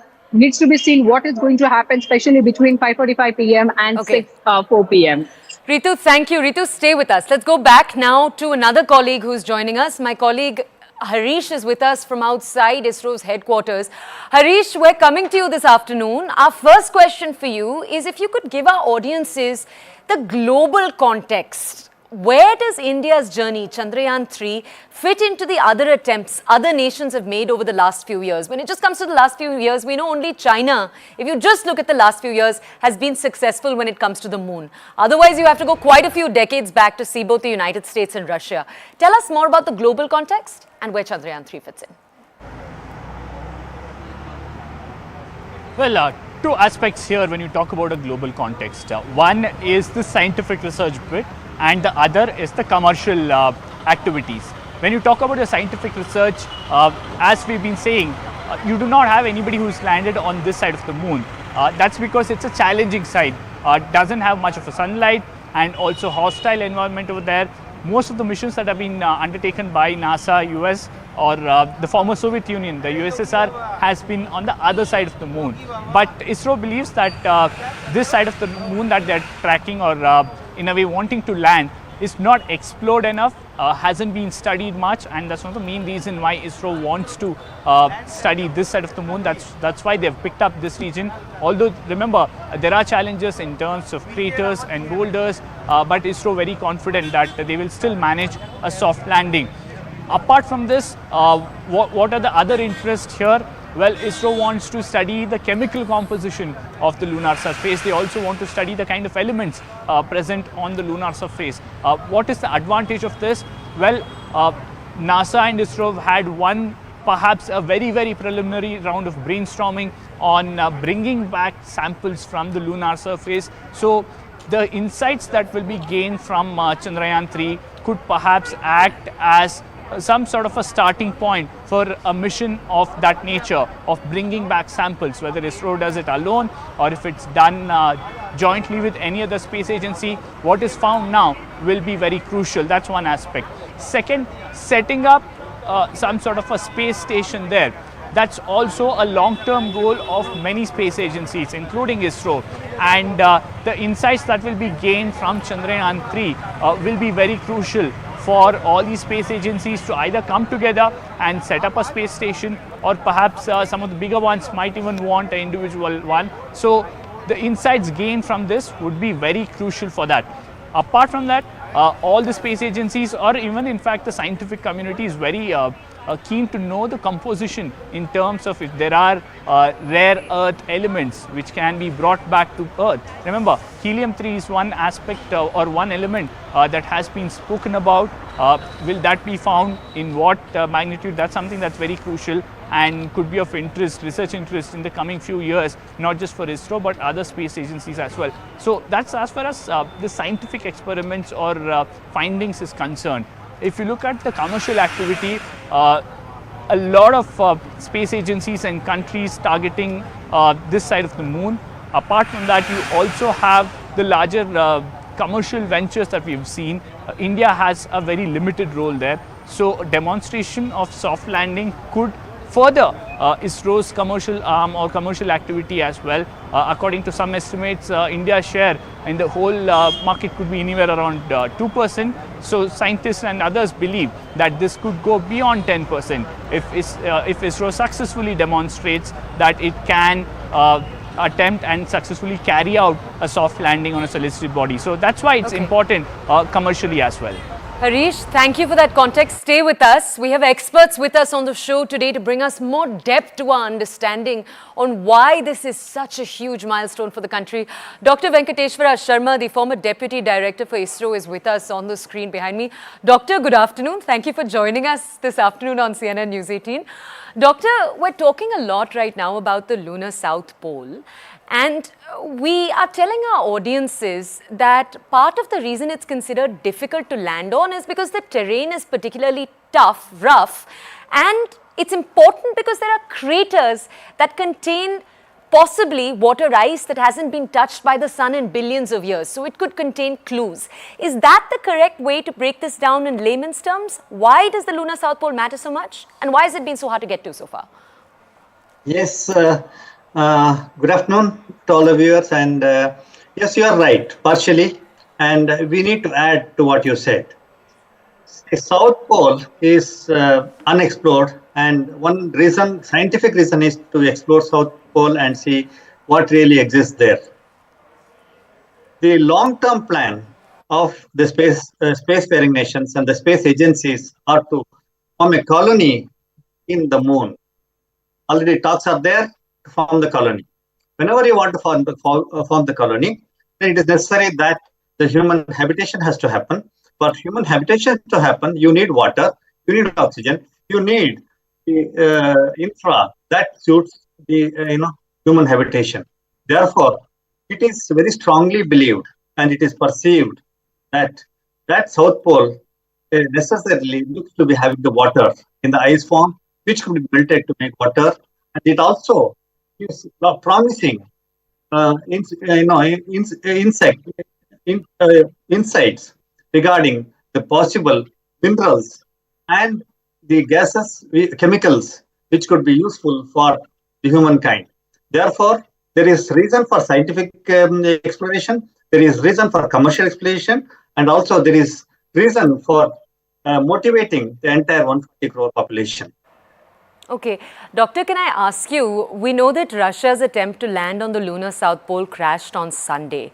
But when it comes to other countries, for example, the United States, we're saying the lunar South Pole is very important. What attempts have other countries made in the last few years to get here? And if they haven't made any attempts, why is that? Exploration or the science is a continuous process. And it is very, not appropriate to say that others are lagging or whatever it is. And it is a continual process. It is that some of the places in other countries have done better. And this is the field where we thought that we should excel and we should explore. Therefore, it is always give and take or go hand in hand, so that final aim is that we find the right science, right experiments, and make it useful for mankind.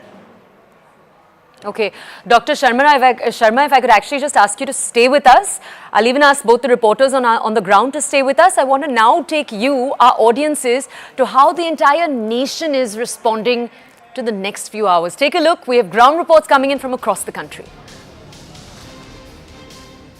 We are here at Blossom School in Bengaluru, where a special screening of informative videos on Chandrayaan 3 is being screened. I'll ask my Vijay to pan and show it to you at the Blossom School, where children are being taught about the Chandrayaan mission 3 right from launch to the landing process, the whole process. They also are screened about the Chandrayaan 2 and the previous missions as well. They're not just educating students about this Chandrayaan mission 3, but also about Chandrayaan 2, the failures, and the whole informative video is being presented to the students, which is very much required and a need of the hour to educate students about such space missions of India.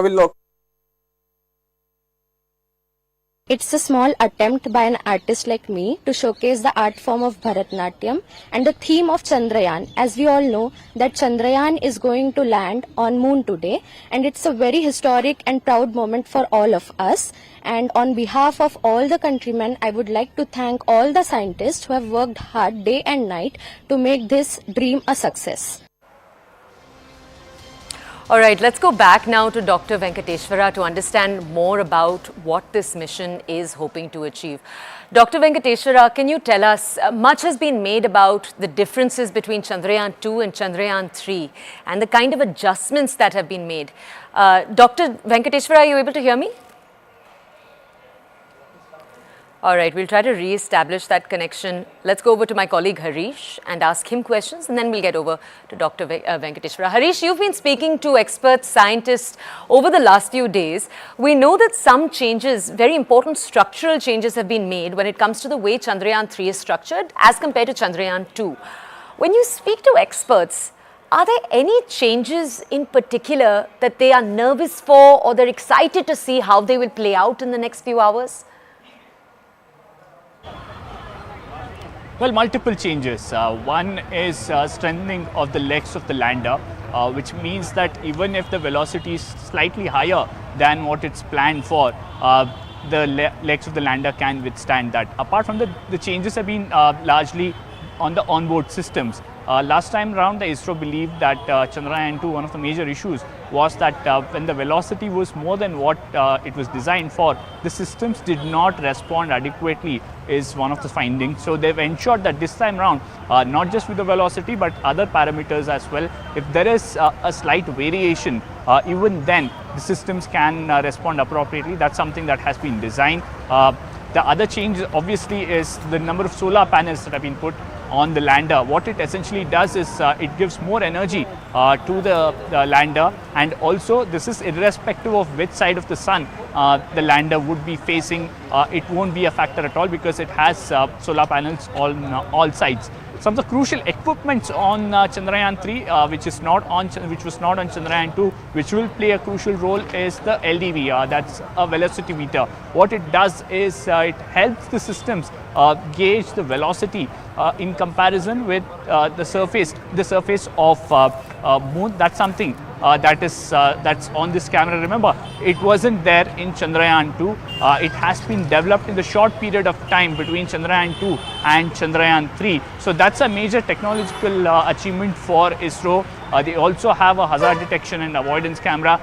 That's another crucial aspect that is very important for the soft landing. It was part of Chandrayaan 2 as well, but LDV is something that has been developed in a very short span of time by ISRO in-house. And this, many experts believe, shows ISRO's technological, in a way, success, not just with soft landing, but with instruments that are on board. Okay, Harish, stay with us, please. Harish is coming with us from outside ISRO's headquarters in Bengaluru. Let's go over to the guest who remains with us now. Dr. Venkateshwara Sharma is the former Deputy Director for ISRO. Doctor, can I now take to you an abstract question? This is a question that's actually coming from our audiences, particularly the audiences who are paying attention online. This question they've posed is, you talked right now about how, because water molecules were discovered a few years ago with Chandrayaan 1, this question of moon habitation has become a distant possibility. Sir, can you give us, this is an abstract question, but can you tell us what timelines experts work with when it comes to statements like moon habitability one day being a question, and also where does Mars fit into that larger picture? Well, it's a good question. Several countries have gone to moon, Russia, US, China, but Chandrayaan 1, we were the only first country who found molecules of water. Okay, this is one of the biggest, innovations or the findings in Chandrayaan. As far as possible habitation or was there life existing in Chandrayaan, that yes, that remote chances of life existence is there on moon. However, it needs to be established. But our interest is more towards the future. In future, is it possible to have habitation on the moon, or is it possible to make the colonization of the moon, or can man go and stay in moon? So this is the question which is being addressed, and this is being looked into. More so, South Pole, because as I said, existence of water in the form of ice, and also some of the possible environmental conditions which could suit the human beings. That exploration has to be done.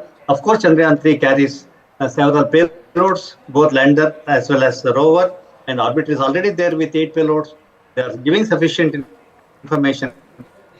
Very soon, I think the scientists will come out with the specific information regarding possibility of life on moon. Okay. Sir, can I also ask you, one of the statements that's been made about the moon is that the moon is possibly going to see a great rush in the next few years, because you've actually got, I think, somewhere between 5 to 7 lunar missions when it comes to, if you just look at the global capacity, the different countries that have lunar missions planned.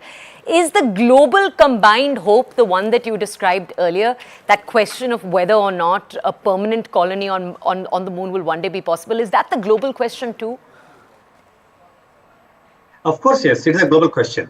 One is, going on tour, like, a traveler, go to moon and come back is one thing which is being talked about. And second thing is the possibility of the, colonization on the moon. And entire globe is working on it. It is not just, only one country, 2 countries. Entire globe is looking at this possibility.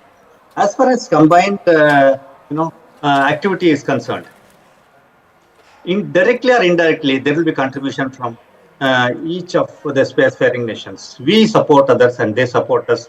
May not be, in a larger way, but there is always talks and there is always interaction. There is always handholding by other countries as far as space is concerned. Specifically, I will answer your question regarding moon landing.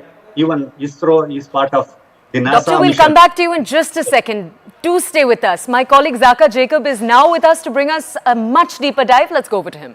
Thank you very much, Joya. It's a big day for India, for the Indian Space Research Organization. All eyes are on Vikram lander. Chandrayaan 3, will it be a successful mission? Have the lessons from the last time the unsuccessful attempt last time? Have they been learned? Let me go across to somebody who's seen this from very close quarters. Dr. G. Madhavan Nair is the former chairman of the Indian Space Research Organisation. Thank you very much, sir, for speaking with us here on CNN News 18. First things first, this is a day of excitement for all of us Indians. I'm sure you are just as excited as all of us.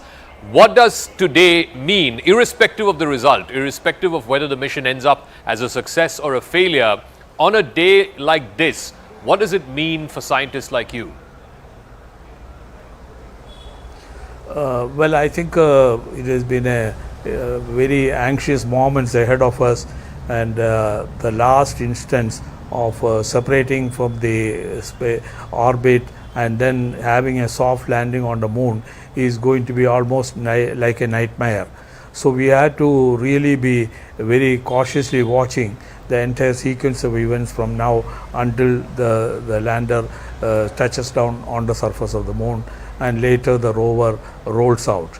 Well, technologically this is going to be a really challenging moment, and of course the last mission, the attempt has failed over the final 2 kilometers above the surface of the moon. But I hope such an event will not occur again, simply because the ISRO team has done a considerable amount of analysis of the data, as well as carried out the design modifications and strengthening of the system to cater to any eventuality which possibly one can imagine.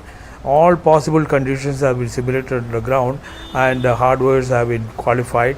So that way there is a high level of confidence on the part of the ISRO team in making it a success. Dr. Nair, could you explain in layman terms for our viewers who are watching this broadcast why those final 15 minutes are absolutely crucial? I believe then it's basically the lander is on its own, it's driven by its own softwares, its own AI, its own sensors and so on, and why it has to go and how it has to go from 6,000 kilometers an hour down to just a couple of meters a second, all in the space of those last 15 minutes.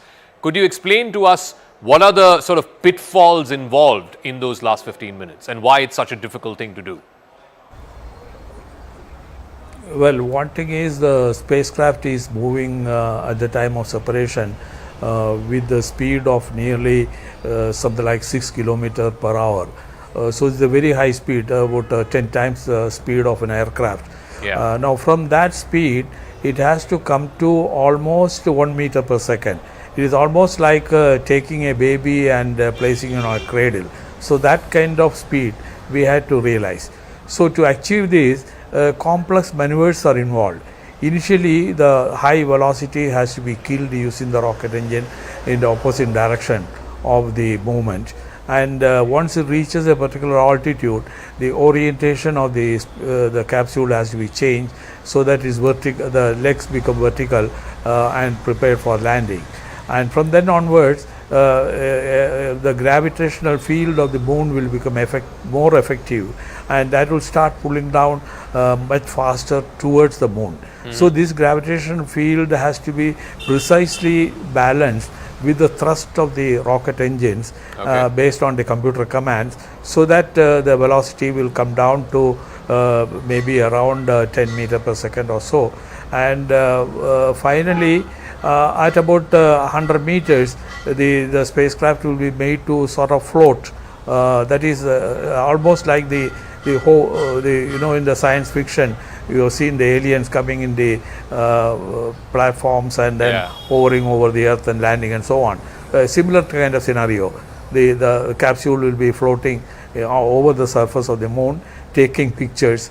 As you know, the surface of the moon is full of rocks and craters and soft muddy place, soft soil and so on.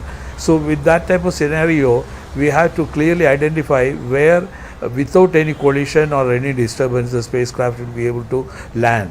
So this is done using the onboard computers. The camera, the signals will be analyzed by the computer and it will suitably identify the location. In case the location is not proper, it will try to laterally move around, all this has to happen within seconds, and then only the final event can take place. I want to get a final word from you, Dr. Nair. Once it lands and once the rover successfully comes out, it's going to be on the moon surface, both the lander and the rover, for about 14 Earth days. What is it that the mission is hoping to find there and send back to mission control? One thing is the surface features and finer details is the one we are looking for. Then the second is the confirmation of the remote sense data from the Chandrayaan 1 and Chandrayaan 2 data, the spacecrafts. So there we have confirmation about the water presence. So if it can be verified by in situ measurements, that is going to be a big boon. Similarly, the helium-3 is something which we are looking for, the exotic fuel for the fusion reaction and so on. And other minerals also we will get a good picture. Again, there will be seismic vibrations and other things which take place on the moon can be picked up. The temperature profile can be worked out and so on. And it will give some sort of a indication about the virgin condition of the lunar surface in the South Pole region. All right, Dr. Madhav Nair, it's always a pleasure speaking with you. Thank you very much for joining us here on this special coverage here on CNN News 18.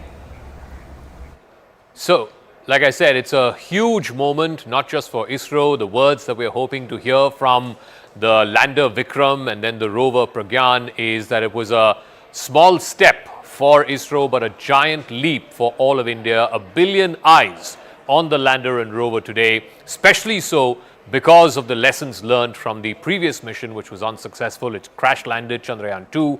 We're all hoping, fingers crossed, that Chandrayaan 3 will be a huge success. Quick break, but this is going to be our continuing top focus through the day here on CNN News 18.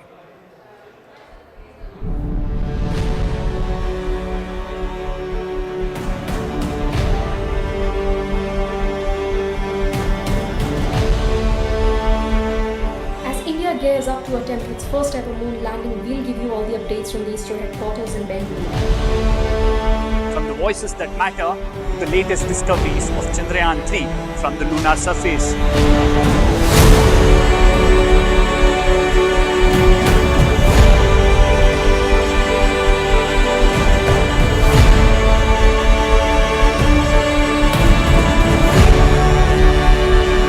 Watch CNN News 18 as we bring you all the updates and details of the India's historic moon mission.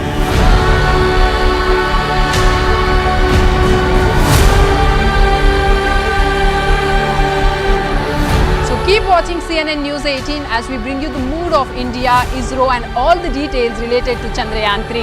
It's got a brake, decelerate, they'll continue in the same orbit.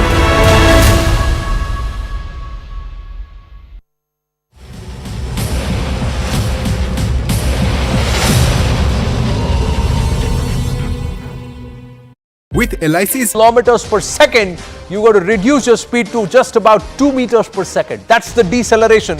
That's where the 4 thrusters play a critical role. The lander begins the descent towards the moon. That's what the 15 minutes of terror.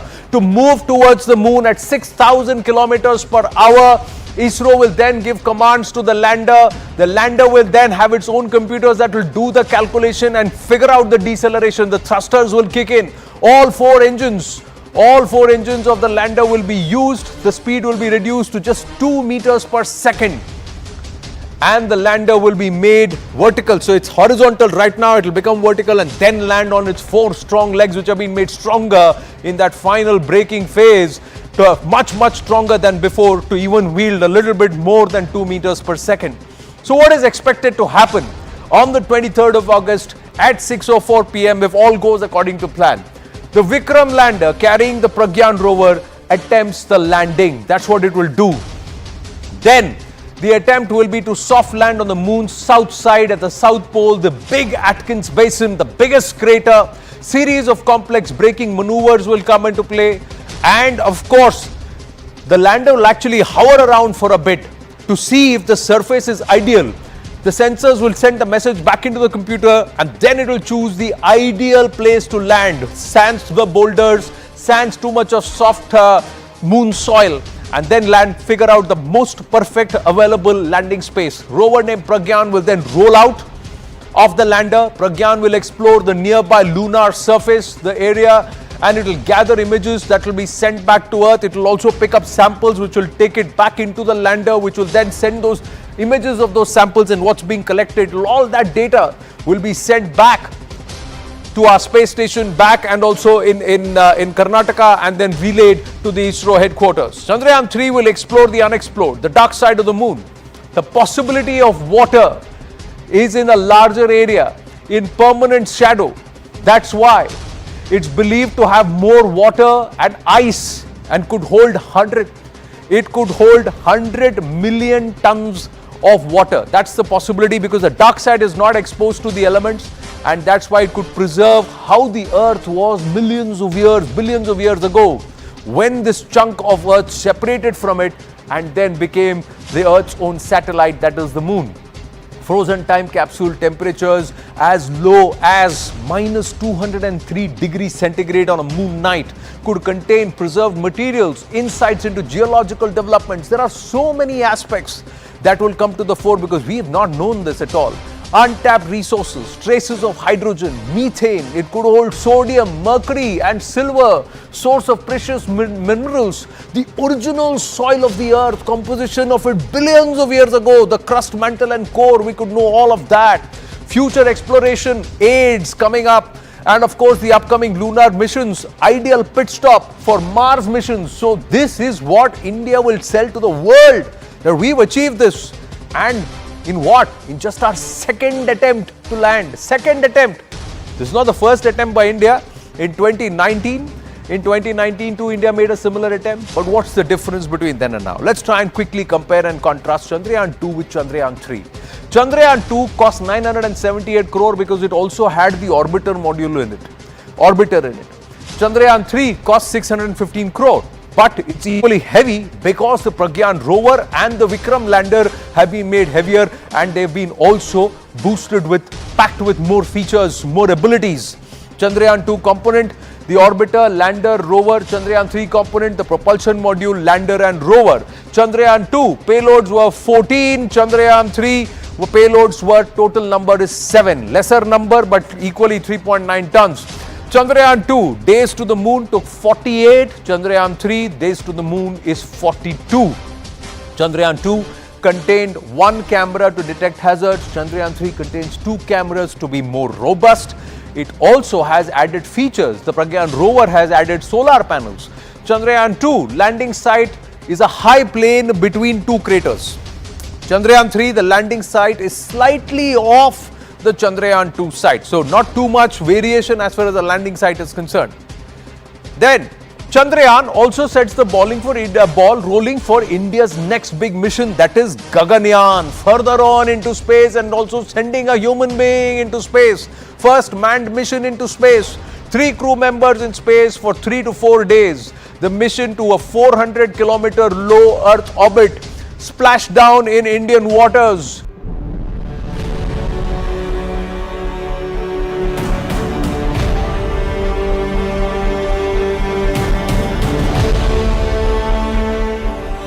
Gears up to attempt its first ever moon landing. We'll give you all the updates from the ISRO headquarters in Bangalore. From the voices that matter, the latest discoveries of Chandrayaan 3 from the lunar surface.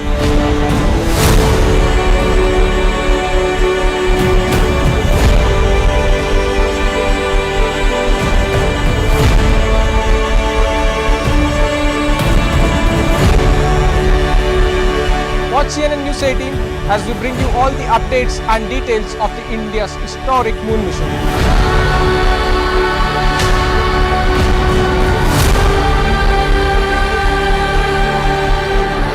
So keep watching CNN News 18 as we bring you the mood of India, ISRO and all the details related to Chandrayaan 3. It's got a break, decelerate, they'll continue in the same orbit. Welcome back. You're watching CNN News 18. We have with us two guests. We're here, remember, tracking the journey of Chandrayaan 3. We are just a few hours away from Chandrayaan 3, hopefully touching down on the lunar surface. Two guests with us today. Ilman Sari is with us. We also have with us Yogesh Kumarji. Both of them are astronomers from Space India. Yogesh Kumarji, I want to come over to you first and ask you, we have given our audiences the facts, but you are someone, I assume, because you're an astronomer, who has loved science since you were much younger. So tell us, sir, the way you look at today's mission, how do you see it? What does it mean for India? Why is it an achievement? We've told our audiences the facts, but tell us how you think of it. Okay. So, ma'am, I would like to start with the connection of the moon with the humans, right? Moon, since antiquity, we have been watching the moon. Moon holds a very special place to us, but on the scientific side, it's the closest neighbor to us. If we wish to do any sort of experiments in the space and we want to establish a kind of lab, then moon is the perfect platform as it is nearest to us.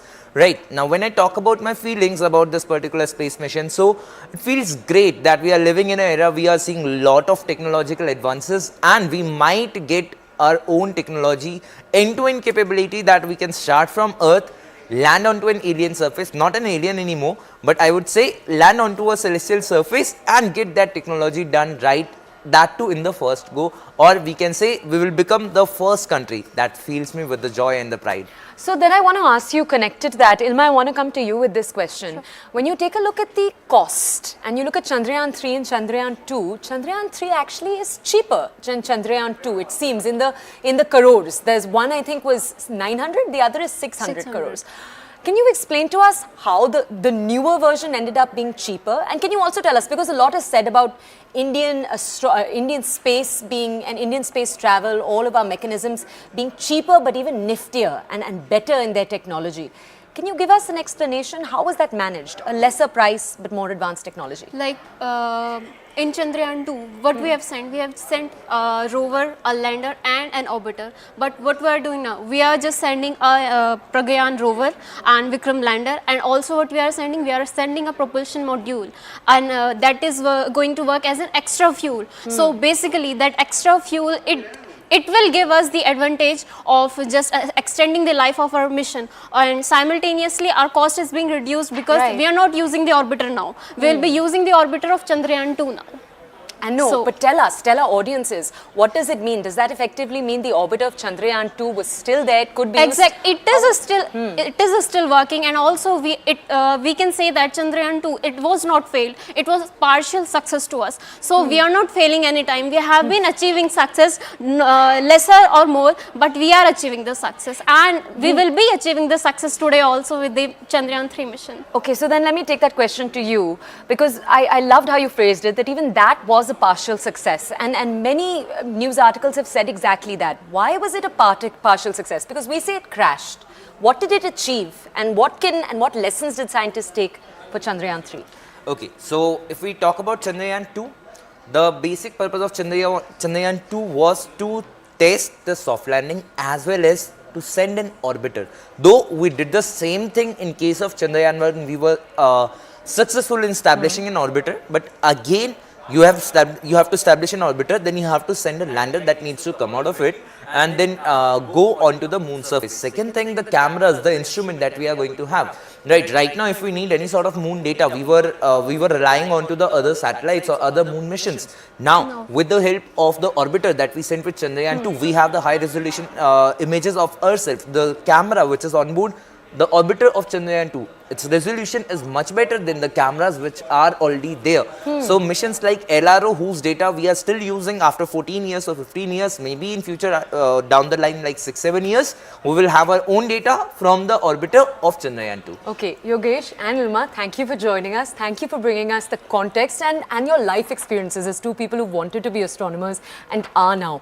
All right, we're going to move now to two different reporters we have with us on the ground. First, let's go over to my colleague Swastika. Swastika is bringing us more context on this entire story. She's joining us from on the ground. Let's go over to her. Swastika, you've been bringing us ground report after ground report, both about how experts are responding to all of today's developments and teachers and students. Now, I can see that you're next to students right now. Tell us about how they're feeling. Toya, we are just a few hours away from making that big touchdown on the moon and then later a moonwalk. So I'm being joined by the students of the Hyderabad Public School. Very inquisitive, very excited here. And I'm going to quickly ask them what their plans are, how are they going to go about with the screening. Where are you watching? At your school itself or with your parents? With my parents. First off, I would like to start by saying that we're huge space geeks.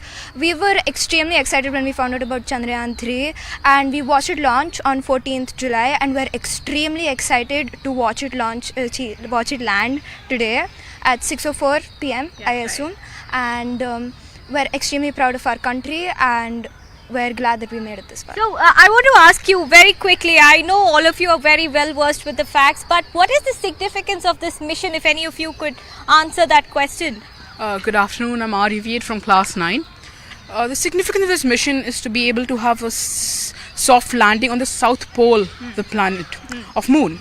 This makes us the first country to be able to launch a spacecraft and make it land on the South Pole via a soft landing. Okay. This not only makes us the fourth country in the whole world to be able to launch a spacecraft and make it land on the moon, but it makes us one of the greatest superpowers in terms of space exploration. Absolutely. So once we land on the moon, it's all going to be about that rover. What is the name of the rover and what is it expected to do? Hello, I'm Ayush. The rover's name is Pragyan, and its job will be to study if there is frozen water on the lunar surface, and also study the unexplored south pole of the moon, which nobody has ever landed on, and also study moonquakes. Okay, and this is a mega project for India, billion hopes, billion prayers. I want you to name me the main persons, the main brains behind this. So give me 4 names and let's see where we go from there. Who is the ISRO chairman? The project director is actually Vikram. He's actually from a small town in Tamil Nadu and he's achieving great things at ISRO. Okay, some more names please. S. Shomnath is the chairperson of ISRO. Absolutely. Kalpana, the deputy project head of ISRO. And Chandrayaan 3. Unikrishnan Nair. Okay, and lastly, what do you all want to become? How is this going to inspire you? How many of you want to be astrophysicists, scientists? All of you? Okay. And one last wish to the entire country, as well as in when the lander is set to make that touchdown on the moon surface, one joint wish for the entire country from the students of Hyderabad Public Schools. Vande Mataram, Atmanirbhar Bharat. Absolutely. So yeah, back to you. Swastika, thank you. Since early morning today, we've had student after student spitting out facts. It's been quite incredible. Let's go to my colleague Shireen now. Shireen is with us in Delhi. She's joining us from the Nehru Planetarium right here in Delhi. Shireen, we've heard since the morning from student after student. We've heard from teachers, from scientists. I believe you now have civilians with you. People who are just interested, in love with astronomy, are at the Nehru Planetarium on this very important day. Am I correct? Are you with civilians? I can't see in your frame. Well, though the inflow of students and kids are more, but yes, like you pointed out, there are also civilians who have come. So I want to go directly to her. Is it the fascination for the science or the space that you are here today? The science, of course. Science is not easy, it's difficult, and India has done it, and that's so exciting to be here at that moment to celebrate.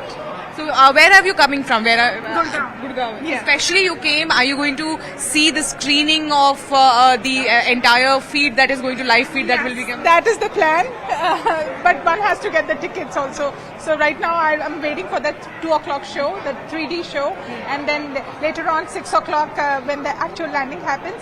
If I can get a seat for that, I would definitely like to see that. So you pointed out how during in 2019 Chandrayaan 2, also you were very eagerly, here you were trying to watch it, but it failed. But this time, how confident? Because our scientists are of course confident, but what about the civilians? What about you and me? How confident are we? So, well, failure is never final. So in science, failure means nothing. It's just a learning experience. So for us, for our country, it's just that we never look at our failures, but we learn from it and we go forward. So this is where we are. So with that very beautiful message, you heard that there is never a failure in science. It's only just a learning step, is what she has been saying. No, not just her, a number of such civilians and students have in fact come here, media personnel also here in large number, because a special setup has in fact been made over here to entertain and to make sure that the students who are coming here, they know exactly what Chandrayaan 3 is all about. And similar projects and similar facilities were made during the Chandrayaan 2 mission as well. Right now I want to go across to that particular countdown that is going on over here. This is the Chandrayaan 3 countdown which is going on. This is the landing burn, which shows around 3 hours 59 minutes, and the touchdown shows around 4 hours 18 minutes. It says that the mission is on schedule. The system are undergoing regular checks and the smooth sailing is continuing. So there are also graphics here. So that is the countdown that they have set up, and around 5:30 is what we are being told. There are going to be special screens that will be set up here to make sure that whoever is coming, they get to see the live feed from ISRO. Okay, we have with us callers. Remember, you can call us in with all of your wishes, your thoughts on India's big day. The number we're showing you is on the bottom of your screens in the red. 2 callers have already called in. Let's go over to them. Gurdeep Khanna is with us from Delhi. Ravi Nair from Mumbai. Gurdeep, I'm going to come over to you first. Gurdeep, what are your thoughts? Today, this is the best gift ever I will be getting. Oh, Gurdeep, I think we missed out at the beginning of what you had to say. Could you repeat? I am 85. Today is my birthday. I will be getting the best gift of my life ever. How lovely. Gurdeep ji, thank you, and thank you for calling us in on your birthday. Happy birthday. All right. Thank you. All right, let's go over now to Ravi Nair, who's with us from Mumbai. Ravi, what are your thoughts? This is a big day for India, in the next few hours in particular. What are your thoughts?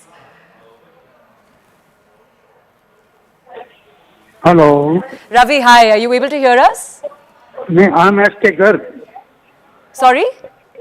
S.K. Garg. S.K. Garg ji, where are you calling in from? I'm from Patiala. Lovely. S.K. Garg ji, great to speak to you. Can you tell us what your thoughts are? Just a few hours left. I want to give my best wishes for this lunar mission. Sir, thank you. Thank you for calling in with your best wishes. All right, we've had different callers. S.K. Garg joining us from Patiala right now with his best wishes. We'll continue to have all of you call us in. That number is at the bottom. We are continuing to speak to experts, some of who, remember, are experts who have retired from ISRO itself. So it's very important. It's lovely to hear their perspective, but you can even call us and tell us your thoughts, your well wishes to them. Now, we have Ravi Nair who's calling in from Mumbai, I believe. Ravi, are you able to hear me? Yeah, I'm able to hear. Ravi, do go ahead. Yeah, I am very proud of ISRO and I wish all the best. This is the greatest moment we can ever have. Thank you. Ravi, thank you. Again, I'd like to thank our audiences, those of you who are picking up the phone, who are giving your best wishes to ISRO. We all wish ISRO good luck for this mission. Chandrayaan 3, the hope is obviously that the touchdown will be successful, but also that the next 14 days, which remember are very crucial for the mission, that those too will go successfully. It has 14 days because remember, a lunar day lasts 14 days. My colleague Akshara is also with us from the ground. All of our reporters are joining us from the ground. Akshara is live from the planetarium in Bengaluru. Let's go over to him. Akshara, just like in Delhi, I'm sure the planetarium in Bengaluru is also seeing a crowd. Can you tell us about the people that you're seeing at the planetarium today? Is it largely students? I know today is a school day. Is it largely students who are there? Are there residents who've come to watch all that's going to be happening? The crowd has started to gather here in planetarium, and we have students, residents, and almost all citizens of Bangalore coming to here to witness the live screening. And right now, I'm accompanied by senior scientist Dr. Anand, and we also have a miniature model of a lander module here, and the surface of the moon has been recreated. And briefly, he'll explain us about the lander module. Sir, could you explain us about this miniature model of the lander module here? Today, the major exercise that ISRO will undertake is the landing this Chandrayaan 3 lander on the moon safely. So the this exercise begins when this lander is at about 25 kilometers above the moon surface. So from there, it will undergo 4 stages of reducing its velocity. It will reduce from the velocity of say 7,000 kilometers per hour. Right? In the first stage, it will reduce till it reaches about 1,200 kilometer per hour. So after it completes this maneuver, where actually it reduces most of its velocity, in second stage, it will check its height with its various sensors and make all the necessary parameters recalculated according to the height and all the other measured parameters. So in the third stage, a fine braking stage will undergo, and here the velocity will be further decreased, and it will also descend vertically about 3 kilometers. So now, which is the lander, which till here, which is moving vertically, will slowly tilt and reorient itself and start to descend vertically. So in a few more seconds, it will descend and reduces its velocity further. So when it reaches about 0.2 meter per second, it will search for a safe location where actually it can land. So once it identifies the land where actually it can safe land, it will slowly go towards the surface of the moon, and when it is safe, it will drop from that height. So the major challenges in this is the correlation between the velocity and achieving the needed velocity to land, and also the orientation that it lands. And also, sir, compared to Chandrayaan 2, there are certain changes that have been made in Chandrayaan 3. We're also learning about the failure-based system. So could you explain about that design? What changes have been made in order to prevent the crashing during the landing? During the Chandrayaan 2, what actually was told was during its descent, right, at certain point it has to get tilted itself from a horizontal position to the vertical position, but this could not happen, and it could not reduce its velocity what actually that was needed. So because of that, it tumbled upon the moon surface. That's why the mission was not successful. But because there was a problem with the booster also, so now in Chandrayaan 3 they have retained 4 out of 5 boosters, so which will help the Chandrayaan 3 to balance. And also there is a very advanced software system that has been adopted, so which takes care of all kind of necessary precaution, and if there is any change in procedures that it has to adopt quickly so that it can safe land, that is also been built on board. So there are many things that have been made better in this Chandrayaan 3. Example, the lander legs also have been more robust, and they are shock absorbing. So this will help the Chandrayaan to be better in soft landing. And also, sir, what will be the finding of this rover in this particular Chandrayaan mission 3, sir? Yeah, when the Chandrayaan actually gets landed on the moon safely, after few hours, the entrance, there is a window that gets opened. Through this window, a small automated vehicle will roll down through the over the slide. So when it rolls down, after it rolls down, it will move across the surface of the moon very slowly, few meters per hour, right? And during that motion, it will also find out what is the chemical composition of the soil on the moon, and also the other radiation that it can detect. and also there are 4 scientific instruments on board on the lander, which also do many scientific analysis. Okay, so thank you so much. So that's Dr. Anand for you explaining about the lander module landing and also the possible findings on the surface of the moon. All right. Thank you, Akshara, for bringing us that. Now, for the last thing we want to bring you before we move on, we have for you an interview with L.V. Prasad. He's the director of the Laboratory of Electro-Optic Systems at ISRO. Take a look at this interview. So, since you were also part of the LEOS system center here in Bengaluru, I want to ask you about the onboard cameras that are on the lander and the rover. How important are they, sir? One. And second, ISRO also recently pointed out that most of it has been developed in-house. Yeah, correct. See, mainly in ISRO, we have 2 main centers for developing these cameras. One is in the Space Applications Center, that is Ahmedabad, which makes all the remote sensing cameras. And the other electro-optical based instrumentation, many of the things are developed in the Laboratory for Electro-Optic Systems in Bangalore. Hazard detection camera, hazard detection and avoidance camera. See, this camera becomes very important because now this time when we are landing, it is not in one single phase. There are some 3-4 phases. One is the rough braking phase where you are trying to reduce the velocity, which is on both the horizontal and vertical components.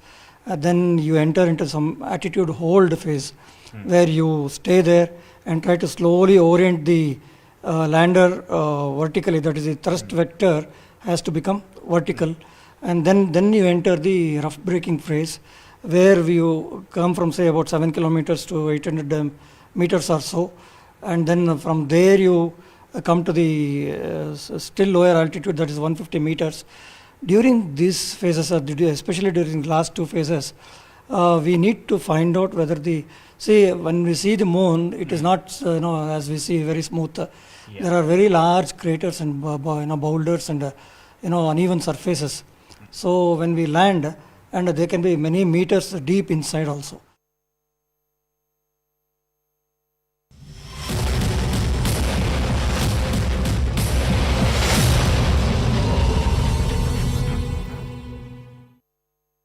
Well, good afternoon. Thanks a lot for staying with us here at CNN News 18. I'm Ridhima Bhatnagar, and our rolling coverage of that anticipated success of the Chandrayaan 3 still continues here on CNN News 18. We're just a few hours away from that anticipated successful landing of Chandrayaan 3 on the South Pole as far as the moon is concerned. ISRO is confident, 1 billion citizens in India are confident that we have enough learnings from Chandrayaan 2 and Chandrayaan 3 will be a success. Over the next few hours, we'll be talking to you about what is the difference between Chandrayaan 2 and Chandrayaan 3. What are the crucial elements that constitute Chandrayaan 3?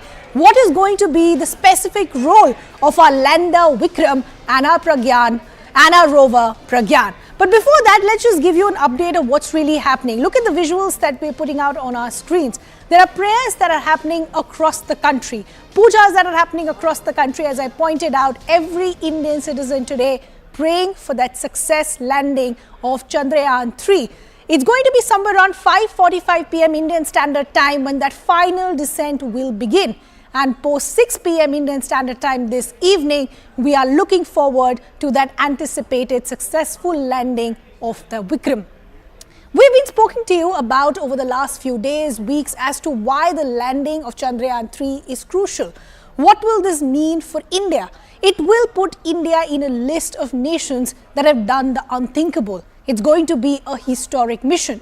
More importantly, we're also going to talk to you about the cost at which this mission has been done. If our viewers would remember that Chandrayaan 2 constituted of the orbiter, the lander and the rover. The orbiter had a success that continues to orbit and get data back as far as our scientists are concerned. But the big issue last time around was with our lander Vikram. This time around, there are certain key changes that have been made as far as the elements of Chandrayaan 3 are concerned. This time around, you have a propulsion module. And then you have a lander Vikram, as I pointed out, and you also have a rover Pragyan. But why is this so significant for India? Let's break down those details. If India has an successful landing this evening, we will join the other list of nations who've been able to do something similar. And the list isn't very long. Just look at the countries that we're putting out. The United States, erstwhile Soviet Union, China. These are just a handful of countries that have managed to have successful moon landings so far. And that is why it is so crucial for India to get that landing right. But as we've been discussing over the last couple of hours, it will in fact boil down to the last 15 minutes. The position of the lander will have to be at the right angle. The velocity will have to be contained, because as we pointed out, this is where things went wrong in the last few minutes last time around. But what should India feel extremely proud about already? While yes, we're all hoping for a successful landing, look how far we've already come. And this is what we're hearing from every scientist, that we didn't see Chandrayaan 2 as a failure. We in fact saw it as a chapter of learning. Also look at the cost at which Chandrayaan 3 has been done, almost half of what some of the other countries have done. We'll continue to get you reports, voices and newsmakers. But first, let's break down the journey of Chandrayaan 3 so far and what will the last few minutes look like. Let's take a look.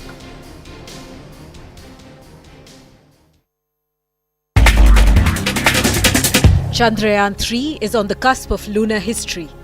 If successful, India will be the first nation to make a soft landing on the unexplored lunar South Pole. But it's the minutes before the landing which will be an agonizing wait for not just the scientists at ISRO, but the entire world. 1, 0. Chandrayaan 3 had a majestic liftoff on the 14th of July from the Satish Dhawan Space Centre in Sriharikota, Andhra Pradesh. ISRO's Bahubali rocket placed the spacecraft in a highly elliptical orbit around the Earth within 16 minutes after liftoff. For the next 2 weeks, Chandrayaan 3 performed as many as 5 orbit-raising maneuvers. On the 1st of August, ISRO successfully injected the Chandrayaan 3 spacecraft into the lunar orbit, marking the completion of a critical phase in the moon mission. Over the next few days, multiple orbit reduction maneuvers were performed to lower Chandrayaan 3 to a 100-kilometer circular orbit and thereby bring it closer to the moon. On the 17th of August, the propulsion module detached from the Vikram lander, allowing it to descend from orbit. The propulsion module will now continue orbiting Earth for months or even years to come and study its atmosphere and measure the polarization of light from Earth's clouds. Finally, 2 deboosting maneuvers were done to bring the Vikram lander closer to the moon's surface in a 134-kilometer by 25-kilometer elliptical orbit before the powered descent begins.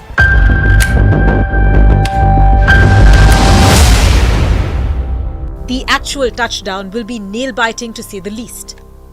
The home stretch has been described by the ISRO chief as 15 minutes of terror. The Vikram lander will begin its descent towards the moon's surface from an altitude of 25 kilometers. In the process, which is called a powered descent, the lander will start hurtling towards the moon at 6,000 kilometers an hour. Just to put things in perspective, that's almost 10 times the velocity of an airplane. The lander will slow down while its engines will keep firing. This is called the rough braking phase, which lasts about 11 minutes. But at this point of time, the lander is still horizontal to the surface of the moon. In the fine braking phase, the lander will be made vertical to the moon's surface. It was in this phase that Chandrayaan 2's lander faced a technical glitch and crash landed on the moon.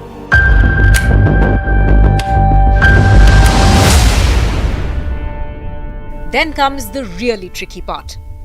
When the lander is 800 meters above the moon's surface, both the horizontal and vertical velocities come to zero. The lander is left hovering above the lunar surface while surveying the landing strip. Then the Vikram lander will go down further and stop to hover again at about 150 meters. Here it will take images for hazard detection and search for the most ideal landing site. It will then touch down on the lunar surface with just 2 engines firing. Once the sensors on the legs feel the lunar surface, the engines will shut down. The lunar dust will settle down and then the ramp will open for the Pragyan rover to be released to study the lunar surface.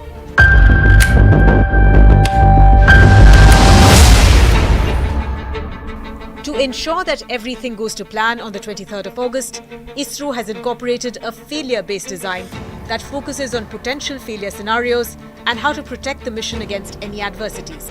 For starters, the landing area has been expanded to 4 kilometers by 2.5 kilometers. This gives the spacecraft a bigger area to land if things go haywire. Chandrayaan 3 has also been equipped with more fuel so that it can move on to an alternate landing site if required. It also has more solar panels so that it can ensure power generation irrespective of how it lands. The vertical velocity component has also been increased from 2 meters per second to 3 meters a second. The landing process has been made simpler. Chandrayaan 3 will not be making any calculations to find the landing spot. Any correction to avoid objects larger than 30 centimeters will be made at the landing site alone.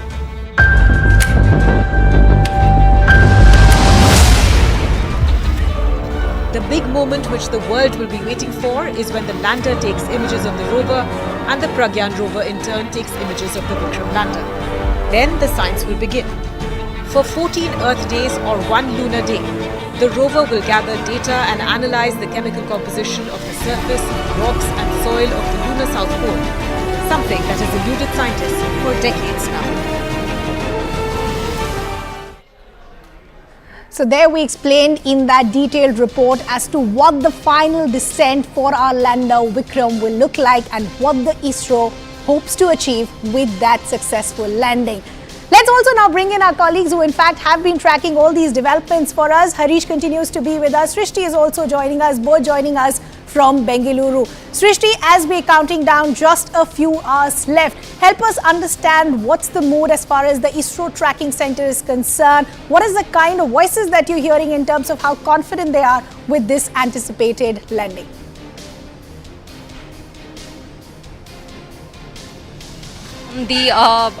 From the beginning of the power descent, which is going to start at about 5:45 p.m.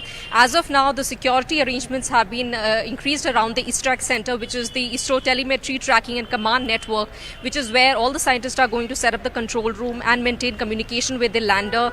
People have been coming from across the city to see the excitement that is now building up here, because we are just a few hours away from the soft landing, and this is, like we said, is India's second attempt. But this time we are far more confident that we will attempt a successful touchdown on the moon, and the entire power descent phase will be like a 15-minute exercise, and ISRO has already said that they have given a go-ahead for the soft landing today. So I think there would not be any postponement, and we are likely to see the process starting this evening. Yeah, so as Srishti is saying, all fingers crossed, scientists also confident that there will be no delays and things will go as per plan. I want to bring Harish also in the conversation. Harish, you know, we've been getting voices from across the country. What is so heartening to see are the voices that are coming in from the younger generation, the students today, who are extremely fascinated but also curious, wanting to know why this is so crucial for India. Help our viewers understand what the scientists hope to achieve with the successful landing of Chandrayaan 3. Well, remember, soft landing is a big event now. Everyone is looking forward to that. But actually, the exciting and perhaps the most interesting bit or time for scientists, especially the science community rather, starts after that. There's almost a 4-hour lull period, almost a cooling period of sorts for the lunar dust to settle down. And once the rover gets out, that's when a lot of insights, a lot of data, a lot of scientific revelations will happen. Remember, multiple area of interest here. One is the chemical composition of the lunar soil. The second is also the elements that are present on the lunar soil. Several scientists we have spoken about saying that if indeed the 5 payloads on board find any trace of helium-3, that would be a huge breakthrough. Apart from that, some saying we might also find elements that we're not aware of so far. So these are some of the findings that could actually pave way for a larger experiment, whether it's ISRO doing it alone or collaborating with other agencies for their future space mission. These would be seen as baby steps. Apart from that, if ISRO demonstrates that it can successfully soft land on a celestial body, what it does is it gives a huge push to ISRO's commercial arm as well. True. Remember, there's immense interest in the lunar surface and other aspects also. So there is a huge push. Many scientists saying that our share in the whole commercial pie is just around 2%. It could go up to 10 to 12% if ISRO demonstrates that it can successfully soft land. Yeah, I agree with the point that Harish is making. This is what experts have been saying, that this successful landing will just show India's prowess as far as the space exploration world is concerned. We'll have to leave that conversation there. Thanks to all our colleagues. We'll of course continue to come back to you. We also now want to bring in our guest. We have Shruti Suresh, Astronomer Space India, who also continues to be with us here on CNN News 18. Shruti, good to have you with us here on CNN News 18. Very exciting day and lots to cover in terms of what we can expect in the next few hours. But I want to take on from what I was discussing with my colleague a short while ago. It almost looks like over the last few years there has been a renewed sense of interest as far as the space world is concerned. Why is it becoming so crucial for more and more countries to display their technical prowess as far as the space is concerned? As you said, that the space race has started again, like with the moon exploration, we have started the space race. You know that Lunar 25 sent by Russia is also competing with us. So the space exploration is right now very important, because with the more we know about space, the more we are developed in the space, the more the country will become a developed country. So we are getting lots of things which we are using day to day life. For example, water purifier. For example, the laptop which we are using. Everything has come because of the space exploration. So there is a need for space exploration. The more we learn about the planet we live in, the more we learn about the solar system we live in, there are chances to find a habitable planet also. So that is what we have, the payload which we have in the proportional model, which is called as the shape. That payload is actually trying to get the polarimetric data from the Earth. Like, it is observing the Earth from the moon, and it is going to get that data. That data is crucial to find the other exoplanets. So the exoplanets are other planets which are not in our solar system. So we are trying to find a exoplanet which could be a habitable. Sure. So with this data, if we are successful in this, then we can use this to understand more about other exoplanets. Yeah, Shruti, just taking on from what you were pointing out, I want to talk about the area where India is anticipating this success. The landing of our lander Vikram is on the South Pole as far as the moon is concerned. And many scientists and experts over the decades have spoken about the significance of this area, because there is a possibility that you could find frozen water there, which could possibly add a fillip for future explorations as well. Talk to us about, one, this is unexplored, right? So this becomes even more challenging, but the kind of potential this area has if this mission is a success.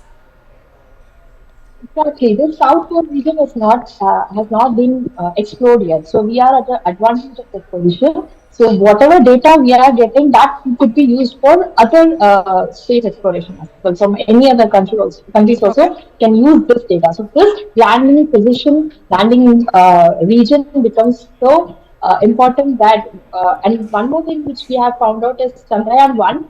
We were the ones who I understood that there is water in the moon, that too in the South Pole region. So this from the Chandrayaan 1 day, we are going forward to Chandrayaan 3, where we are going to land. The Chandrayaan 1 was just an impact probe. It just went and hit on the moon. And by hitting on the moon, by doing this impact probe, we have identified water. So we could, if we are sending the lander, if the rover, when the rover works, this could be a potential thing to know more about the surface, to know more about the water which is there in the lunar surface.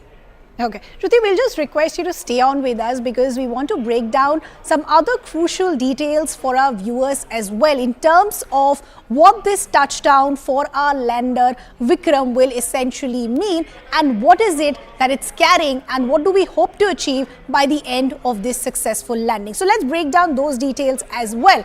Vikram, our lander, is carrying Gaganyaan, which is our rover, and that's going to attempt a successful landing. The attempt will be to soft soft land, I beg your pardon, on Moon's south side. As I was discussing with our guests, this is an area that is unexplored but has huge potential and will add a fillip to our future exploration missions as well. At this point, when the landing is happening, there are going to be a series of complex braking maneuvers which is going to be monitored by the second as far as ISRO is concerned. Then let's talk to you about as far as the role of our rover is concerned. The rover, as I pointed out a short while ago, is called Pragyan, will roll off the lander once that successful touchdown in fact does happen. The Pragyan, the rover in this case, in fact, will explore the nearby lunar area, and all of that research and data will be compiled and sent back, which will help our scientists, our experts in our future missions as well. Let's go back to our guest, Shruti, who continues to be with us to try and understand what all has India already achieved. And Shruti, there is one aspect that really needs to be highlighted, which is what we heard from our experts post Chandrayaan 2. They said, we're not seeing this as a failure. We've seen this as a learning chapter or a learning curve. The other aspect which really needs to be highlighted is at the cost of which this mission has been done. If you speak to many experts, they will give you a comparison that many movies, in fact, are made with a larger budget. How has ISRO managed to do this in a lesser budget, but with the same dedication and anticipating that same success? And then I guess I would say that it is the dedication and the inspiration to Moon and to know more about the Moon. I guess that is the dedication which we have towards our country to reach our country in a higher position. That is the main motive. And as the objective of Chandrayaan 3 is, like there are three main objectives of Chandrayaan 3, which is the primary one is to have a soft landing. And this softing is so important because in the South Pole region, when this is a successful event, we will be the first one to have a soft landing in the South Pole region. So this is kind of very important, and the main motive, the main objective of Chandrayaan 3 is also the same. So with this only, we are ISRO and all the scientists in the ISRO have started working on it so that we become the first country to have a soft landing. Shruti, I apologize for interrupting. Just stay on with us because we're getting some other visuals also now coming in. And these are visuals of Union Minister Hardeep Singh Puri, who in fact is praying in the national capital. Our colleague Ananya is also now joining us. Ananya, we've been seeing these visuals right from early morning across the country. Every citizen, praying for that anticipated successful landing of Chandrayaan 3. Help us understand what's happening in the national capital. Well, this is the Bangla Sahib Gurdwara in the national capital, one of the sacredest place in the national capital for the Sikhs, and you can see Central Minister Hardeep Singh Puri along with Mr. his supporters actually praying for the safe and successful landing of the Chandrayaan 3. Remember that emotions are now connected with in fact the Chandrayaan, and you can see and the visuals as well. These are the sounds of Omkar and Vaheguru that are resonating right across this Gurdwara in order to bring prayers and bring good wishes for the Chandrayaan 3 landing. So we can see how in fact the whole nation is gripped to this particular landing, and how in fact very very crucially they are trying in fact to somehow pray for all of this and to get a safe and successful landing for the Chandrayaan 3. Emotions attached. Everybody is gripped to Chandrayaan 3 and how important this mission is, not only for the ISRO but also for the country as well. It is one of the most successful lunar missions after this particular landing that India will have. It would be another cherry on the top, another icing on the cake for our space missions in the country, and definitely the whole country has its heart out. Prayers are being offered by the Central Minister here at the Gurdwara Bangla Sahib, and you can see understandable excitement across the country, prayers being offered across the country as well. Ananya, we'll continue to come back to you. Those visuals coming in from Bangla Sahib here in the national capital, with Union Minister Hardeep Singh Puri also offering prayers. At this point, I also want to bring in our colleague Yesha, who's also been tracking these developments for us. Yesha, help us understand, where are you joining from and what is the mood on the ground? So yes, I'm joining from a society at Kalina. Right here behind me, I'll ask my VJ to show you visuals. There are people, residents from this society. elderly, young children, everyone who've gathered here. Like you see, there are posters put out which say that they'll have live streaming from 3 p.m. onwards. There's a huge screen that's been set up, and all those has been set up in a temple of this society. There is also home havan which is on ever since this morning. Of course, like we see, the sentiments of the entire country are with Chandrayaan 3. Ever since this noon, there are prayers that are on at this very location, and people are praying for successful soft landing of Chandrayaan 3. We have Nilootpal with us, who's an entrepreneur. We speak to him and understand what exactly are the prayers that they are opting for. Sir, tell us, you all have been praying since 12 in the noon. Would you all keep praying until there's a soft landing? What exactly are these prayers for? So many people from your society have gathered. Yeah, so prayers have been complete now. We started with special prayer for Rudrabhishek for the special landing of Chandrayaan 3, and now Havan is over, so prayer is over now. Now we will have the screening of the live landing of the Chandrayaan 3, and whatever work scientists have done, they have already done. Now we can only pray for the safe landing of the Chandrayaan 3 on the moon. India will be the first country who will land something on the south pole of the moon, and it will give India as a India will be counted as a soft power country. So I think the prayers will give, the prayers have immense power, and I think Chandrayaan 3 will land safely, and after that, once safe landing will happen, we will celebrate here with distributing sweets to everyone. There will be dhol nagara, and we will fire crackers here also to support the scientists and everyone who were behind the team of Chandrayaan 3 and its success.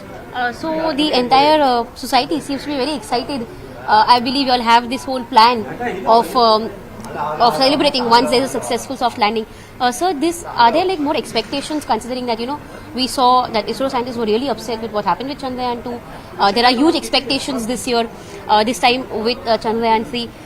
What are the expectations as a common person? What are the expectations of common Indians here? See, success and failure are two sides of everything. Like there is a head and tail in the coin. So success and failure will be there in everything of life. It's our, how we do our work gives the better result or best result. So what scientists have done, they have already done. Now, whatever will happen, all Indians are with the scientist also, with the nation also. Few actors and few people who did some cryptic tweets, you can say, and some message which you can say were against the scientist and Chandrayaan 3. Despite that, you can see many countries, Elon Musk has also tweeted for the Chandrayaan 3, so there is excitement with everyone. But the success and failure, we can't say, we can only pray. With the effort what scientists have made, the result will come. But we as an Indian and nationalist can only pray that the safe landing should happen. Of course, all the sentiments are with ISRO scientists right now. In fact, so last 40 days have been quite crucial. Did you all constantly kept praying and hoping that this time India achieves that feat? Since when ISRO, this mission started, we used to follow ISRO, all news update that this day this has happened, this day this has happened. And you can see the number of people supporting ISRO Chandrayaan 3 mission on social media also, on news channel also. I can see from yesterday all the news channel, the fourth pillar of nation, the media is showing continuously. And this is why important, because entire world is watching this. Russian mission failed, I guess, day before yesterday of the landing. So entire world is watching India, and the media, I can say, since last day and since last 40 days is covering the soft landing on the south pole of moon. But there have been 3 superpowers who've already had their flag hoisted on moon, if we can actually say that. How do you think when Chandrayaan 3 lands on moon and India would join those 3 superpowers, what do you think the sentiment would be, in the entire country? See, again, when we say that, when we qualify for something, when we get some degree, like if a student get an MBBS degree, they are called a doctor, or engineer called ER, or a PhD called doctor. So once this thing will happen, India will come in the soft power nation, which the first nation who is landing moon in the South Pole. With that, India will have many benefit.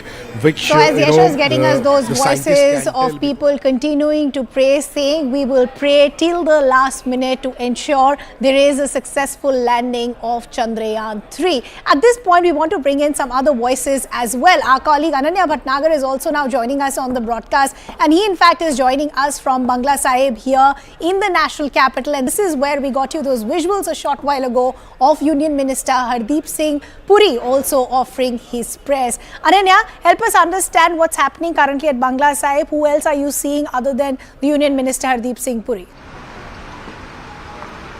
Well, I'll ask my camera person PK Das to actually show you the prayers are still going on at the Bangla Sahib Gurdwara. The Ardas is being offered. This is the Central Minister Hardeep Singh Puri, along with Manjinder Singh Sirsa as well, one of the major leaders of the BJP when it comes to the Sikh community, and Ardas is being offered at, in fact, the Gurdwara Bangla Sahib, one of the most sacred Gurdwaras in the national capital when it comes to the Sikhs, and a prayer is being offered thus with the same intention that the soft landing of the Chandrayaan 3 happens at a good level. The Chandrayaan 3 lands successfully at the moon's surface, and this adds up to the stars of, in fact, in the cap of, in fact, the space missions of the country. One of the most prestigious missions. We've seen what had happened during Chandrayaan 2, and the hopes are really high this time when it comes to the soft landing of the Chandrayaan 3. Though there are certain cryptics, there are, as we were hearing voices here, that there are certain cryptics, but when it comes to India's space mission, it's very strong. Via the ISRO that is behind this particular mission is very confident, and the scientists who are associated are very strongly and firmly believing that this will land, and definitely the whole nation is offering its prayer. The whole nation. So the citizens feeling that the scientists have done their work, and the citizens now need to do their job, which is to pray for a successful landing of our mission Chandrayaan 3. And of course, it will be a success with all the kind of work that is being done by our scientists. On that note, we're slipping into a very short break. Don't go anywhere. We're coming back with lots more.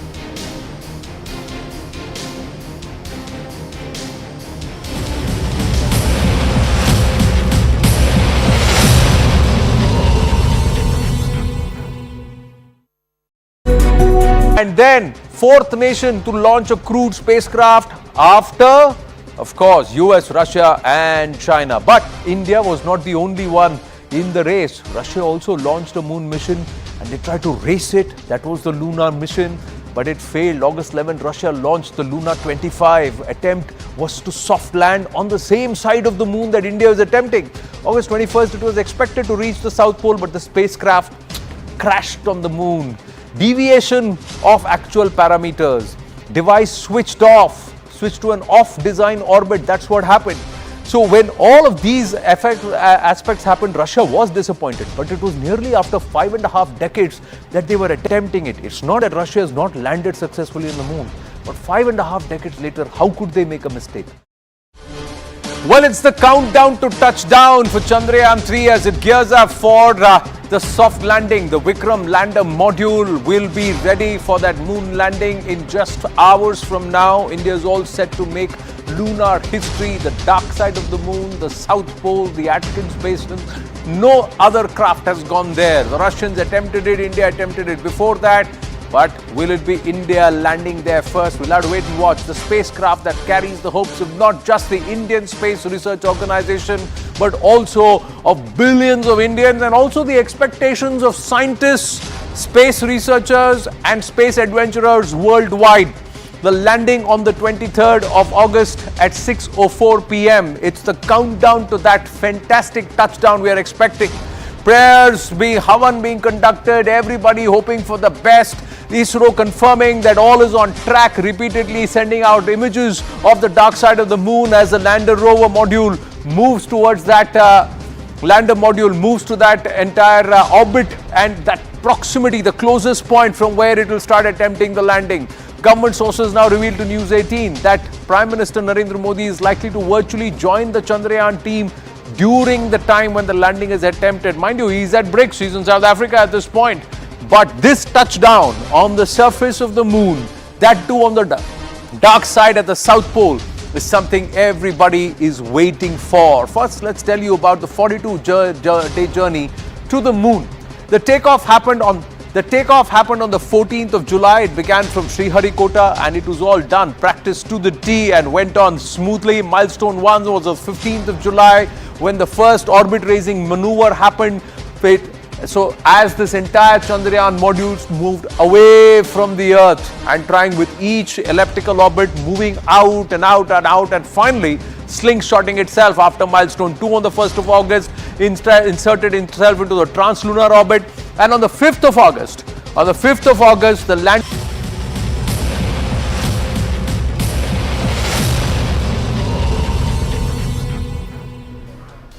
Welcome back. Thanks a lot for staying with us here on CNN News 18. Our rolling coverage continues just over 3 hours for that anticipated successful landing of Chandrayaan 3 when our lander Vikram makes a successful landing somewhere around 6:04 p.m. Indian Standard Time this time around.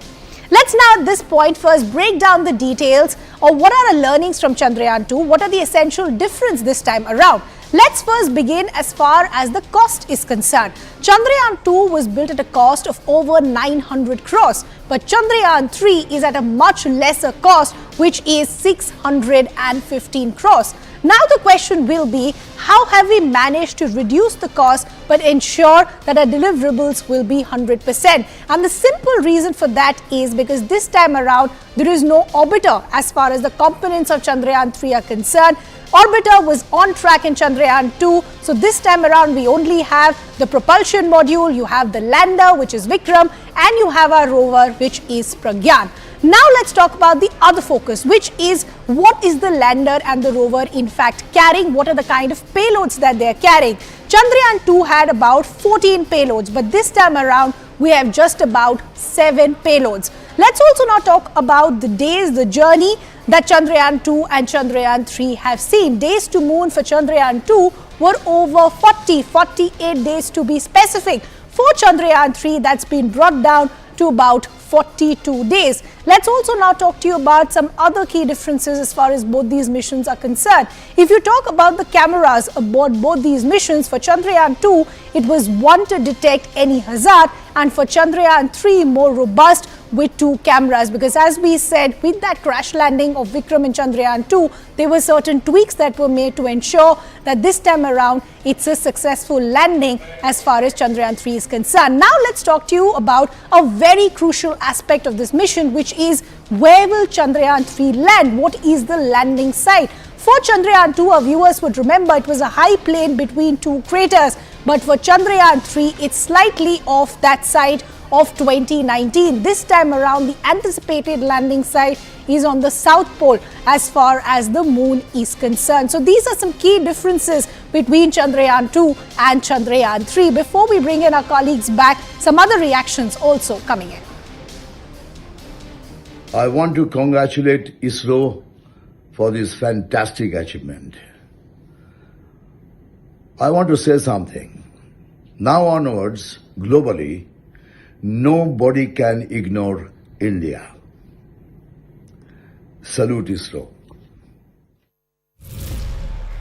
अभी मैं अपने घर पे पूजा कर रहा हूं और ये पूजा आज की जो है ये चंद्रयान की सेफ लैंडिंग के लिए है और मैं सभी भारतवासियों को अभी से ही शुभकामनाएं देना चाहता हूं और बधाई देना चाहता हूं कि आज 6:04 पर भारत इतिहास रचेगा और हमारा जो चंद्रयान 3 है वो मून पर के साउथ उस तरफ लैंड करेगा। 140 करोड़ हिंदुस्तान में रहने वाले भारतीय और ना जाने कितने करोड़ भारतीय जो हैं वो विश्व में रहने वाले सबकी प्रार्थना है और ये प्रार्थना भगवान तक पहुंचेगी और चंद्रयान लैंड करेगा। I think it's a great moment for India and a proud moment for each and every Indian. The kind of, you feel that pride in your heart. And as an Indian, all of us, I think, right now, we're waiting to watch it. A lot of people are going to be glued watching it. And I'm going to be doing that with my boys as well, with bated breath. Every Indian today waiting with bated breath, as I pointed out, just over 3 hours for that crucial landing of our Vikram and our Chandrayaan 3. But let's also talk to you about what will happen in the minutes or the lead up to that anticipated successful landing. This is what the ISRO chairman has described as 15 minutes of terror. This is when the descent will begin, and this is where things got tricky, and unfortunately we lost our lander last time around. There is going to be a descent that's going to begin somewhere around 5:45 p.m. Indian Standard Time, and this is the time which every move will be monitored as far as ISRO is concerned. At this point, when in fact the descent begins, all 4 engines of the lander in fact will be used. The speed at which the lander lands, the position in which the lander lands, all of this has to be absolutely precise for us to get that successful landing. While we'll continue to get you this trivia and facts, let's also bring in our colleague Sharon Elizabeth, who in fact is joining us from here, the national capital. Sharon, you've been getting us a lot of voices since morning. I see a lot of activity still around you. Help us understand what's the mood on the ground, what are the kind of voices that you're picking up? Well, there are in fact screenings that has in fact been happening since morning as far as Chandrayaan 2 is concerned, and you can see a lot of people have in fact come. Let me try to speak to some of them. Sir, you have come here with your family. Where have you come from? You've been in Delhi itself? Yes. So today a big day is today where Chandrayaan 3 is going to land. So how do you feel as an Indian? I'm very proud because we are going to be first for by the ISRO has a record of landing for they do always in first attempt, so we hope we'll be able to achieve by this time. All right, and you have brought your kids as well. This is for the special screening, is it? Yes. Are you also very excited about the screening, and do you know anything about Chandrayaan 3? First.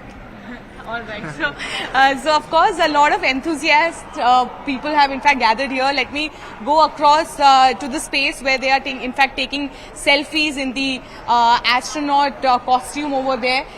We can see that since morning there has been number of screenings that has been lined up in the Nehru Planetarium, and 5 p.m. is a special screening of Chandrayaan 3 landing, Vikram lander landing. Yeah. We also have a family over here. Sir, आप लोग यहाँ पे आए हैं specially कहाँ से? दिल्ली से ही हैं आप लोग? जी, दिल्ली से। तो आज चंद्रयान 3 जो है वो लैंड करने वाला है, उसी के लिए आए हैं? उसी के लिए। कितने एक्साइटेड हैं? बहुत एक्साइटेड है, इसीलिए सीधा स्कूल से लाए हैं इसको दिखाने के लिए। अच्छा, कपड़े भी गाड़ी में बदले हैं, ड्रेस भी गाड़ी में पहनाई है। बेटी काफी इंटरेस्ट रहता है बेटी को स्पेस वगैरह के लिए? स्पेस में जाने का है। What do you know about Chandrayaan 3?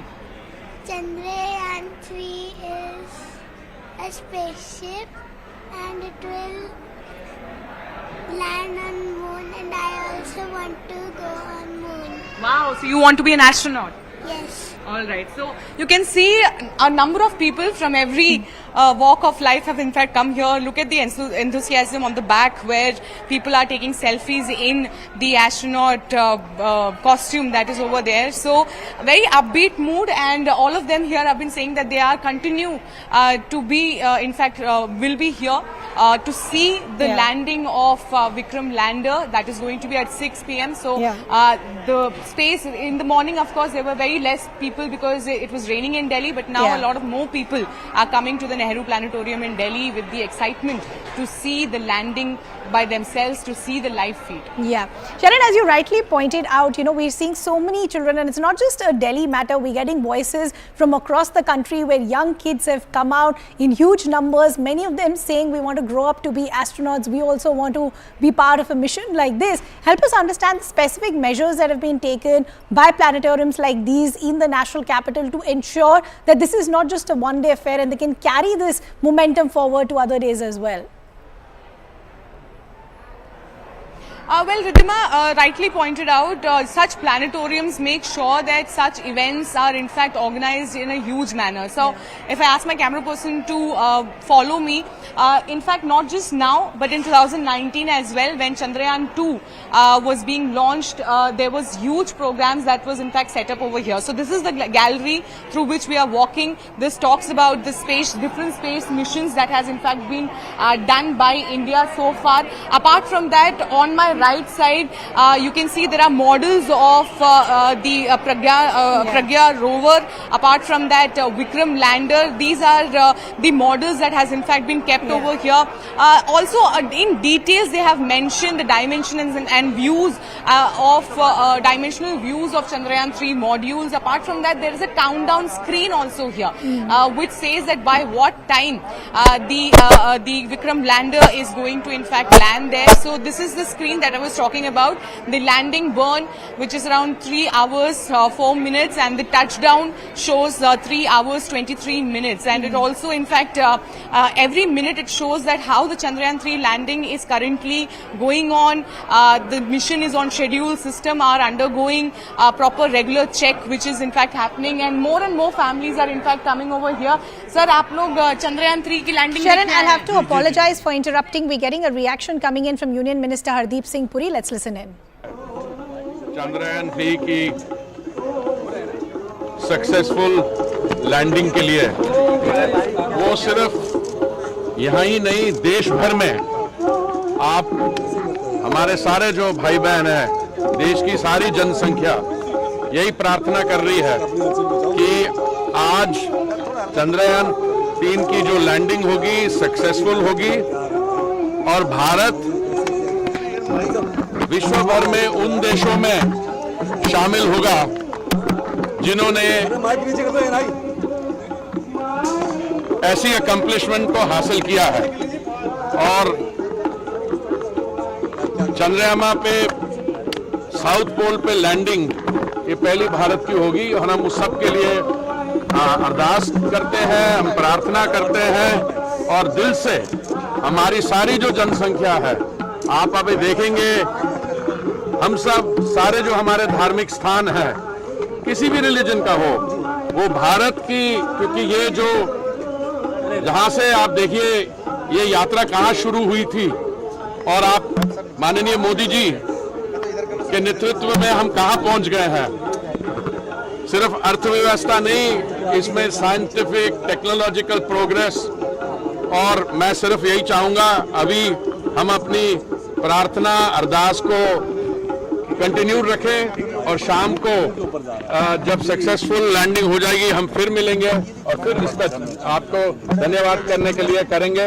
पर आपका मैं बहुत बहुत धन्यवाद करना चाहता हूं कि जो गुरुद्वारा साहब में सिरसा साहब ने उनने जो अभी ये करवाया है कि अरदास, आप भी यहाँ पहुंचे, बहुत बहुत आप सबका धन्यवाद। बहुत छिड़ गई है, कांग्रेस का कहना है कि बीजेपी हर चीज का क्रेडिट ले रही है। मेरी बात सुनिए, आप सुनिए मेरी बात सुनिए। देखो ये गुरुद्वारे में ऐसा नहीं होगा, बाहर जाके बात करें। सब आज माननीय हरदीप पुरी जी के और माननीय हमारे भारतीय जनता पार्टी के अध्यक्ष हैं वीरेंद्र गुप्ता जी, वीरेंद्र सचदेवा जी के साथ सामूहिक साथ संगत ने गुरुद्वारा बंगला साहब में चंद्रयान 3 के सफल लैंडिंग के लिए अरदास की है। इस अरदास में सारे लाखों करोड़ों संगत जो है साथ में है। पटना साहब गुरुद्वारा साहब में अरदास की गई, आज सुबह गुरुद्वारा शीशगंज साहब में अरदास की गई, हम सब ने अरदास की है और हमारी गुरु साहब के चरणों में ये बेनती है कि ये साउथ पोल पर सफल लैंडिंग हो, उसके लिए हम सब एकत्रित हुए। कोई और राजनीतिक इसमें सवाल ना करें, गुरुद्वारे की जगह है। बस मैं आपको कहूंगा कि फिर पुरी साहब आपके पास आएंगे, धन्यवाद करने इसी स्थान पर आएंगे, फिर हम आपसे बात करेंगे। So that was the Union Minister Hardeep Singh Puri, who just offered his prayers at Bangla Sahib here in the national capital, joining the rest of the citizens of the country in praying for that anticipated success come 6 p.m. Indian Standard Time. Don't go anywhere. Our rolling coverage will continue. We're slipping into a very short break.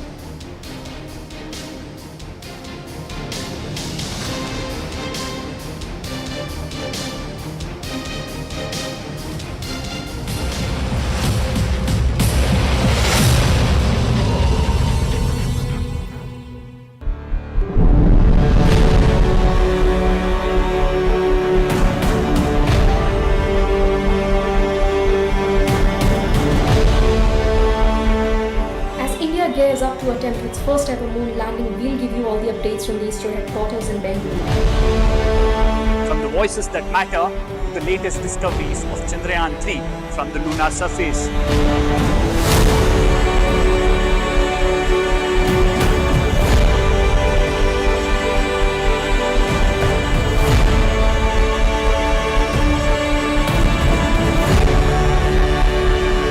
Watch CNN News as we bring you all the updates and details of the India's historic moon mission.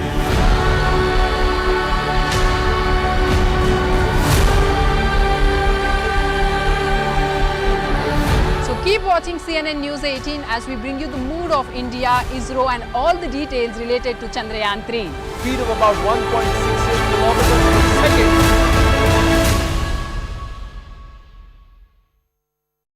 second. LIC will actually separate it.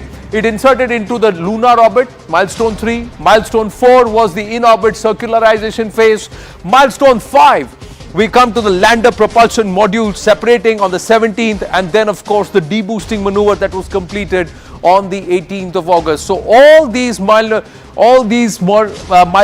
have gone as planned. But there's the 15 minutes of terror. That's what scientists call it. The final 15 minutes, that is the descent onto the moon's surface. That will determine the success of the mission, because from a speed of about 1.68 kilometers per second, you got to reduce your speed to just about 2 meters per second. That's the deceleration. That's where the 4 thrusters play a critical role. The lander begins the descent towards the moon. That's what the 15 minutes of terror. To move towards the moon at 6,000 kilometers per hour, ISRO will then give commands to the lander. The lander will then have its own computers that will do the calculation and figure out the deceleration. The thrusters will kick in. All four engines of the lander will be used. The speed will be reduced to just 2 meters per second. And the lander will be made vertical. So it's horizontal right now, it will become vertical and then land on its 4 strong legs, which have been made stronger in that final braking phase, to much stronger than before, to even wield a little bit more than 2 meters per second. So what is expected to happen on the 23rd of August at 6:04 p.m. if all goes according to plan? The Vikram lander carrying the Pragyan rover attempts the landing. That's what it will do. Then the attempt will be to soft land on the moon's south side at the South Pole, the big Atkins Basin, the biggest crater. Series of complex braking maneuvers will come into play. And of course, the lander will actually hover around for a bit to see if the surface is ideal.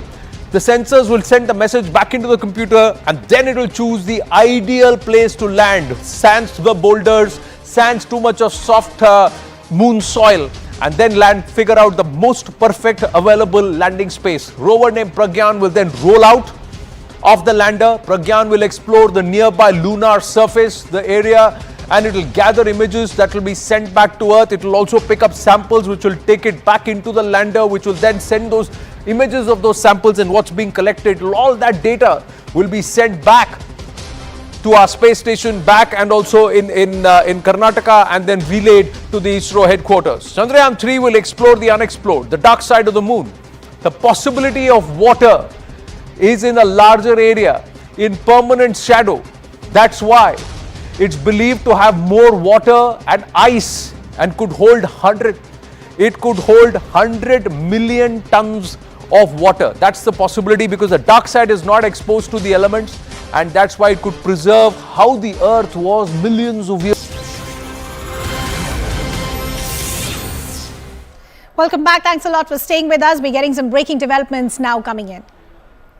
And this is as far as the BRICS summit is concerned, which is currently on in South Africa. This is as part of the open plenary session where we are understanding the Prime Minister Narendra Modi, in fact, has met with other BRIC leaders. And we're also expecting a statement to come out from the President of South Africa in a short while from now, which is the host nation. Remember, the Prime Minister did leave a pre-departure message also saying he's looking at cooperation between leaders as far as the BRICS summit is concerned. Let's also now bring in our colleague Abhishek Jha, who's joining us on the broadcast.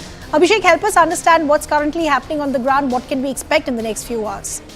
So Prime Minister Modi will be addressing the plenary session. We have seen Prime Minister Modi having taken part in other dialogues yesterday. And yesterday also there was this retreat that was hosted by the President of South Africa, Cyril Ramaphosa, where there was kind of a discussion that regarding this expansion of BRICS, which is also one of the key agenda during this 15th BRICS meeting that is happening in Johannesburg. And Indian Prime Minister was able to share some clarity on that, and he has been able to forge some sort of consensus that any new membership that will happen in the BRICS grouping will have to abide by the guidelines which has already been laid by the grouping. Yeah. So this is the information that we have been getting from our sources.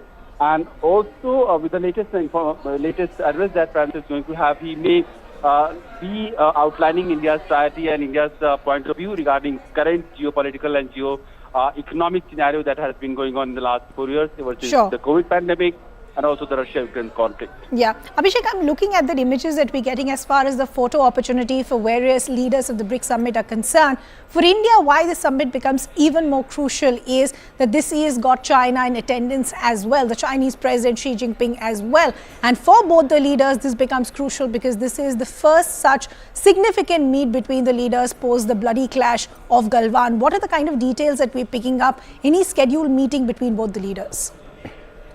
Since that Galwan clash, Prime Minister Modi and President Xi Jinping, at least they have met twice in person, but under a format of grouping. They have not met bilaterally. First was during the SCO summit level talk in Samarkand, and then it was G20 in Indonesia, where the two leaders had a chance to be under one roof. In Indonesia, surprisingly, there was a very brief, few seconds interaction also that happened between the two leaders, where Prime Minister Modi apparently did discuss about stabilizing the bilateral relationship in the wake of the recent conflict and the differences that the two nations have been facing. But will Prime Minister Modi be having a bilateral 100% dedicated to India-China relations and, India-China's collective concern of the world order or the regional security concerns? That remains to be seen because there has been some reports that say that the Prime Minister Modi and Xi Jinping both could very well meet. Today will not be the day probably where the two leaders had any chance or any scope where the two can meet. But there are chances that the two leaders will meet. Okay. We have seen recently the Corps Commanders meeting has happened, trying to sort out the differences on the issue of LAC. Then there are senior military commanders who have been meeting regularly. So probably that is precursor to something big that could happen in Johannesburg. Abhishek, the other big aspect that many are watching out this time around is also as far as any expansion that's on the anvil. Which country is going to be that's going to be added? What are you hearing in terms of the expansion plan is concerned? Currently, BRICS is envisaging itself as one of the major economic and development blocs other than the G7 groupings, which is mostly governed by the European countries or the countries from the global north. So BRICS can very well be the part of that global south, which will have a variety of representation from countries of South Africa, from Africa, Latin America, CARICOM countries, Gulf countries, countries from Asia.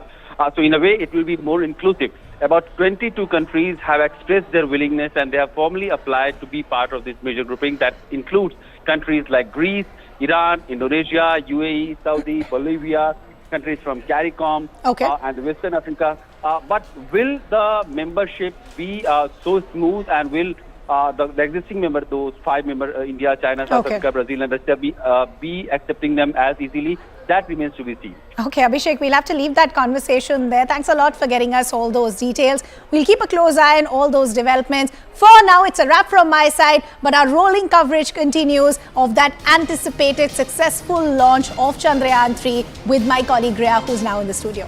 Thank you so much for that, Ridhima, and thank you so much for staying here on CNN News 18. Like Ridhima was just pointing out, we have been on this rolling coverage that is all set to watch history happen, and India is going to be the shining example as Chandrayaan 3 is all set to make that touchdown on the lunar South Pole. It is a very, very historic day today. All eyes are, of course, at the ISRO Centre and on India as far as the global forum is concerned. What people are looking at, and at least, of course, you can see in your visuals, prayers are all set so that that soft landing is achieved of the Vikram lander. Now, India is at its historic juncture. This is the third lunar mission, Chandrayaan 3, that we're talking about. It's all set to land on the moon today, the Earth's only natural satellite. And on to the South Pole. With that, India is going to be becoming only the 4th country to attempt that major goal and the first one to explore the uncharted territory, that is the lunar South Pole. Now, according to ISRO, the automatic landing sequence of the spacecraft is all set to be initiated. It is initiated, and it is the mission, and if that mission is successfully completed, then India is going to be having that big feather in its cap. Only the fourth country to master the technology of soft landing on the lunar surface after United States of America, China and the erstwhile Soviet Union. India will also become the first country to reach the uncharted, unexplored, larger south pole of the moon, like I said, and prayers, as you can see in every frame of these visuals that we are putting before you, are on so that that achievement is really fulfilled. From Srinagar to Raichur, people are lining up outside temples, gurudwaras, churches and mosques for successful landing of Chandrayaan 3. This live telecast of the landing operations will begin at 5:20. Remember, 5:20 is when that entire descent process really begins. 5:20 to 6:04. Those crucial 15 minutes, the 15 minutes of terror as ISRO puts it, that is the crucial aspect, and that is going to be when the live telecast begins. Now, according to the Indian Standard Time, 5:20 is when all eyes will be glued to television screens, and also that live link that is there on the ISRO websites. That live streaming has also been in fact shared, and it's available on the ISRO's official website. If we talk about Prime Minister Narendra Modi, we are also given to understand that he too is going to be virtually part of that session, even though he's currently in South Africa for the BRICS summit. Now, let's actually take a look at some of the important aspects. So why we are calling this as a big achievement as far as India is concerned, considering if this landing is achieved, this is going to be making India only the fourth country to have done so. What happens? It's after United States of America, after the erstwhile USSR, Russia basically, and China. India is going to only become the fourth country to have achieved a soft landing on the surface of the moon. And that's a big feather in India's cap, and also the scientific prolific achievement that India looks at achieving is something that is going to be seen today at 6:04. Hopefully, fingers are crossed. Prayers are in place. Everybody is hoping that India makes that soft landing. Remember, there is a lot of contingency that is at play. If you believe the senior scientists, they are saying they have backups and backups after backups that will in fact take care of the fact that things that had gone wrong during Chandrayaan 2 really do not happen this time around. And that's why after 4 full years of that crashing on the moon surface of Chandrayaan 2 on September 7, 2019, we in fact are attempting this after 4 years only. In fact, what we are going to do right now is play out certain reactions for our viewers. We also have our colleagues on ground who are constantly keeping an eye on minute by minute details and taking a look at what exactly is happening. And they also have all excited Indians with them, students with them, civilians with them, who are in fact keeping their fingers crossed so that this eventual moon mission is complete, Chandrayaan 3. We have Harish and Akshara, Ritu. We also have Swastika. All of these people, there is Shireen, Vinaya, all of these people are joining us live on the broadcast. But before we go to my colleagues who are all excited and looking at what the palpable excitement is, first let's play out that reactions for our viewers, and then we'll go back to my colleagues. Well, it is a big day. It's a fantastic thing if you think of it, that for anyone in the planet, not just for India, but to be able to send this precision with which we have been able to send Chandrayaan 3, and also through a process which is quite different from the others. I mean, to think of a process which meant that you circle the Earth first, and then like a sling you go there, and then you circle the moon and then come back. Also, so many innovations. And in science and engineering, we learn from mistakes. I mean, Chandrayaan 2 had great success, except that the lander, there were problems. So ISRO has corrected those issues and tried. I mean, we cross our fingers and hope everything goes well. But it's a wonderful thing for the humanity, because nobody has landed on the south side of the moon. Gurdwara साहब में special अरदास हुई है चंद्रयान 3 की successful landing के लिए। वो सिर्फ यहाँ ही नहीं, देश भर में आप हमारे सारे जो भाई बहन हैं, देश की सारी जनसंख्या यही प्रार्थना कर रही है कि आज चंद्रयान 3 की जो लैंडिंग होगी सक्सेसफुल होगी और भारत विश्व भर में उन देशों में शामिल होगा जिन्होंने ऐसी अकम्पलिशमेंट को हासिल किया है। उम्मीद लगाए बैठे हैं कि चंद्रयान 3 की जो यात्रा है वो आज कामयाब तौर पे मुकम्मल होगी। हम उस इंतज़ार में हैं कि कब चांद से तस्वीर और रील उस जगह से भेजी जाएगी जहां पे आज तक किसी भी मुल्क ने, जिसको अंग्रेजी में सॉफ्ट लैंडिंग कहते हैं, वो नहीं किया है। अगर चंद्रयान 3 की ये यात्रा आज कामयाब हुई, जिसकी हम उम्मीद लगाए बैठे हैं, तो हम उन मुल्कों के साथ गिने जाएंगे जिन्होंने चांद पे इस तरह का काम किया है। And as promised, let me first take this across to my colleagues who continue to join us from various places across the country. First, cutting across to my colleague Sherin, who is joining us from the Nehru Planetarium in the national capital. Sherin, I see there's a lot of buzz and a lot of excitement behind you. Are you able to hear me, Sherin? Are you able to hear me?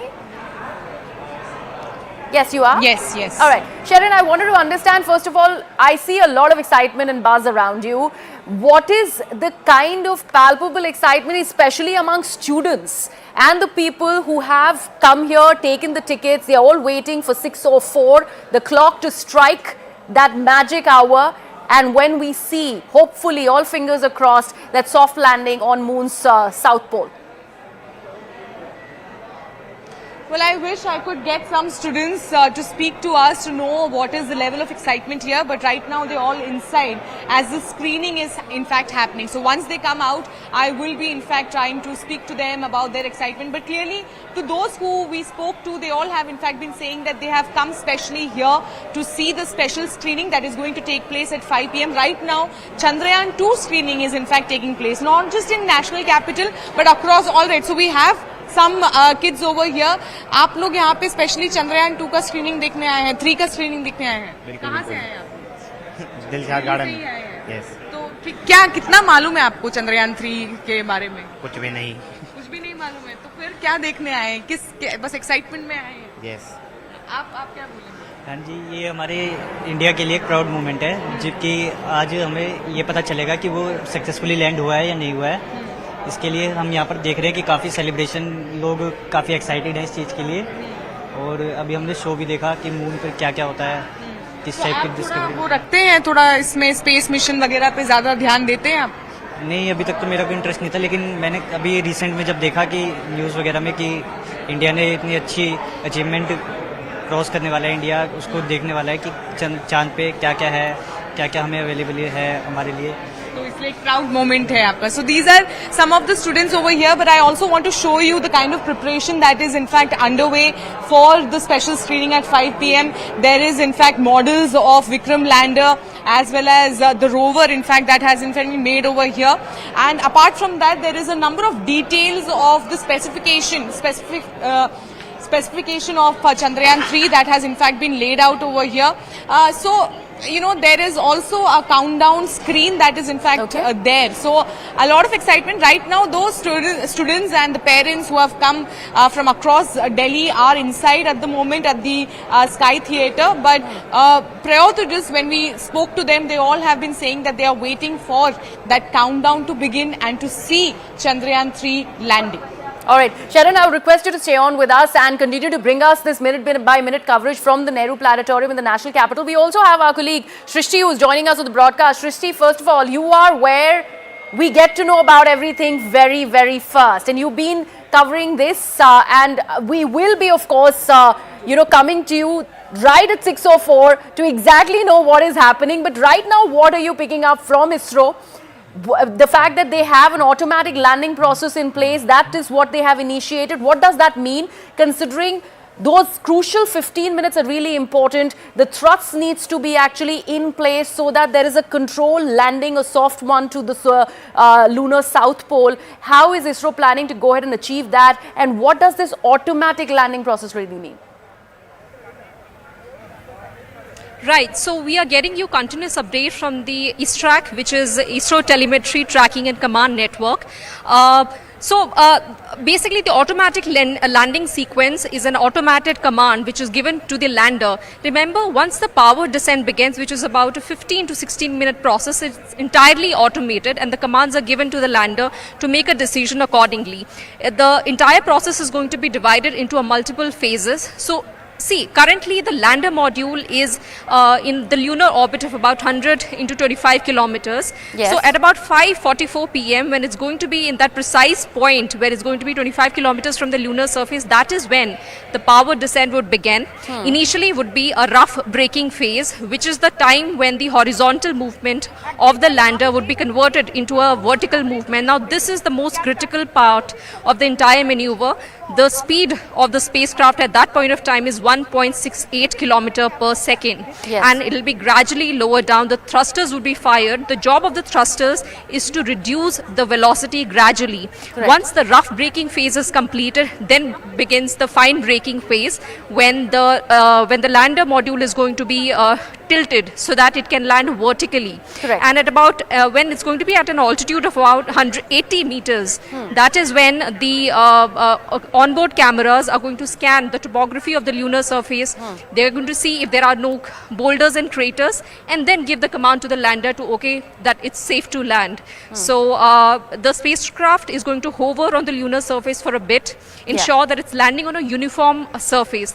Let's say if it doesn't find that point, it can go up to a distance of about 150 meters and eventually land.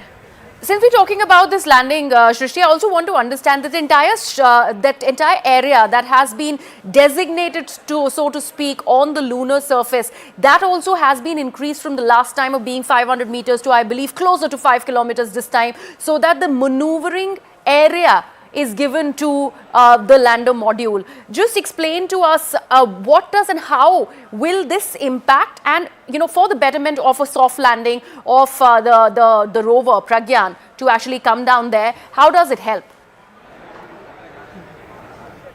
Right. So ISRO this time has selected a slightly larger area as a landing site on the south pole of the moon. So last time, compared to last time, this time we have an area of about 4 into 22.5 kilometers. So the lander can land anywhere on that. And now, even in this landing site, the ISRO has done a grid-wise comparison to ensure that which all points there are craters and there are boulders, and the lander, the instructions have been given to the lander to ensure that it lands on a uniform surface. So that the extra landing site is going to ensure that the lander does not have a difficulty in taking that decision.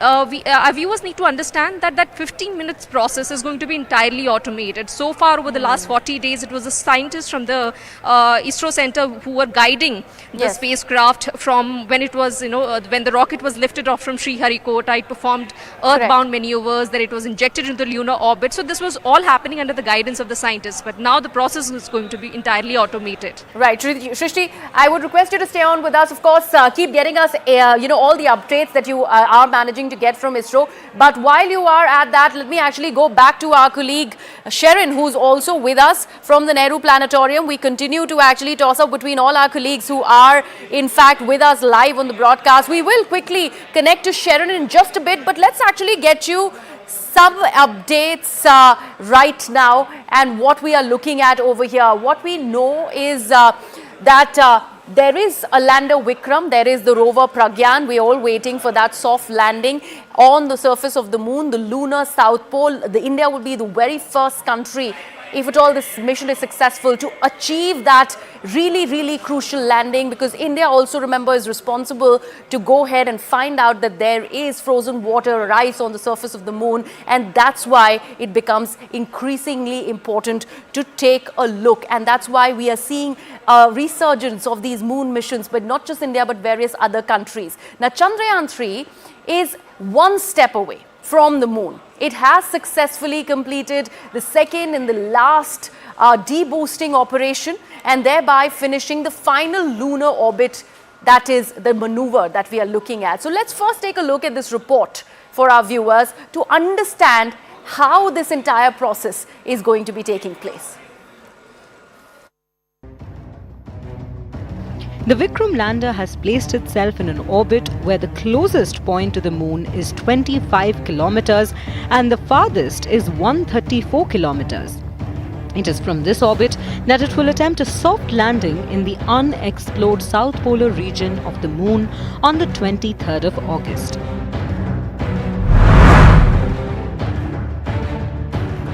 Now that the deboosting maneuver is done, ISRO says the module will undergo internal checks and wait for sunrise at the designated landing site. Why has the soft landing been planned according to the availability of sunlight on the moon? Because solar panel has been added to the rover. The Vikram lander and Pragyan rover will stay on the moon for 14 days until sunlight is there. When there is no sunlight, a small solar panel which is on the rover will generate power to charge the battery for the next 14 days until light comes. Remember, the temperature there goes down to -40 degrees. So if the landing does not take place as planned on the 23rd of August, ISRO will have to wait for another month to make a landing attempt in September in order to keep the sunlight in mind.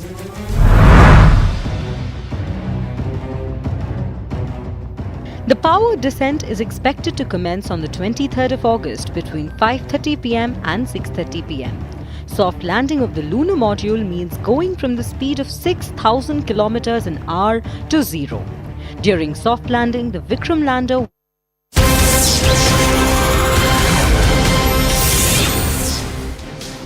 We're cutting out of that to get you some breaking news on the broadcast, and this concerns the Prime Minister, who's currently in South Africa, in Johannesburg, for the 15th BRICS Summit. Now, we are bringing to your notice Prime Minister Narendra Modi's respect for the tricolour, and to denote that very respect, he has ensured that he doesn't end up standing on the position that has been marked for every leader, which is marked by the respective countries' flags. He ensured that he doesn't end up stepping on the tricolour, and taking his example, even the South African President, Mr. Ramaphosa, also who had stepped on the South African flag, decided to follow suit. Taking this across to my colleague Payal Mehta for more inputs on this story.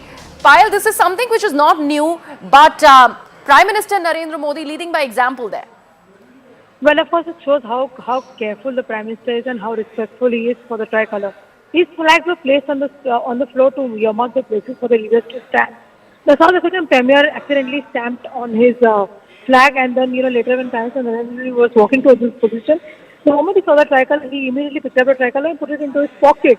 So that is the kind of respect that he really has, and despite the fact that the assistance was given to the South African Premier to hand over the flag, the Prime Minister did not hand over our flag, and he kept his flag in his pocket. So obviously, the respect that he brings for India and the way in which he commands the respect across the world is another example that we are seeing right now as well. And this is for the world to see the kind of respect the Prime Minister Narendra Modi brings to 140 crore Indians, and more importantly brings to the national flag and holds it in the highest regard. Absolutely. In his mind as well as on behalf of the country. Absolutely. Payal, and before we let you go, I'd also like to understand what is the itinerary for today as far as the BRICS Summit is concerned. What all is the Prime Minister intending on doing? What's in place, and also about the crucial bilateral between both the South African President, Prime Minister Narendra Modi, and also with China. What is the word on that? Well, the Prime Minister has a number of meetings which is lined up, and he has a number of meetings which are roundtable meetings and also individual meetings. But his meeting with Xi Jinping will be the most important to watch out for, because that is something which everybody is really looking forward to. But the most important thing that we as Indians are looking forward to is hearing the Prime Minister speak after the landing of the Chandrayaan. That's probably the most important thing on his agenda. Even if he's going to be joining the entire affair virtually, since he's South Africa. But yes, he has a series of meetings lined up, and like you said, this is the 15th BRICS Summit and extremely important. And we already saw the kind of respect and we saw the kind of welcome that Prime Minister received yesterday when he was there. So he has a number of important meetings to look forward to, also with the fact that he'll after this will also be going to Greece for a series of meetings as well. Right, Payal. Thank you so much for all the updates from the 15th BRICS Summit. And with that, we are going back to this rolling coverage of Chandrayaan 3, India's moon mission. And joining me on the broadcast is Yogesh Kumar Joshi, who is an astronomer from Space India. Yogesh, it's a big day today for the country. And of course, we are looking, and all the fingers are crossed for a successful soft landing on the lunar south pole. What are your feelings, first of all, as an astronomer, as a person who has keen interest in the space science, especially vis-a-vis India? What are you looking at today? Okay, ma'am. So first of all, it's actually difficult right now to express my feelings, right? It's like a kind of mixed feelings, right? I should feel pride or proud of all the ISRO scientists, whatever they have done, and we should take pride that we are just about to land few hours away, and at any moment we'll do the soft landing, and we are going to be the first country to do so. But on the other side, seeing from the scientific community, there are the challenges that we always talk about, right? That is still left. That is the main phase that we say that is still left. The main leg is still left. So the feelings are kind of mixed. Overall, I'm filled with joy. Right, and yes, because it's a happy moment for being an Indian. It's a happy moment for us. We don't know maybe when next landing, on which planet, which moon we are going to see. Yes. But today we are going to see history being made. Yogesh, help me understand one thing. Obviously, when we are looking at Chandrayaan 3, we are also talking it in perspective of Chandrayaan 2. And the headlines actually scream how it failed. But for a scientific mission, no failure is a failure. It is just a step, a learning experience, and you better from that. And that's what our scientists, our Indian senior scientists, have been doing for these 4 years, ever since that failed attempt in 2019. But that Chandrayaan 2 orbiter is still going to be used today. Is that right? Yes, ma'am. So let's start with Chandrayaan 2, right? It's people say that it's a failure, but we will rather say it was a partial success and a very good lesson for all of us, that what exactly is going to be the wrong way, that way that we should not attempt. Yes. Right. So we have got that one way. Second thing, the learnings from Chandrayaan 2 and the data that we are going to get from the orbiter of Chandrayaan 2. So initially, when it was planned, that orbiter, it will work for 1 year. But later on, when ISRO examined the health of the orbiter, and they understood one thing, that it can work for approximately 7 years. Now today, coming back to today, in case of Chandrayaan 3, the orbiter of Chandrayaan 2 is actually the link, the backup link, or you can say the backup communication channel for us, because directly communicating with the lander, see, we have set up ISDN network. Okay, now if in case of any fail, let's say lander is not able to communicate directly to the IDSN, then it is going to communicate to the orbiter, and orbiter is going to send us the all the signals to us. Apart from this, when we talk about like Chandrayaan 3 and 2, so a lot of modifications have been made in Chandrayaan 3 so that we can ensure, and that is all dependent on what mistakes we have done in Chandrayaan 2. I won't say mistakes, or I would rather say we have experimented and then we have got the result. Now we are on the new experiment. That, yes. Absolutely. Now, they call it 15 minutes of terror. From 5:20, I believe, 5:45, around that time to 6:04. It is going to be really, really fascinating, and yet really, really heart-wrenching on what exactly is going to happen. Why is that a 15 minutes of terror, first of all? And the other thing, if we again, in comparison to Chandrayaan 2, I was given to understand that the thrusters did not really control the velocity of Chandrayaan 2 as was needed for that soft landing, and hence it crashed on the surface of the moon. How are the scientists this time bettering that? Okay. So let's start with the first thing, that like what exactly we have changed and what exactly is this 15 minutes of terror. So this term was coined by K. Sivan sir, that last 15 minutes, that's the most crucial part. When you shift all your human brain to the lander. Right, now your lander becomes, the Vikram lander is going to be an autonomous body. All the decisions, it has to be taken care by the lander itself. It has to detect, okay, what is my velocity right now, what is my orientation with respect to the moon, okay, how much fuel is left, how much thrusters, for how much time, and at what angle exactly I need to fire them. That's what make the last portion as the most complex operation. Now, currently the orbiter is traveling at a speed of more than 1.6 kilometers per second. Now you can imagine how fast is that, and we need to bring it down to 0.2, or you can say the 2 meters per second. Right, so it's like we need to do with that huge shift. Now all that huge shift needs to be taken care of automatically. So all the sensors should work properly. All the thrusters should be turned on at the right time, that too in the right angle, and only the right amount of thrust should be given. If the thrust is little more or little less, then also it's a problem, right? Though there is, you can say, ISRO has taken more, you can say, buffer this time, right? In fact, let's say the velocity that has to be 2 meters per second, that was restricted for Chandrayaan 2. In case of Chandrayaan 3, let's say it is still 3 meters. Then also it can land. The best part is, let's say if the lander has to land straight, okay, that the angle with the perpendicular needs to be 0.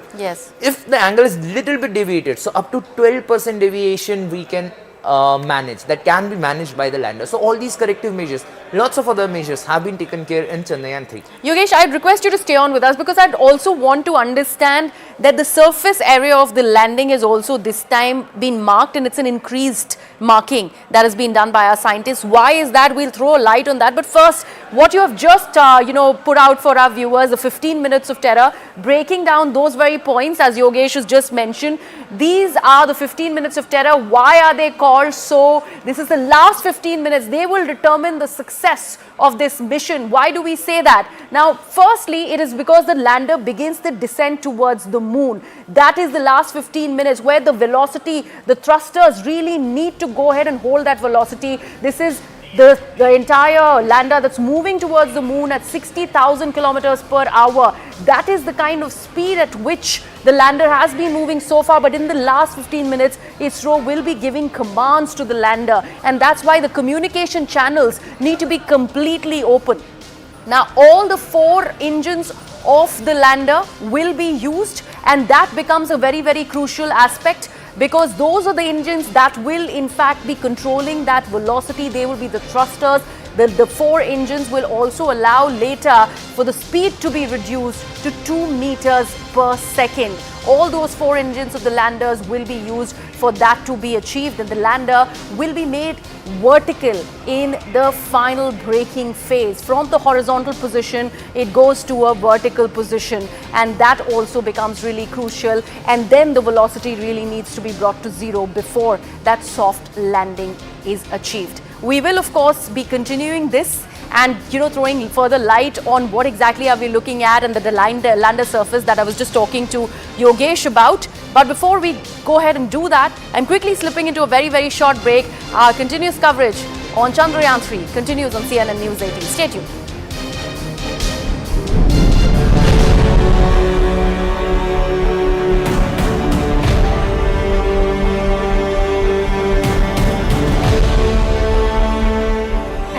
Gears up to attempt its first ever moon landing. We'll give you all the updates from the ISRO headquarters in Bengaluru. From the voices that matter, the latest discoveries of Chandrayaan 3 from the lunar surface.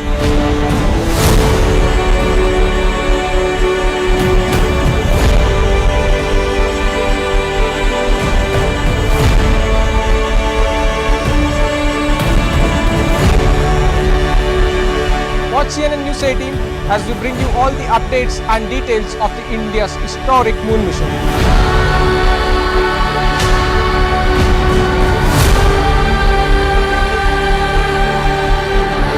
So keep watching CNN News 18 as we bring you the mood of India, ISRO and all the details related to Chandrayaan 3. Speed of about 1.68 kilometers per second.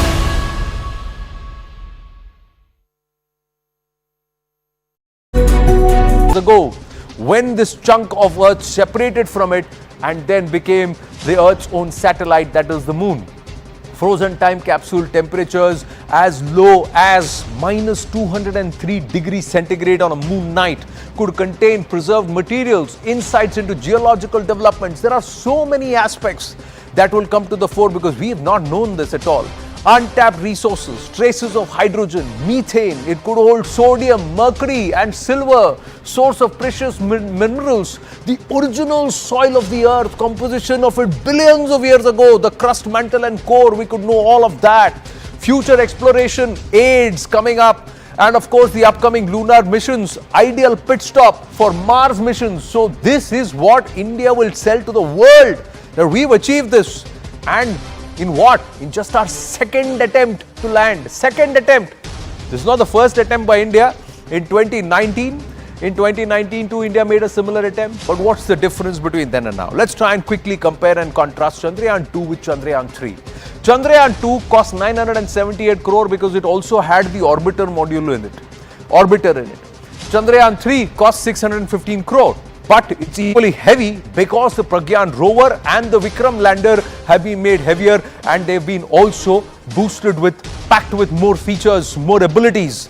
Chandrayaan 2 component, the orbiter, lander, rover. Chandrayaan 3 component, the propulsion module, lander and rover. Chandrayaan 2 payloads were 14. Chandrayaan 3 payloads were, total number is 7. Lesser number but equally 3.9 tons. Chandrayaan 2 days to the moon took 48. Chandrayaan 3 days to the moon is 42. Chandrayaan 2 contained one camera to detect hazards. Chandrayaan 3 contains 2 cameras to be more robust. It also has added features. The Pragyan rover has added solar panels. Chandrayaan 2 landing site is a high plane between 2 craters. Chandrayaan 3, the landing site is slightly off the Chandrayaan 2 site. So not too much variation as far as the landing site is concerned.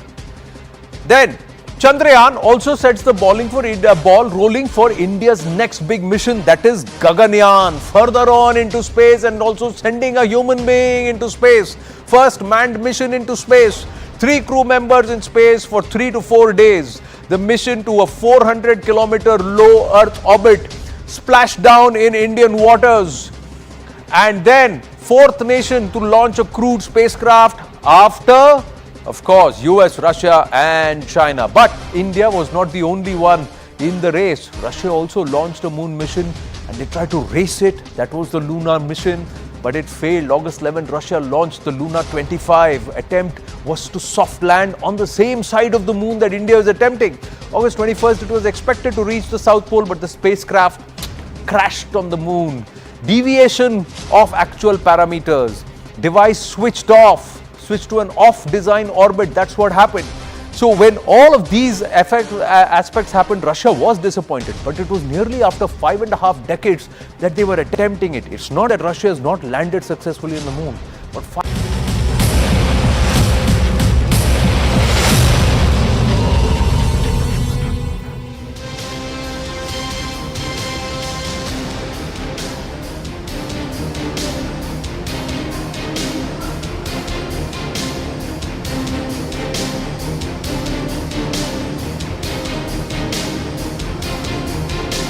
We're calling it India's date with the moon, and this is our rolling coverage on Chandrayaan 3 as India's moon mission is all set to hopefully get completed by 6:04 Indian Standard Time today. We have our colleagues getting us minute-by-minute updates from various places across the country, but the crucial place remains Bengaluru in Karnataka, from where my colleague Harish is live from the ISRO Tracking Centre. Also joining me this evening is Preeti, who's joining us live from the Guwahati Planetarium. Harish, I'll come to you first. The fact that the crucial 15-20 minutes are being much talked about, and that's when the thrusters are going to be put in place so that at least that soft landing, which wasn't achieved the last time around 4 years ago with Chandrayaan 2, is attempted this time. But for that, the communication channel with ISRO needs to be impeccably placed. What are you learning vis-a-vis that? Well, remember, although we are talking about what really goes on in those last 15 minutes or so, there's very little intervention that happens from the telemetry and tracking center here in Bengaluru. Once what is known as automatic landing sequence is in a way empowered, or in a way it's started, there's very little that will happen from here. It is the onboard systems that will take over and in a way carry out that soft landing of the lander. So ISRO knows very well that when they give that ALS command, it's very important that they check all the parameters. If everything is going according to the plan, right from the velocity to the orientation to every parameter that they believe is important for a soft landing, once that is taken care of is when the automatic landing sequence is initiated, after which it's the onboard systems which take over. But nonetheless, there are multiple parameters to be considered. What are the changes compared to Chandrayaan 2? Well, there is what is known as LDV camera, which helps them assess the velocity in relation to the surface of the moon. That was missing in Chandrayaan 2. That has been developed in a very short span of time, and that's something there. The hazard detection avoidance camera, that's another crucial equipment that will help in a soft landing. So ISRO is saying that we have a lot more equipments, and some of them are also almost like a backup to ensure that if one fails, there's another one which comes back and ensures those parameters can be gauged. So ISRO all set for that soft landing and saying that this time we have left nothing to chance. Harish, we are also given to understand that 2 hours before the landing process, ISRO is going to be deciding on whether or not we are going to be, or whether or not it's appropriate to land this time around on the surface of the moon.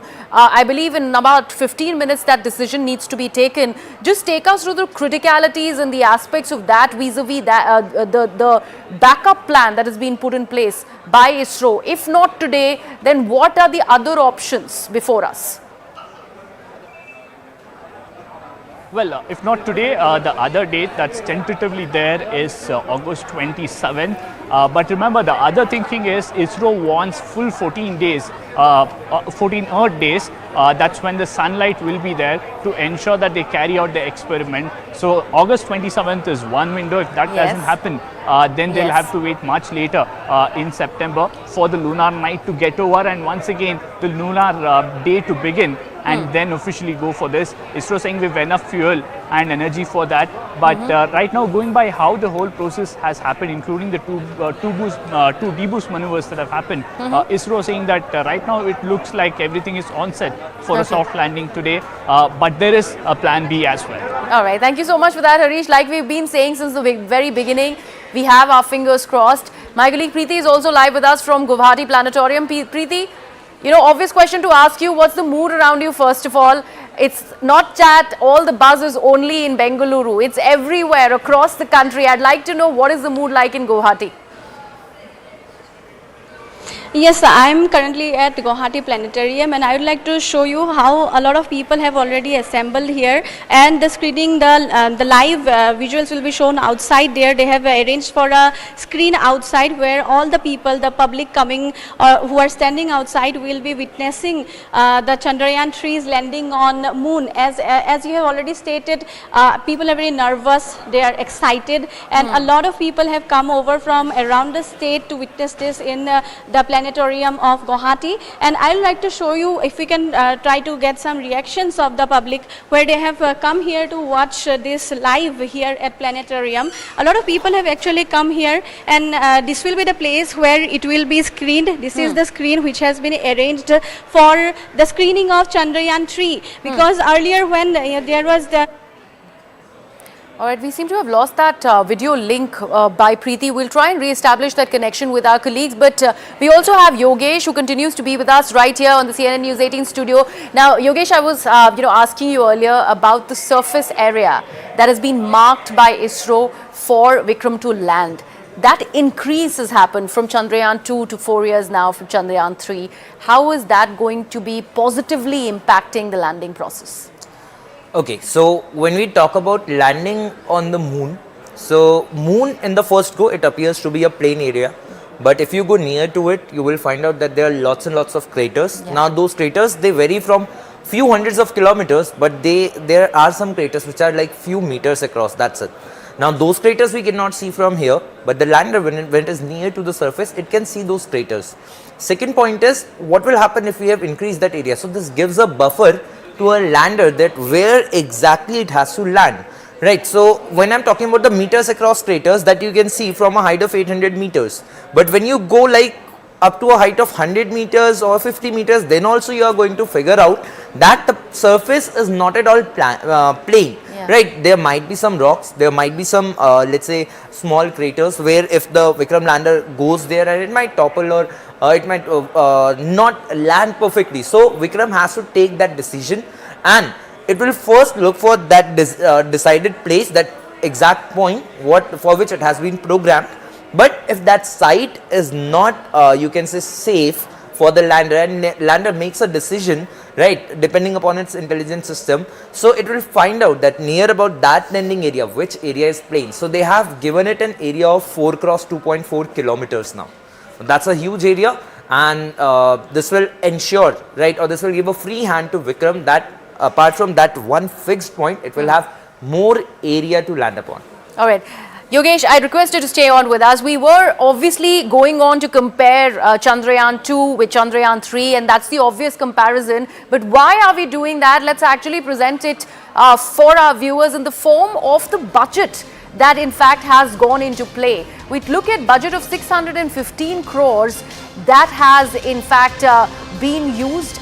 That or needs to be taken into account. There have been a lot of stories on social media on how this budget is much lesser than a lot of films or movies in Hollywood that are being made. So that's how cost effective this entire process is. The journey is of 42 days. An important aspect that we're looking at, a journey of 42 days from when this entire process began in July. And then if we talk about the distance covered, it is about 3.841 kilometers for 84 lakh kilometers, in fact, I beg your pardon, 3.84 lakh kilometers. That is the kind of expanse that we're looking at that Chandrayaan 3 has covered so far, and that becomes a crucial aspect that all of us intrigues us as far as space science is concerned and India's moon mission specifically is concerned. Yasha, my colleague, has also actually brought us this ground report from which is around the Chandrayaan mission from Ghatkopar. In fact, we will cut across to that, but we Excellency Rashtrapati Lula da Silva, Excellency Rashtrapati Putin, Excellency Rashtrapati Xi, Ladies and gentlemen, 15वें BRICS summit के भव्य आयोजन और हमारे आतिथ्य सत्कार के लिए मैं प्रिय मित्र राष्ट्रपति रामाफोसा को एक बार फिर से बहुत बहुत बधाई देता हूं।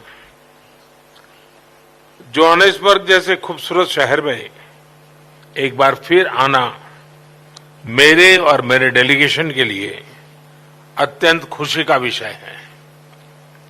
इस शहर का भारत के लोगों और भारत के इतिहास से पुराना गहरा संबंध है। यहां से कुछ दूर ही टॉल्स्टॉय फार्म है, जिसका निर्माण महात्मा गांधी ने 110 वर्ष पहले किया था। भारत, यूरेशिया और अफ्रीका के महान विचारों को जोड़कर महात्मा गांधी ने हमारी एकता और आपसी सौहार्द की मजबूत नींव रखी थी।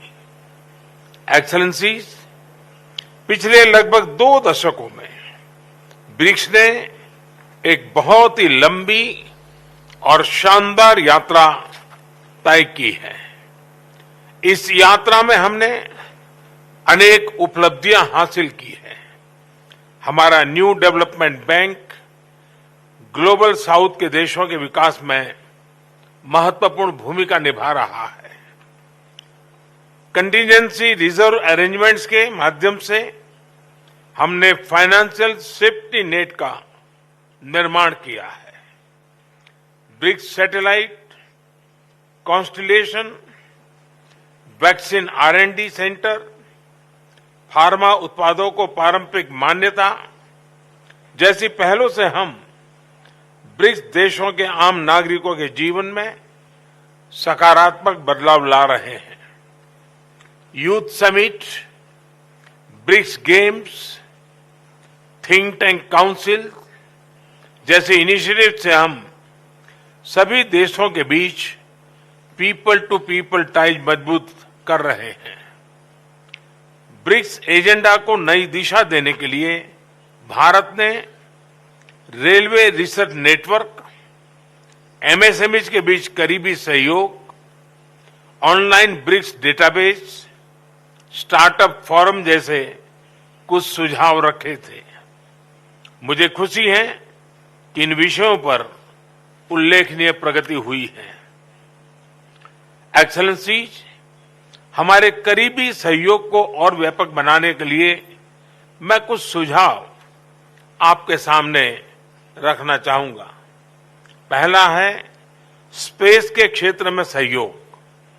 हम ब्रिक्स सैटेलाइट कॉन्स्टलेशन पर पहले से काम कर रहे हैं।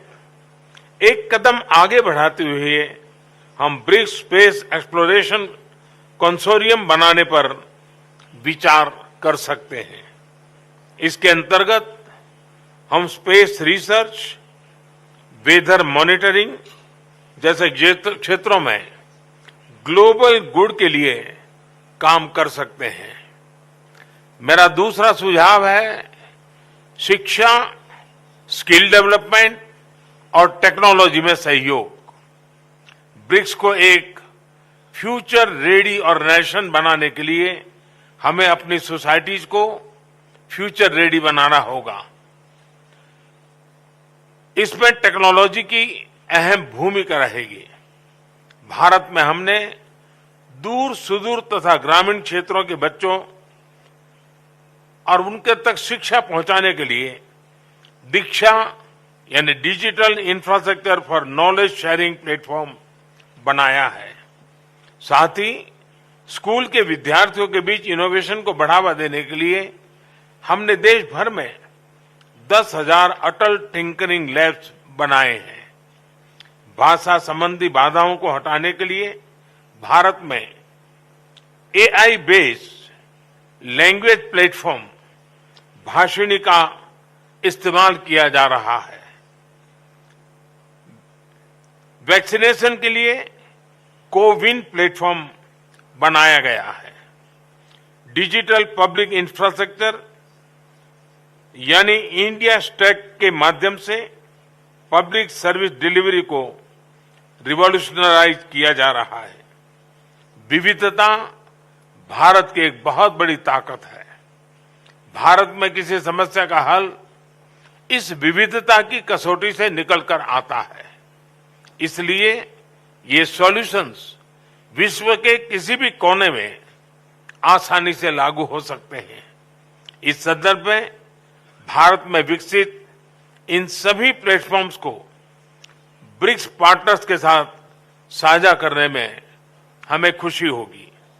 मेरा दूसरा सुझाव है कि एक दूसरे की ताकतों की पहचान करने के लिए हम मिलकर स्किल मैपिंग पर कर सकते हैं। इसके माध्यम से हम विकास यात्रा में एक दूसरे के पूरक बन सकते हैं। मेरा चौथा सुझाव है बिग कैट्स के संबंध में। ब्रिक्स के 5 देशों में बड़ी संख्या में विभिन्न प्रजातियों के बिग कैट्स पाए जाते हैं। इंटरनेशनल बिग कैट अलायंस के अंतर्गत हम इनके संरक्षण के लिए साझा प्रयास कर सकते हैं। मेरा 5वां सुझाव है ट्रेडिशनल मेडिसिन को लेकर। हम सभी देशों में ट्रेडिशनल मेडिसिन का इकोसिस्टम है। क्या हम मिलकर ट्रेडिशनल मेडिसिन की रिपोजिटरी बना सकते हैं? एक्सेलेंसी, दक्षिण अफ्रीका की अध्यक्षता में ग्लोबल साउथ के देशों को ब्रिक्स में एक महत्व विशेष दिया गया है। हम इसका हृदय से स्वागत करते हैं। यह वर्तमान समय की मात्र अपेक्षा ही नहीं बल्कि जरूरत भी है। भारत ने अपनी G20 अध्यक्षता में इस विषय को सर्वोच्च प्राथमिकता दी है। One earth, one family, one future, इस मूल मंत्र पर हम सभी देशों के साथ मिलकर आगे बढ़ने का प्रयास कर रहे हैं। इस वर्ष जनवरी में आयोजित voice of global south summit में 125 देशों ने भाग लिया और अपनी चिंताओं और प्राथमिकताओं को साझा किया। हमने अफ्रीकन यूनियन को G20 की स्थायी सदस्यता देने का प्रस्ताव भी रखा है। मुझे विश्वास है कि सभी ब्रिक्स पार्टनर्स G20 में भी साथ है और सभी हमारे प्रस्ताव का समर्थन करेंगे। इन सभी प्रयासों को ब्रिक्स में भी विशेष स्थान दिए जाने से ग्लोबल साउथ के देशों को उनका आत्मबल और बढ़ेगा। एक्सेलेंसी, भारत ब्रिक्स की सदस्यता में विस्तार का पूरा समर्थन करता है और इसमें कॉन्सेंसस के साथ आगे बढ़ने का स्वागत करता है। 2016 में भारत की अध्यक्षता के दौरान हमने ब्रिक्स को building responsive, inclusive and collective solution से परिभाषित किया था। 7 साल बाद हम कह सकते हैं कि BRICS will be breaking barriers, revitalizing economies, inspiring innovation, creating opportunities and shaping the future. हम सभी ब्रिक्स पार्टनर के साथ मिलकर इस नई परिभाषा को सार्थक करने में सक्रिय योगदान देते रहेंगे। बहुत बहुत धन्यवाद।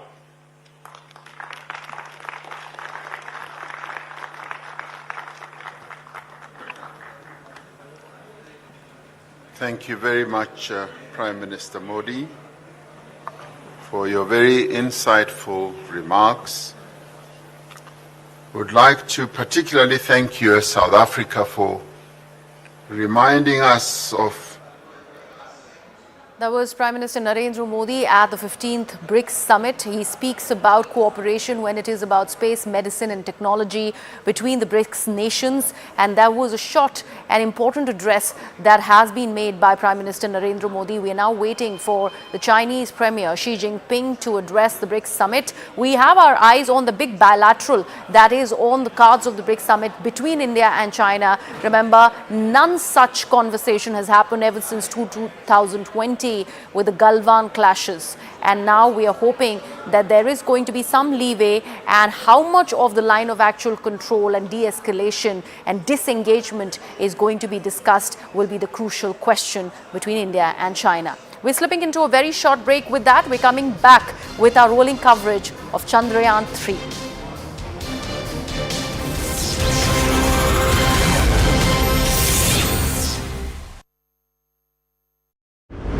How could they make a mistake?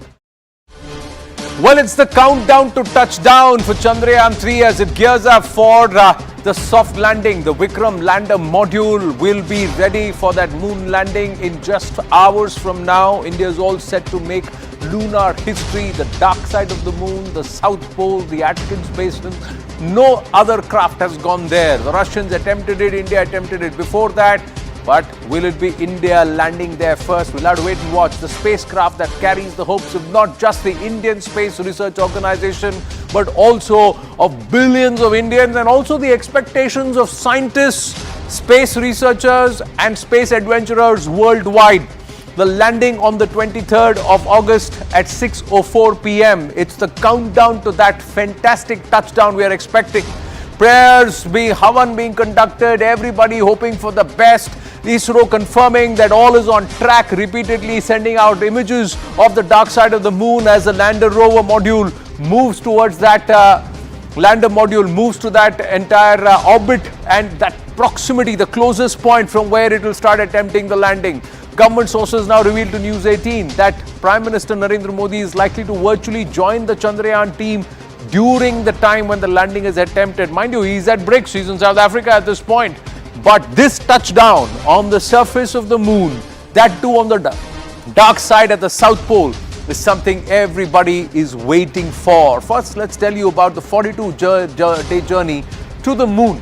The takeoff happened on the 14th of July. It began from Sriharikota and it was all done, practiced to the T, and went on smoothly. Milestone 1 was the 15th of July when the first orbit-raising maneuver happened. So as this entire Chandrayaan modules moved away from the Earth and trying with each elliptical orbit moving out and out and out, and finally slingshotting itself after milestone 2 on the 1st of August, inserted itself into the translunar orbit. And on the 5th of August, the lander propulsion module actually separated. It inserted into the lunar orbit, milestone 3. Milestone 4 was the in-orbit circularization phase. Milestone 5, we come to the lander propulsion module separating on the 17th, and then of course the deboosting maneuver that was completed on the 18th of August. So all these milestones have gone as planned. But there's the 15 minutes of terror. That's what scientists call it. The final 15 minutes, that is the descent onto the moon's surface. That will determine the success of the mission, because from a speed of about 1.68 kilometers per second, you got to reduce your speed to just about 2 meters per second. That's the deceleration.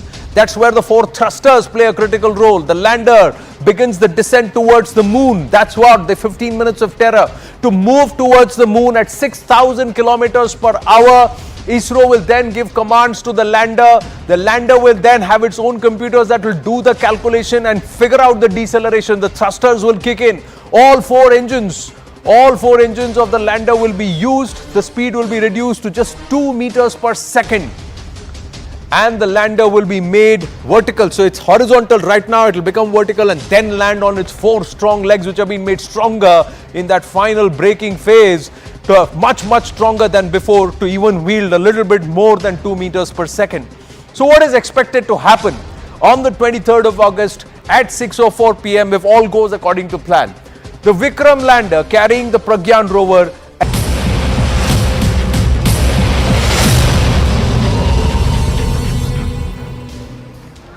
Welcome back. You're watching CNN News 18. I'm Rehatul Siddiqui. Now, a billion Indian hopes are latched on to India's moon mission. This is all set to hopefully be an epic finale after that temporary failure with Chandrayaan 2. Chandrayaan 3, after 4 years, is attempting to make that soft landing on the lunar South Pole. Never before attempted by any other country. The other 3 which have managed to reach the surface of the moon, whether it's the erstwhile USSR, China or the United States of America, India is all set to become the coveted 4th member of that lot. In fact, we have guests on the broadcast. Yogesh continues to be with us, who is going to be offering us more perspective on exactly what India is attempting to look at. Yogesh, why the south pole of the lunar surface? Why is it important? And also, there has been a resurgence of moon missions after so many years by various countries. They've been attempting these moon landings. India is all set to become the 4th country in the world to be doing so. But why the South Pole? Why is it important? Okay, so specifically, ma'am, if we talk about the moon, right, see the front side of the side of the moon that we see, the near side, it is having most of the plain areas. Now, when we talk about the Apollo missions, I'm starting back from the NASA missions, right? So, it's like all the Apollo missions, they have landed in the plain areas, which is on the front side, you can see towards the equator. Now, when we talk about India, so when India has started their journey of space exploration, right? So, we want to explore the unexplored part. Now, what can be the next stop? So, we thought of, okay, so we can have multiple options, maybe going towards any of the poles. We could have picked up North Pole or the South Pole. Now, from the Chandrayaan 1, the orbiter, there was a probe which was sent by NASA, right, moon mineralogy mapper. So, from that, we understood one thing, near about the South Pole, there have been traces of water. Okay. So, what can be the best place? We can be the first country who can find out the water or the traces of water over there. Now, that sparked the interest amongst all the nation, because space sector, it's uniform for everyone, right? You find out water and everyone in the world, they will start talking about it.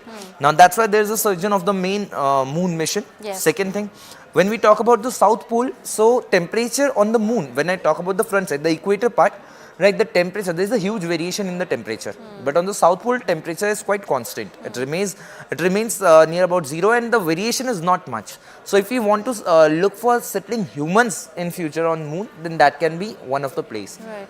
Another point, that is going to be a challenging task, maybe to land on the South Pole. But if you get a technology that where you can get that precise landing onto the South Pole, a place where there are lots and lots of craters, then we are technologically more advanced. Maybe we can say a step ahead of all the other countries. Fourth, we will become that first country who will achieve that soft landing technology onto the South Pole. We are not looking for the plains. We are still looking for a place in between the craters, right? So, this will give us a technological advancement, an advantage over the other countries. That's why the South Pole, ma'am. All right, Yogesh, thank you so much for that very, very important piece of information. Let's once again break down for our viewers, in fact, this entire moon mission, the role of the Vikram lander, and also the fact that it is being named after the father of ISRO, that's Dr. Vikram Sarabhai. We are given to understand that the total weight of this lander is 1,000 749 kilograms. This is in fact designed for the soft landing on the lunar surface. Remember that sort of intricacy has been in fact discrepancy has been in fact taken forward from Chandrayaan 2. The weight was an important aspect because of which it crashed on the surface of the moon in 2019. That sort of has been done away with. It's lighter, and that's why the attempt at a soft landing on the lunar surface might just be possible this time around. Now this goes on to carry the scientific instruments. There are 3 payloads. Payloads are the scientific instruments to gauge the ions, the electrons, which are closer to the surface of the moon. And that's why these payloads become important, because this is going to be marking the entire exploration process. And that's what will make India number one when it comes to the fact that south surface of the moon is being explored. Now, we're also being given to understand that this is in fact gathering images to be sent back to Earth. That's why again this mission becomes really important. How is it going to be impacting and helping India in further space and moon explorations? This becomes important, as the gathering of images will happen through the gadgets that are being sent, the payload that is being sent. We also are given to understand the attempt to soft land on the south surface of the moon will happen once those thrusters are in place and the velocity really is controlled. It's brought down to absolute zero to go ahead and attempt that soft landing. We're of course continuing with our rolling coverage right here on CNN News 18 on Chandrayaan 2, India's Chandrayaan 3, India's moon mission, as finally at 6:04 p.m. this evening, India attempts to make that soft landing on the south pole of the lunar surface. This is the D-Day today. We are all set to be waiting with bated breath for that to be achieved. Continuing with that coverage, stay tuned for more on CNN News 18.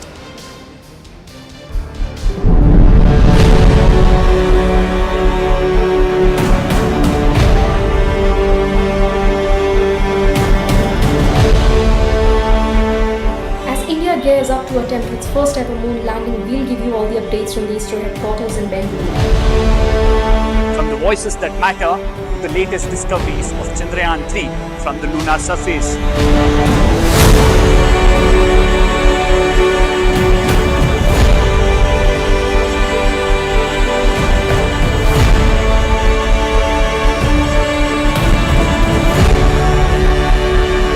Watch CNN News 18 as we bring you all the updates and details of the India's historic moon mission.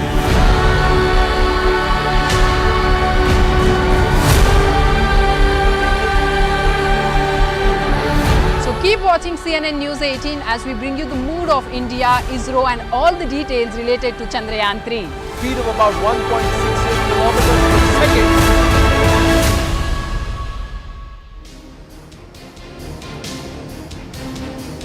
Hello and welcome. Good afternoon. You're watching CNN News 18 and I'm Poonam Burde. We're just a little over 2 hours away when that history is going to be scripted. That's the hope. That's the prayer a billion Indians are making today, and the world is joining us in those prayers. It is going to be India's moment when Chandrayaan 3 is on the lunar surface, when the rover Pragyan, the lander Vikram, make that touchdown on the lunar surface on the dark side of the moon. Exploring the dark side has never really been any more exciting than it is today, and that is really what India and the world are waiting for. We've seen the journey that has taken over the last 40 days. ISRO is excited, India is excited, and we here on CNN News 18 are getting you that excitement. We're getting you the latest updates, and we're getting you an exhaustive, comprehensive analysis of what this means, not just for India, but for the space race of the world. Let's get started with what's happening as far as Chandrayaan 3 mission goes and what exactly is to expect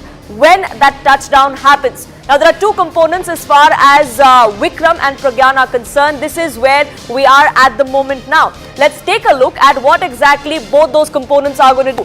One is the lander, which is Vikram. That is going to land on the lunar surface on the south side a little past 6 p.m. tonight. And rover Pragyan is then going to leave an imprint of India, of ISRO on the lunar surface, collect data from the lunar surface, send it back to the lander Vikram, which is then going to feed that data back to India on Earth to ISRO, where we are going to be seeing the analysis take place. So let's take a look at what exactly both Vikram and Pragyan are going to be doing. Let's take a look, beginning with what Vikram and what role really is going to be played by those two components as far as this particular mission is concerned. My colleagues, of course, will be joining us shortly, getting us the latest of what really is happening over the course of time in the next 2 hours. It's going to be a nail-biting finish, really. But let's take a look at the role of the Vikram lander. It was named after Vikram Sarabhai, the father of Indian space research. Total weight of the lander is over 17,000 kilograms, 1,749 to be specific. It's designed for a soft landing on the lunar surface. On the south side is when that landing is going to take place. It carries a scientific instrument. There are 3 payloads atop that lander as well. The payload to gauge ions, to electrons and close to the surface. All of that is equipped with Vikram, the lander. The payload is also going to be measuring the temperature characteristics of this particular side of the moon, of the lunar surface there. Now the lander has the life of 1 lunar day, which is 14 days on Earth. That is the shelf life of Vikram, the lander, and that really is also the shelf life of the entire mission, which is 14 days, 14 Earth days as far as on the lunar surface is concerned. Now this was about the lander, the Vikram. Now Vikram is carrying the rover, which is going to be getting us that crucial data. Pragyan is going to be rolling off once that touchdown happens. It will descend from the lander's belly and roll down, leaving an imprint of India on the lunar surface. It is a 6-wheeled rover. The tires have the ISRO logo and the tricolor. So when it is wheeled off on the lunar surface, we are going to be seeing those 2 imprints of India on the lunar surface. It is going to be placed on the lunar surface after 4 hours is what we're learning. It is then going to get us crucial data from the lunar surface. It's going to be traveling at the speed of 1 centimeter per second. So it is going to be extremely slow, but it is going to be extremely significant, the data that it brings back. Now, the total weight of the rover is 27 kilograms. It has 2 payloads, unlike Vikram the lander, which had 3. What it is going to be doing? Pragyan is going to be scanning the lunar surface with navigation cameras. There are 3 cameras that are atop this particular rover, the Pragyan, unlike the 2 which were there the previous mission.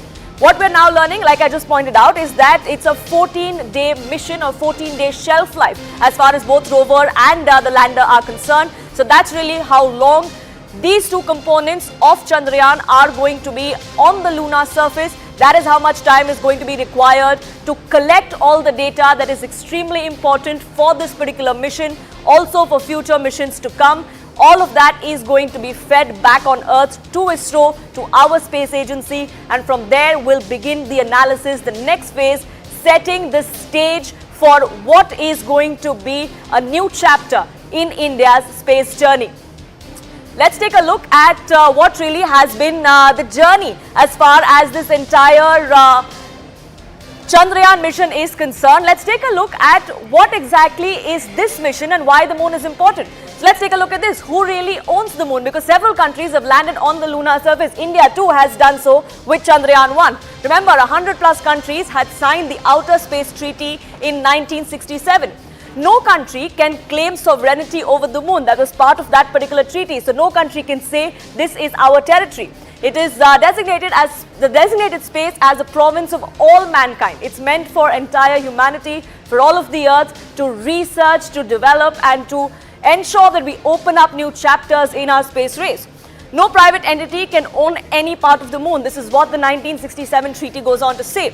The treaty does allow exploration and use of space resources, and that can be done by every single country here on Earth. That really is what the treaty goes on to speak of. So not one country can claim that the moon is theirs, but this moment is ours. Today is going to be India's day, is going to be ISRO's day, and that really is what we're looking forward to. Harish, my colleague, joining us, getting us the latest from Sriharikota. Dr. Amitabha Ghosh also joining us here on this broadcast. So thank you so much for speaking with us here. But let me get in my colleague Harish there, because a lot of excitement, not just here in India, across the world. All eyes are on Vikram and on Pragyan.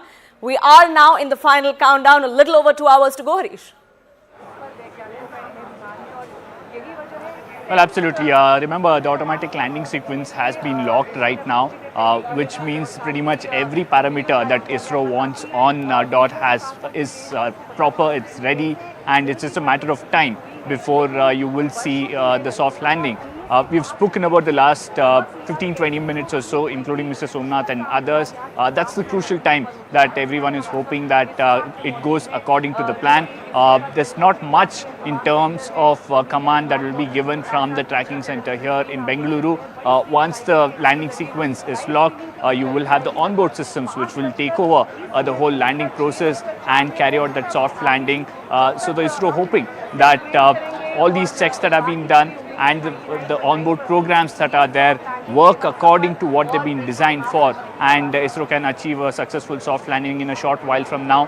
Apart from that, remember, while soft landing continues to be the main focus area, a lot of excitement for scientists and the scientific community would be over the next 14 days or so if the soft landing happens, in terms of the kind of information that these payloads, 3 on the lander and 2 on the rover, would send back to the command center here, whether it's the chemical composition of the surface of Moon or the elements in the surface of the Moon, and the thermal activity on the surface of Moon. These are some of the experiments that will be carried out. The kind of data that will send perhaps is something that the scientific community would be eagerly waiting for. Absolutely. And the kind of impact that it would have on ISRO's future space programs. Absolutely, because it's not just about India, it's not just about ISRO, but it is about entire of mankind. It's about where this leads to us next, and that is why this is extremely important. And I want to get in Dr. Ghosh as well. He was part of the NASA's Mars Exploration Rover mission. And Dr. Ghosh, before we get into the bigger picture and what really this means, not just for India but for the rest of the world as well and all other space agencies,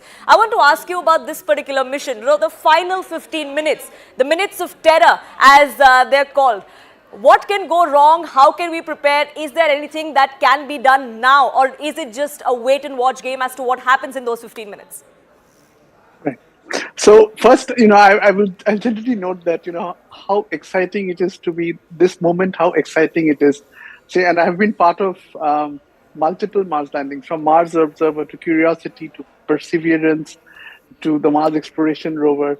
See, it's fascinating. Everybody's talking about horizontal velocity, vertical velocity, component, parameter space. So it's fascinating. It's like a festival and everybody's so interested. There's so many youngsters watching. And, it is kind of these moments which perhaps make a difference to your entire life if you're a youngster watching. The answer to your question. So, the travel time for light signal is probably 1.52 seconds between the rover and here, the lander, rover and Earth, right? So if you were trying to control, so you have to kind of get the data, find out what's wrong, and then send a signal back. That's too risky. And for Mars, where most of my experience is, it's impossible because the travel time is say 20 plus 20, 40 minutes, and the landing time is just 7 minutes. So by the time you receive a signal that something is wrong with the rover, it's already crashed. Right. So here there is nothing that you can do. So since they have taken the call of going ahead, they must be fairly confident that all is well. And so there's nothing. So we don't even know what's in that code, right? And only the ISRO people know. Yes. But even then, they cannot do anything about it. And just as we cannot do anything, we have to watch and wait for the final signal. So it's a very hard time, but at the same time, it has made the whole nation think and be involved, and it's the same for a NASA mission as well.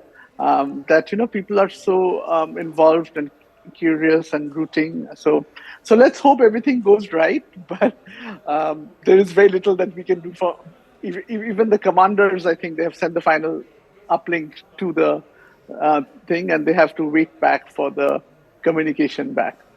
Yes. Yes, but we've had one previous experience from which we've obviously learnt. We have my colleagues also joining us here. Harish continues to be with us, Shrishti and Purnima also with me. But Dr. Ghosh, I want to ask you this. We've learnt from what happened in 2019. ISRO is very confident that all of the things that went wrong back then during Chandrayaan-2, all of them have now been rectified. And this is going to be the moment when we actually do attempt or do successfully make that soft landing on the lunar surface. But I want to ask you this, what is really going to be the issue perhaps that we face this time around as well? Because the south side of the moon, the dark side as it's called, it's a tricky lunar surface, which is why irrespective of how many missions we've seen across many countries that have sent to the moon, many few or perhaps none have actually attempted to land on that side of the moon. See, I think it is less about the South Pole than about the actual soft landing. The parameter space of engineering parameters that have to execute in one after the other at the right time and sense it has to go right in sequence. Say you're starting out on a long journey from Delhi to say a small hotel in California. So you have multiple steps, and if each step doesn't, if one flight is late and then the other your accommodation at New York is disrupted. So here, think of it as an automated sequence. If there are various stages for the landing, right? If one is a little shorter duration, longer duration, doesn't sense the ground at the right time, is not horizontal, not vertical, the landing legs have to withstand the landing. The propulsion system has to. So there are multiple points, And of course, you have to understand the ISRO folks have probably tested everything. But again, this is the moon. You can only test on Earth. And yes. From my experience, I try not to be too happy or to be too sad.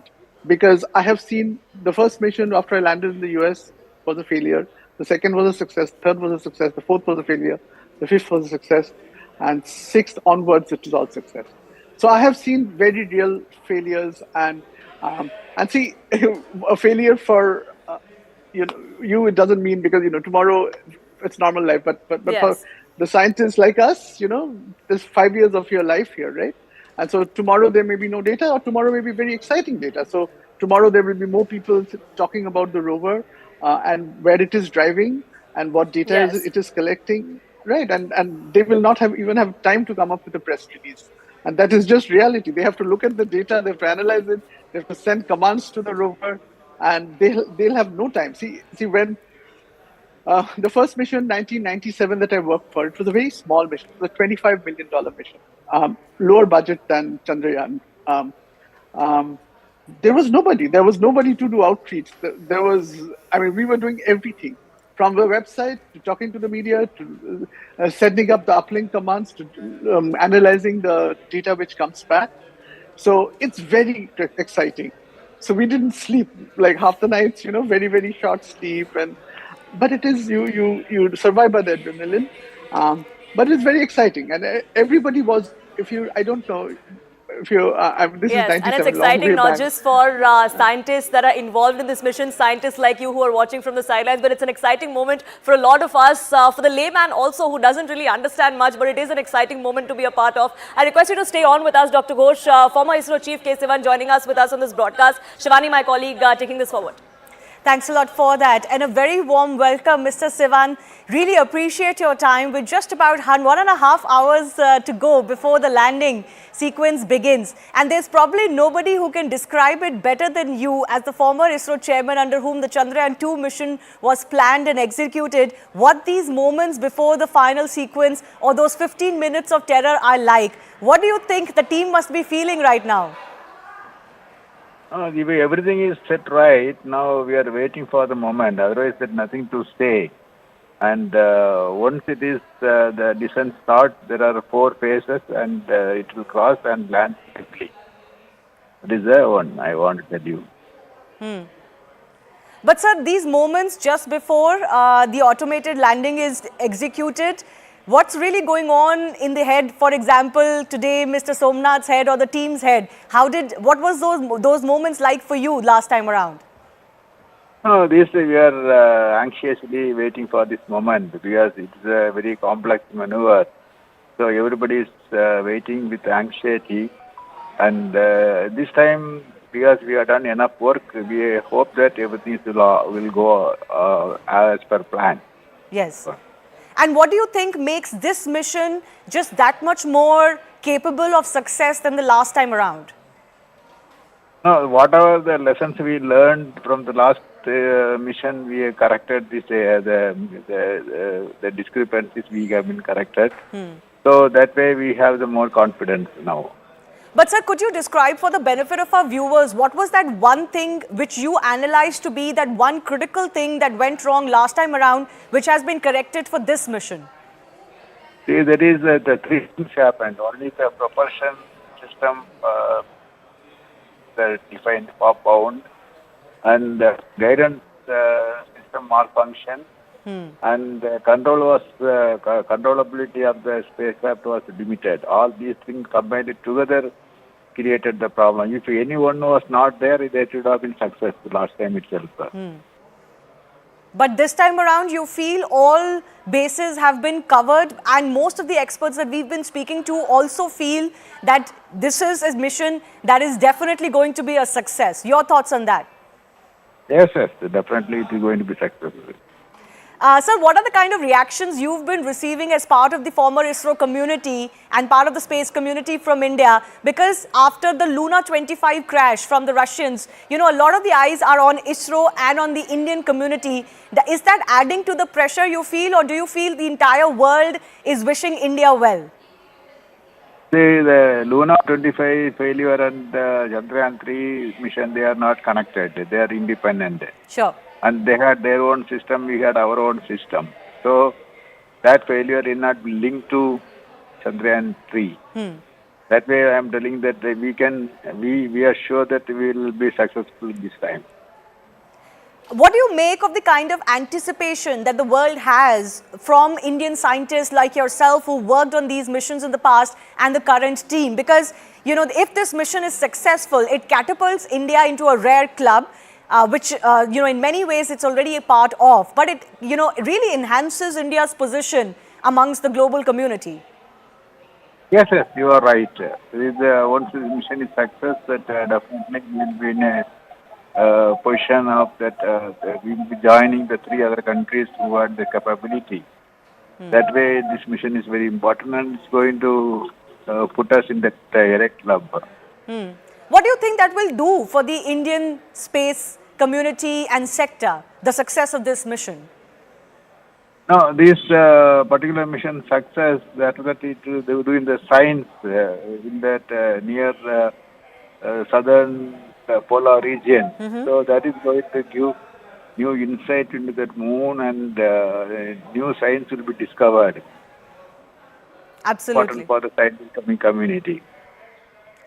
Sir, any words you've had with the current team, some of the scientists who are part of this mission as well, Mr. Somnath, the chairman, current chairman of ISRO, any words you've shared with them? How have you expressed your confidence, if at all, to them? No, that we used to review whenever required. So that we have given the confidence to them. And what do you make of the kind of interest the entire country is showing in a mission like this? That was the case last time around as well. We had a little bit of a heartbreak at the final moment. But this time around too, we are witnessing the entire country coming together. And it just goes on to show the kind of interest science can encourage, especially amongst the younger generation. Regardless of the mission and its success, this is going to have a galvanizing effect on many generations to come. Yes, definitely. You are right. Any final words as far as the team is concerned or to fellow countrymen today, Mr. Sivan? No, we'll wait for the moment to occur. Then we'll see. All right. What I can say. Okay. All right. Thank you so much, Mr. Sivan. Just about 1.5 hours to go for that landing sequence. So really appreciate your time, and we look forward to speaking to you once we have hopefully a successful outcome from this landing maneuver as well. Time for a very short break. News and updates and our full coverage on Chandrayaan 3 mission continues.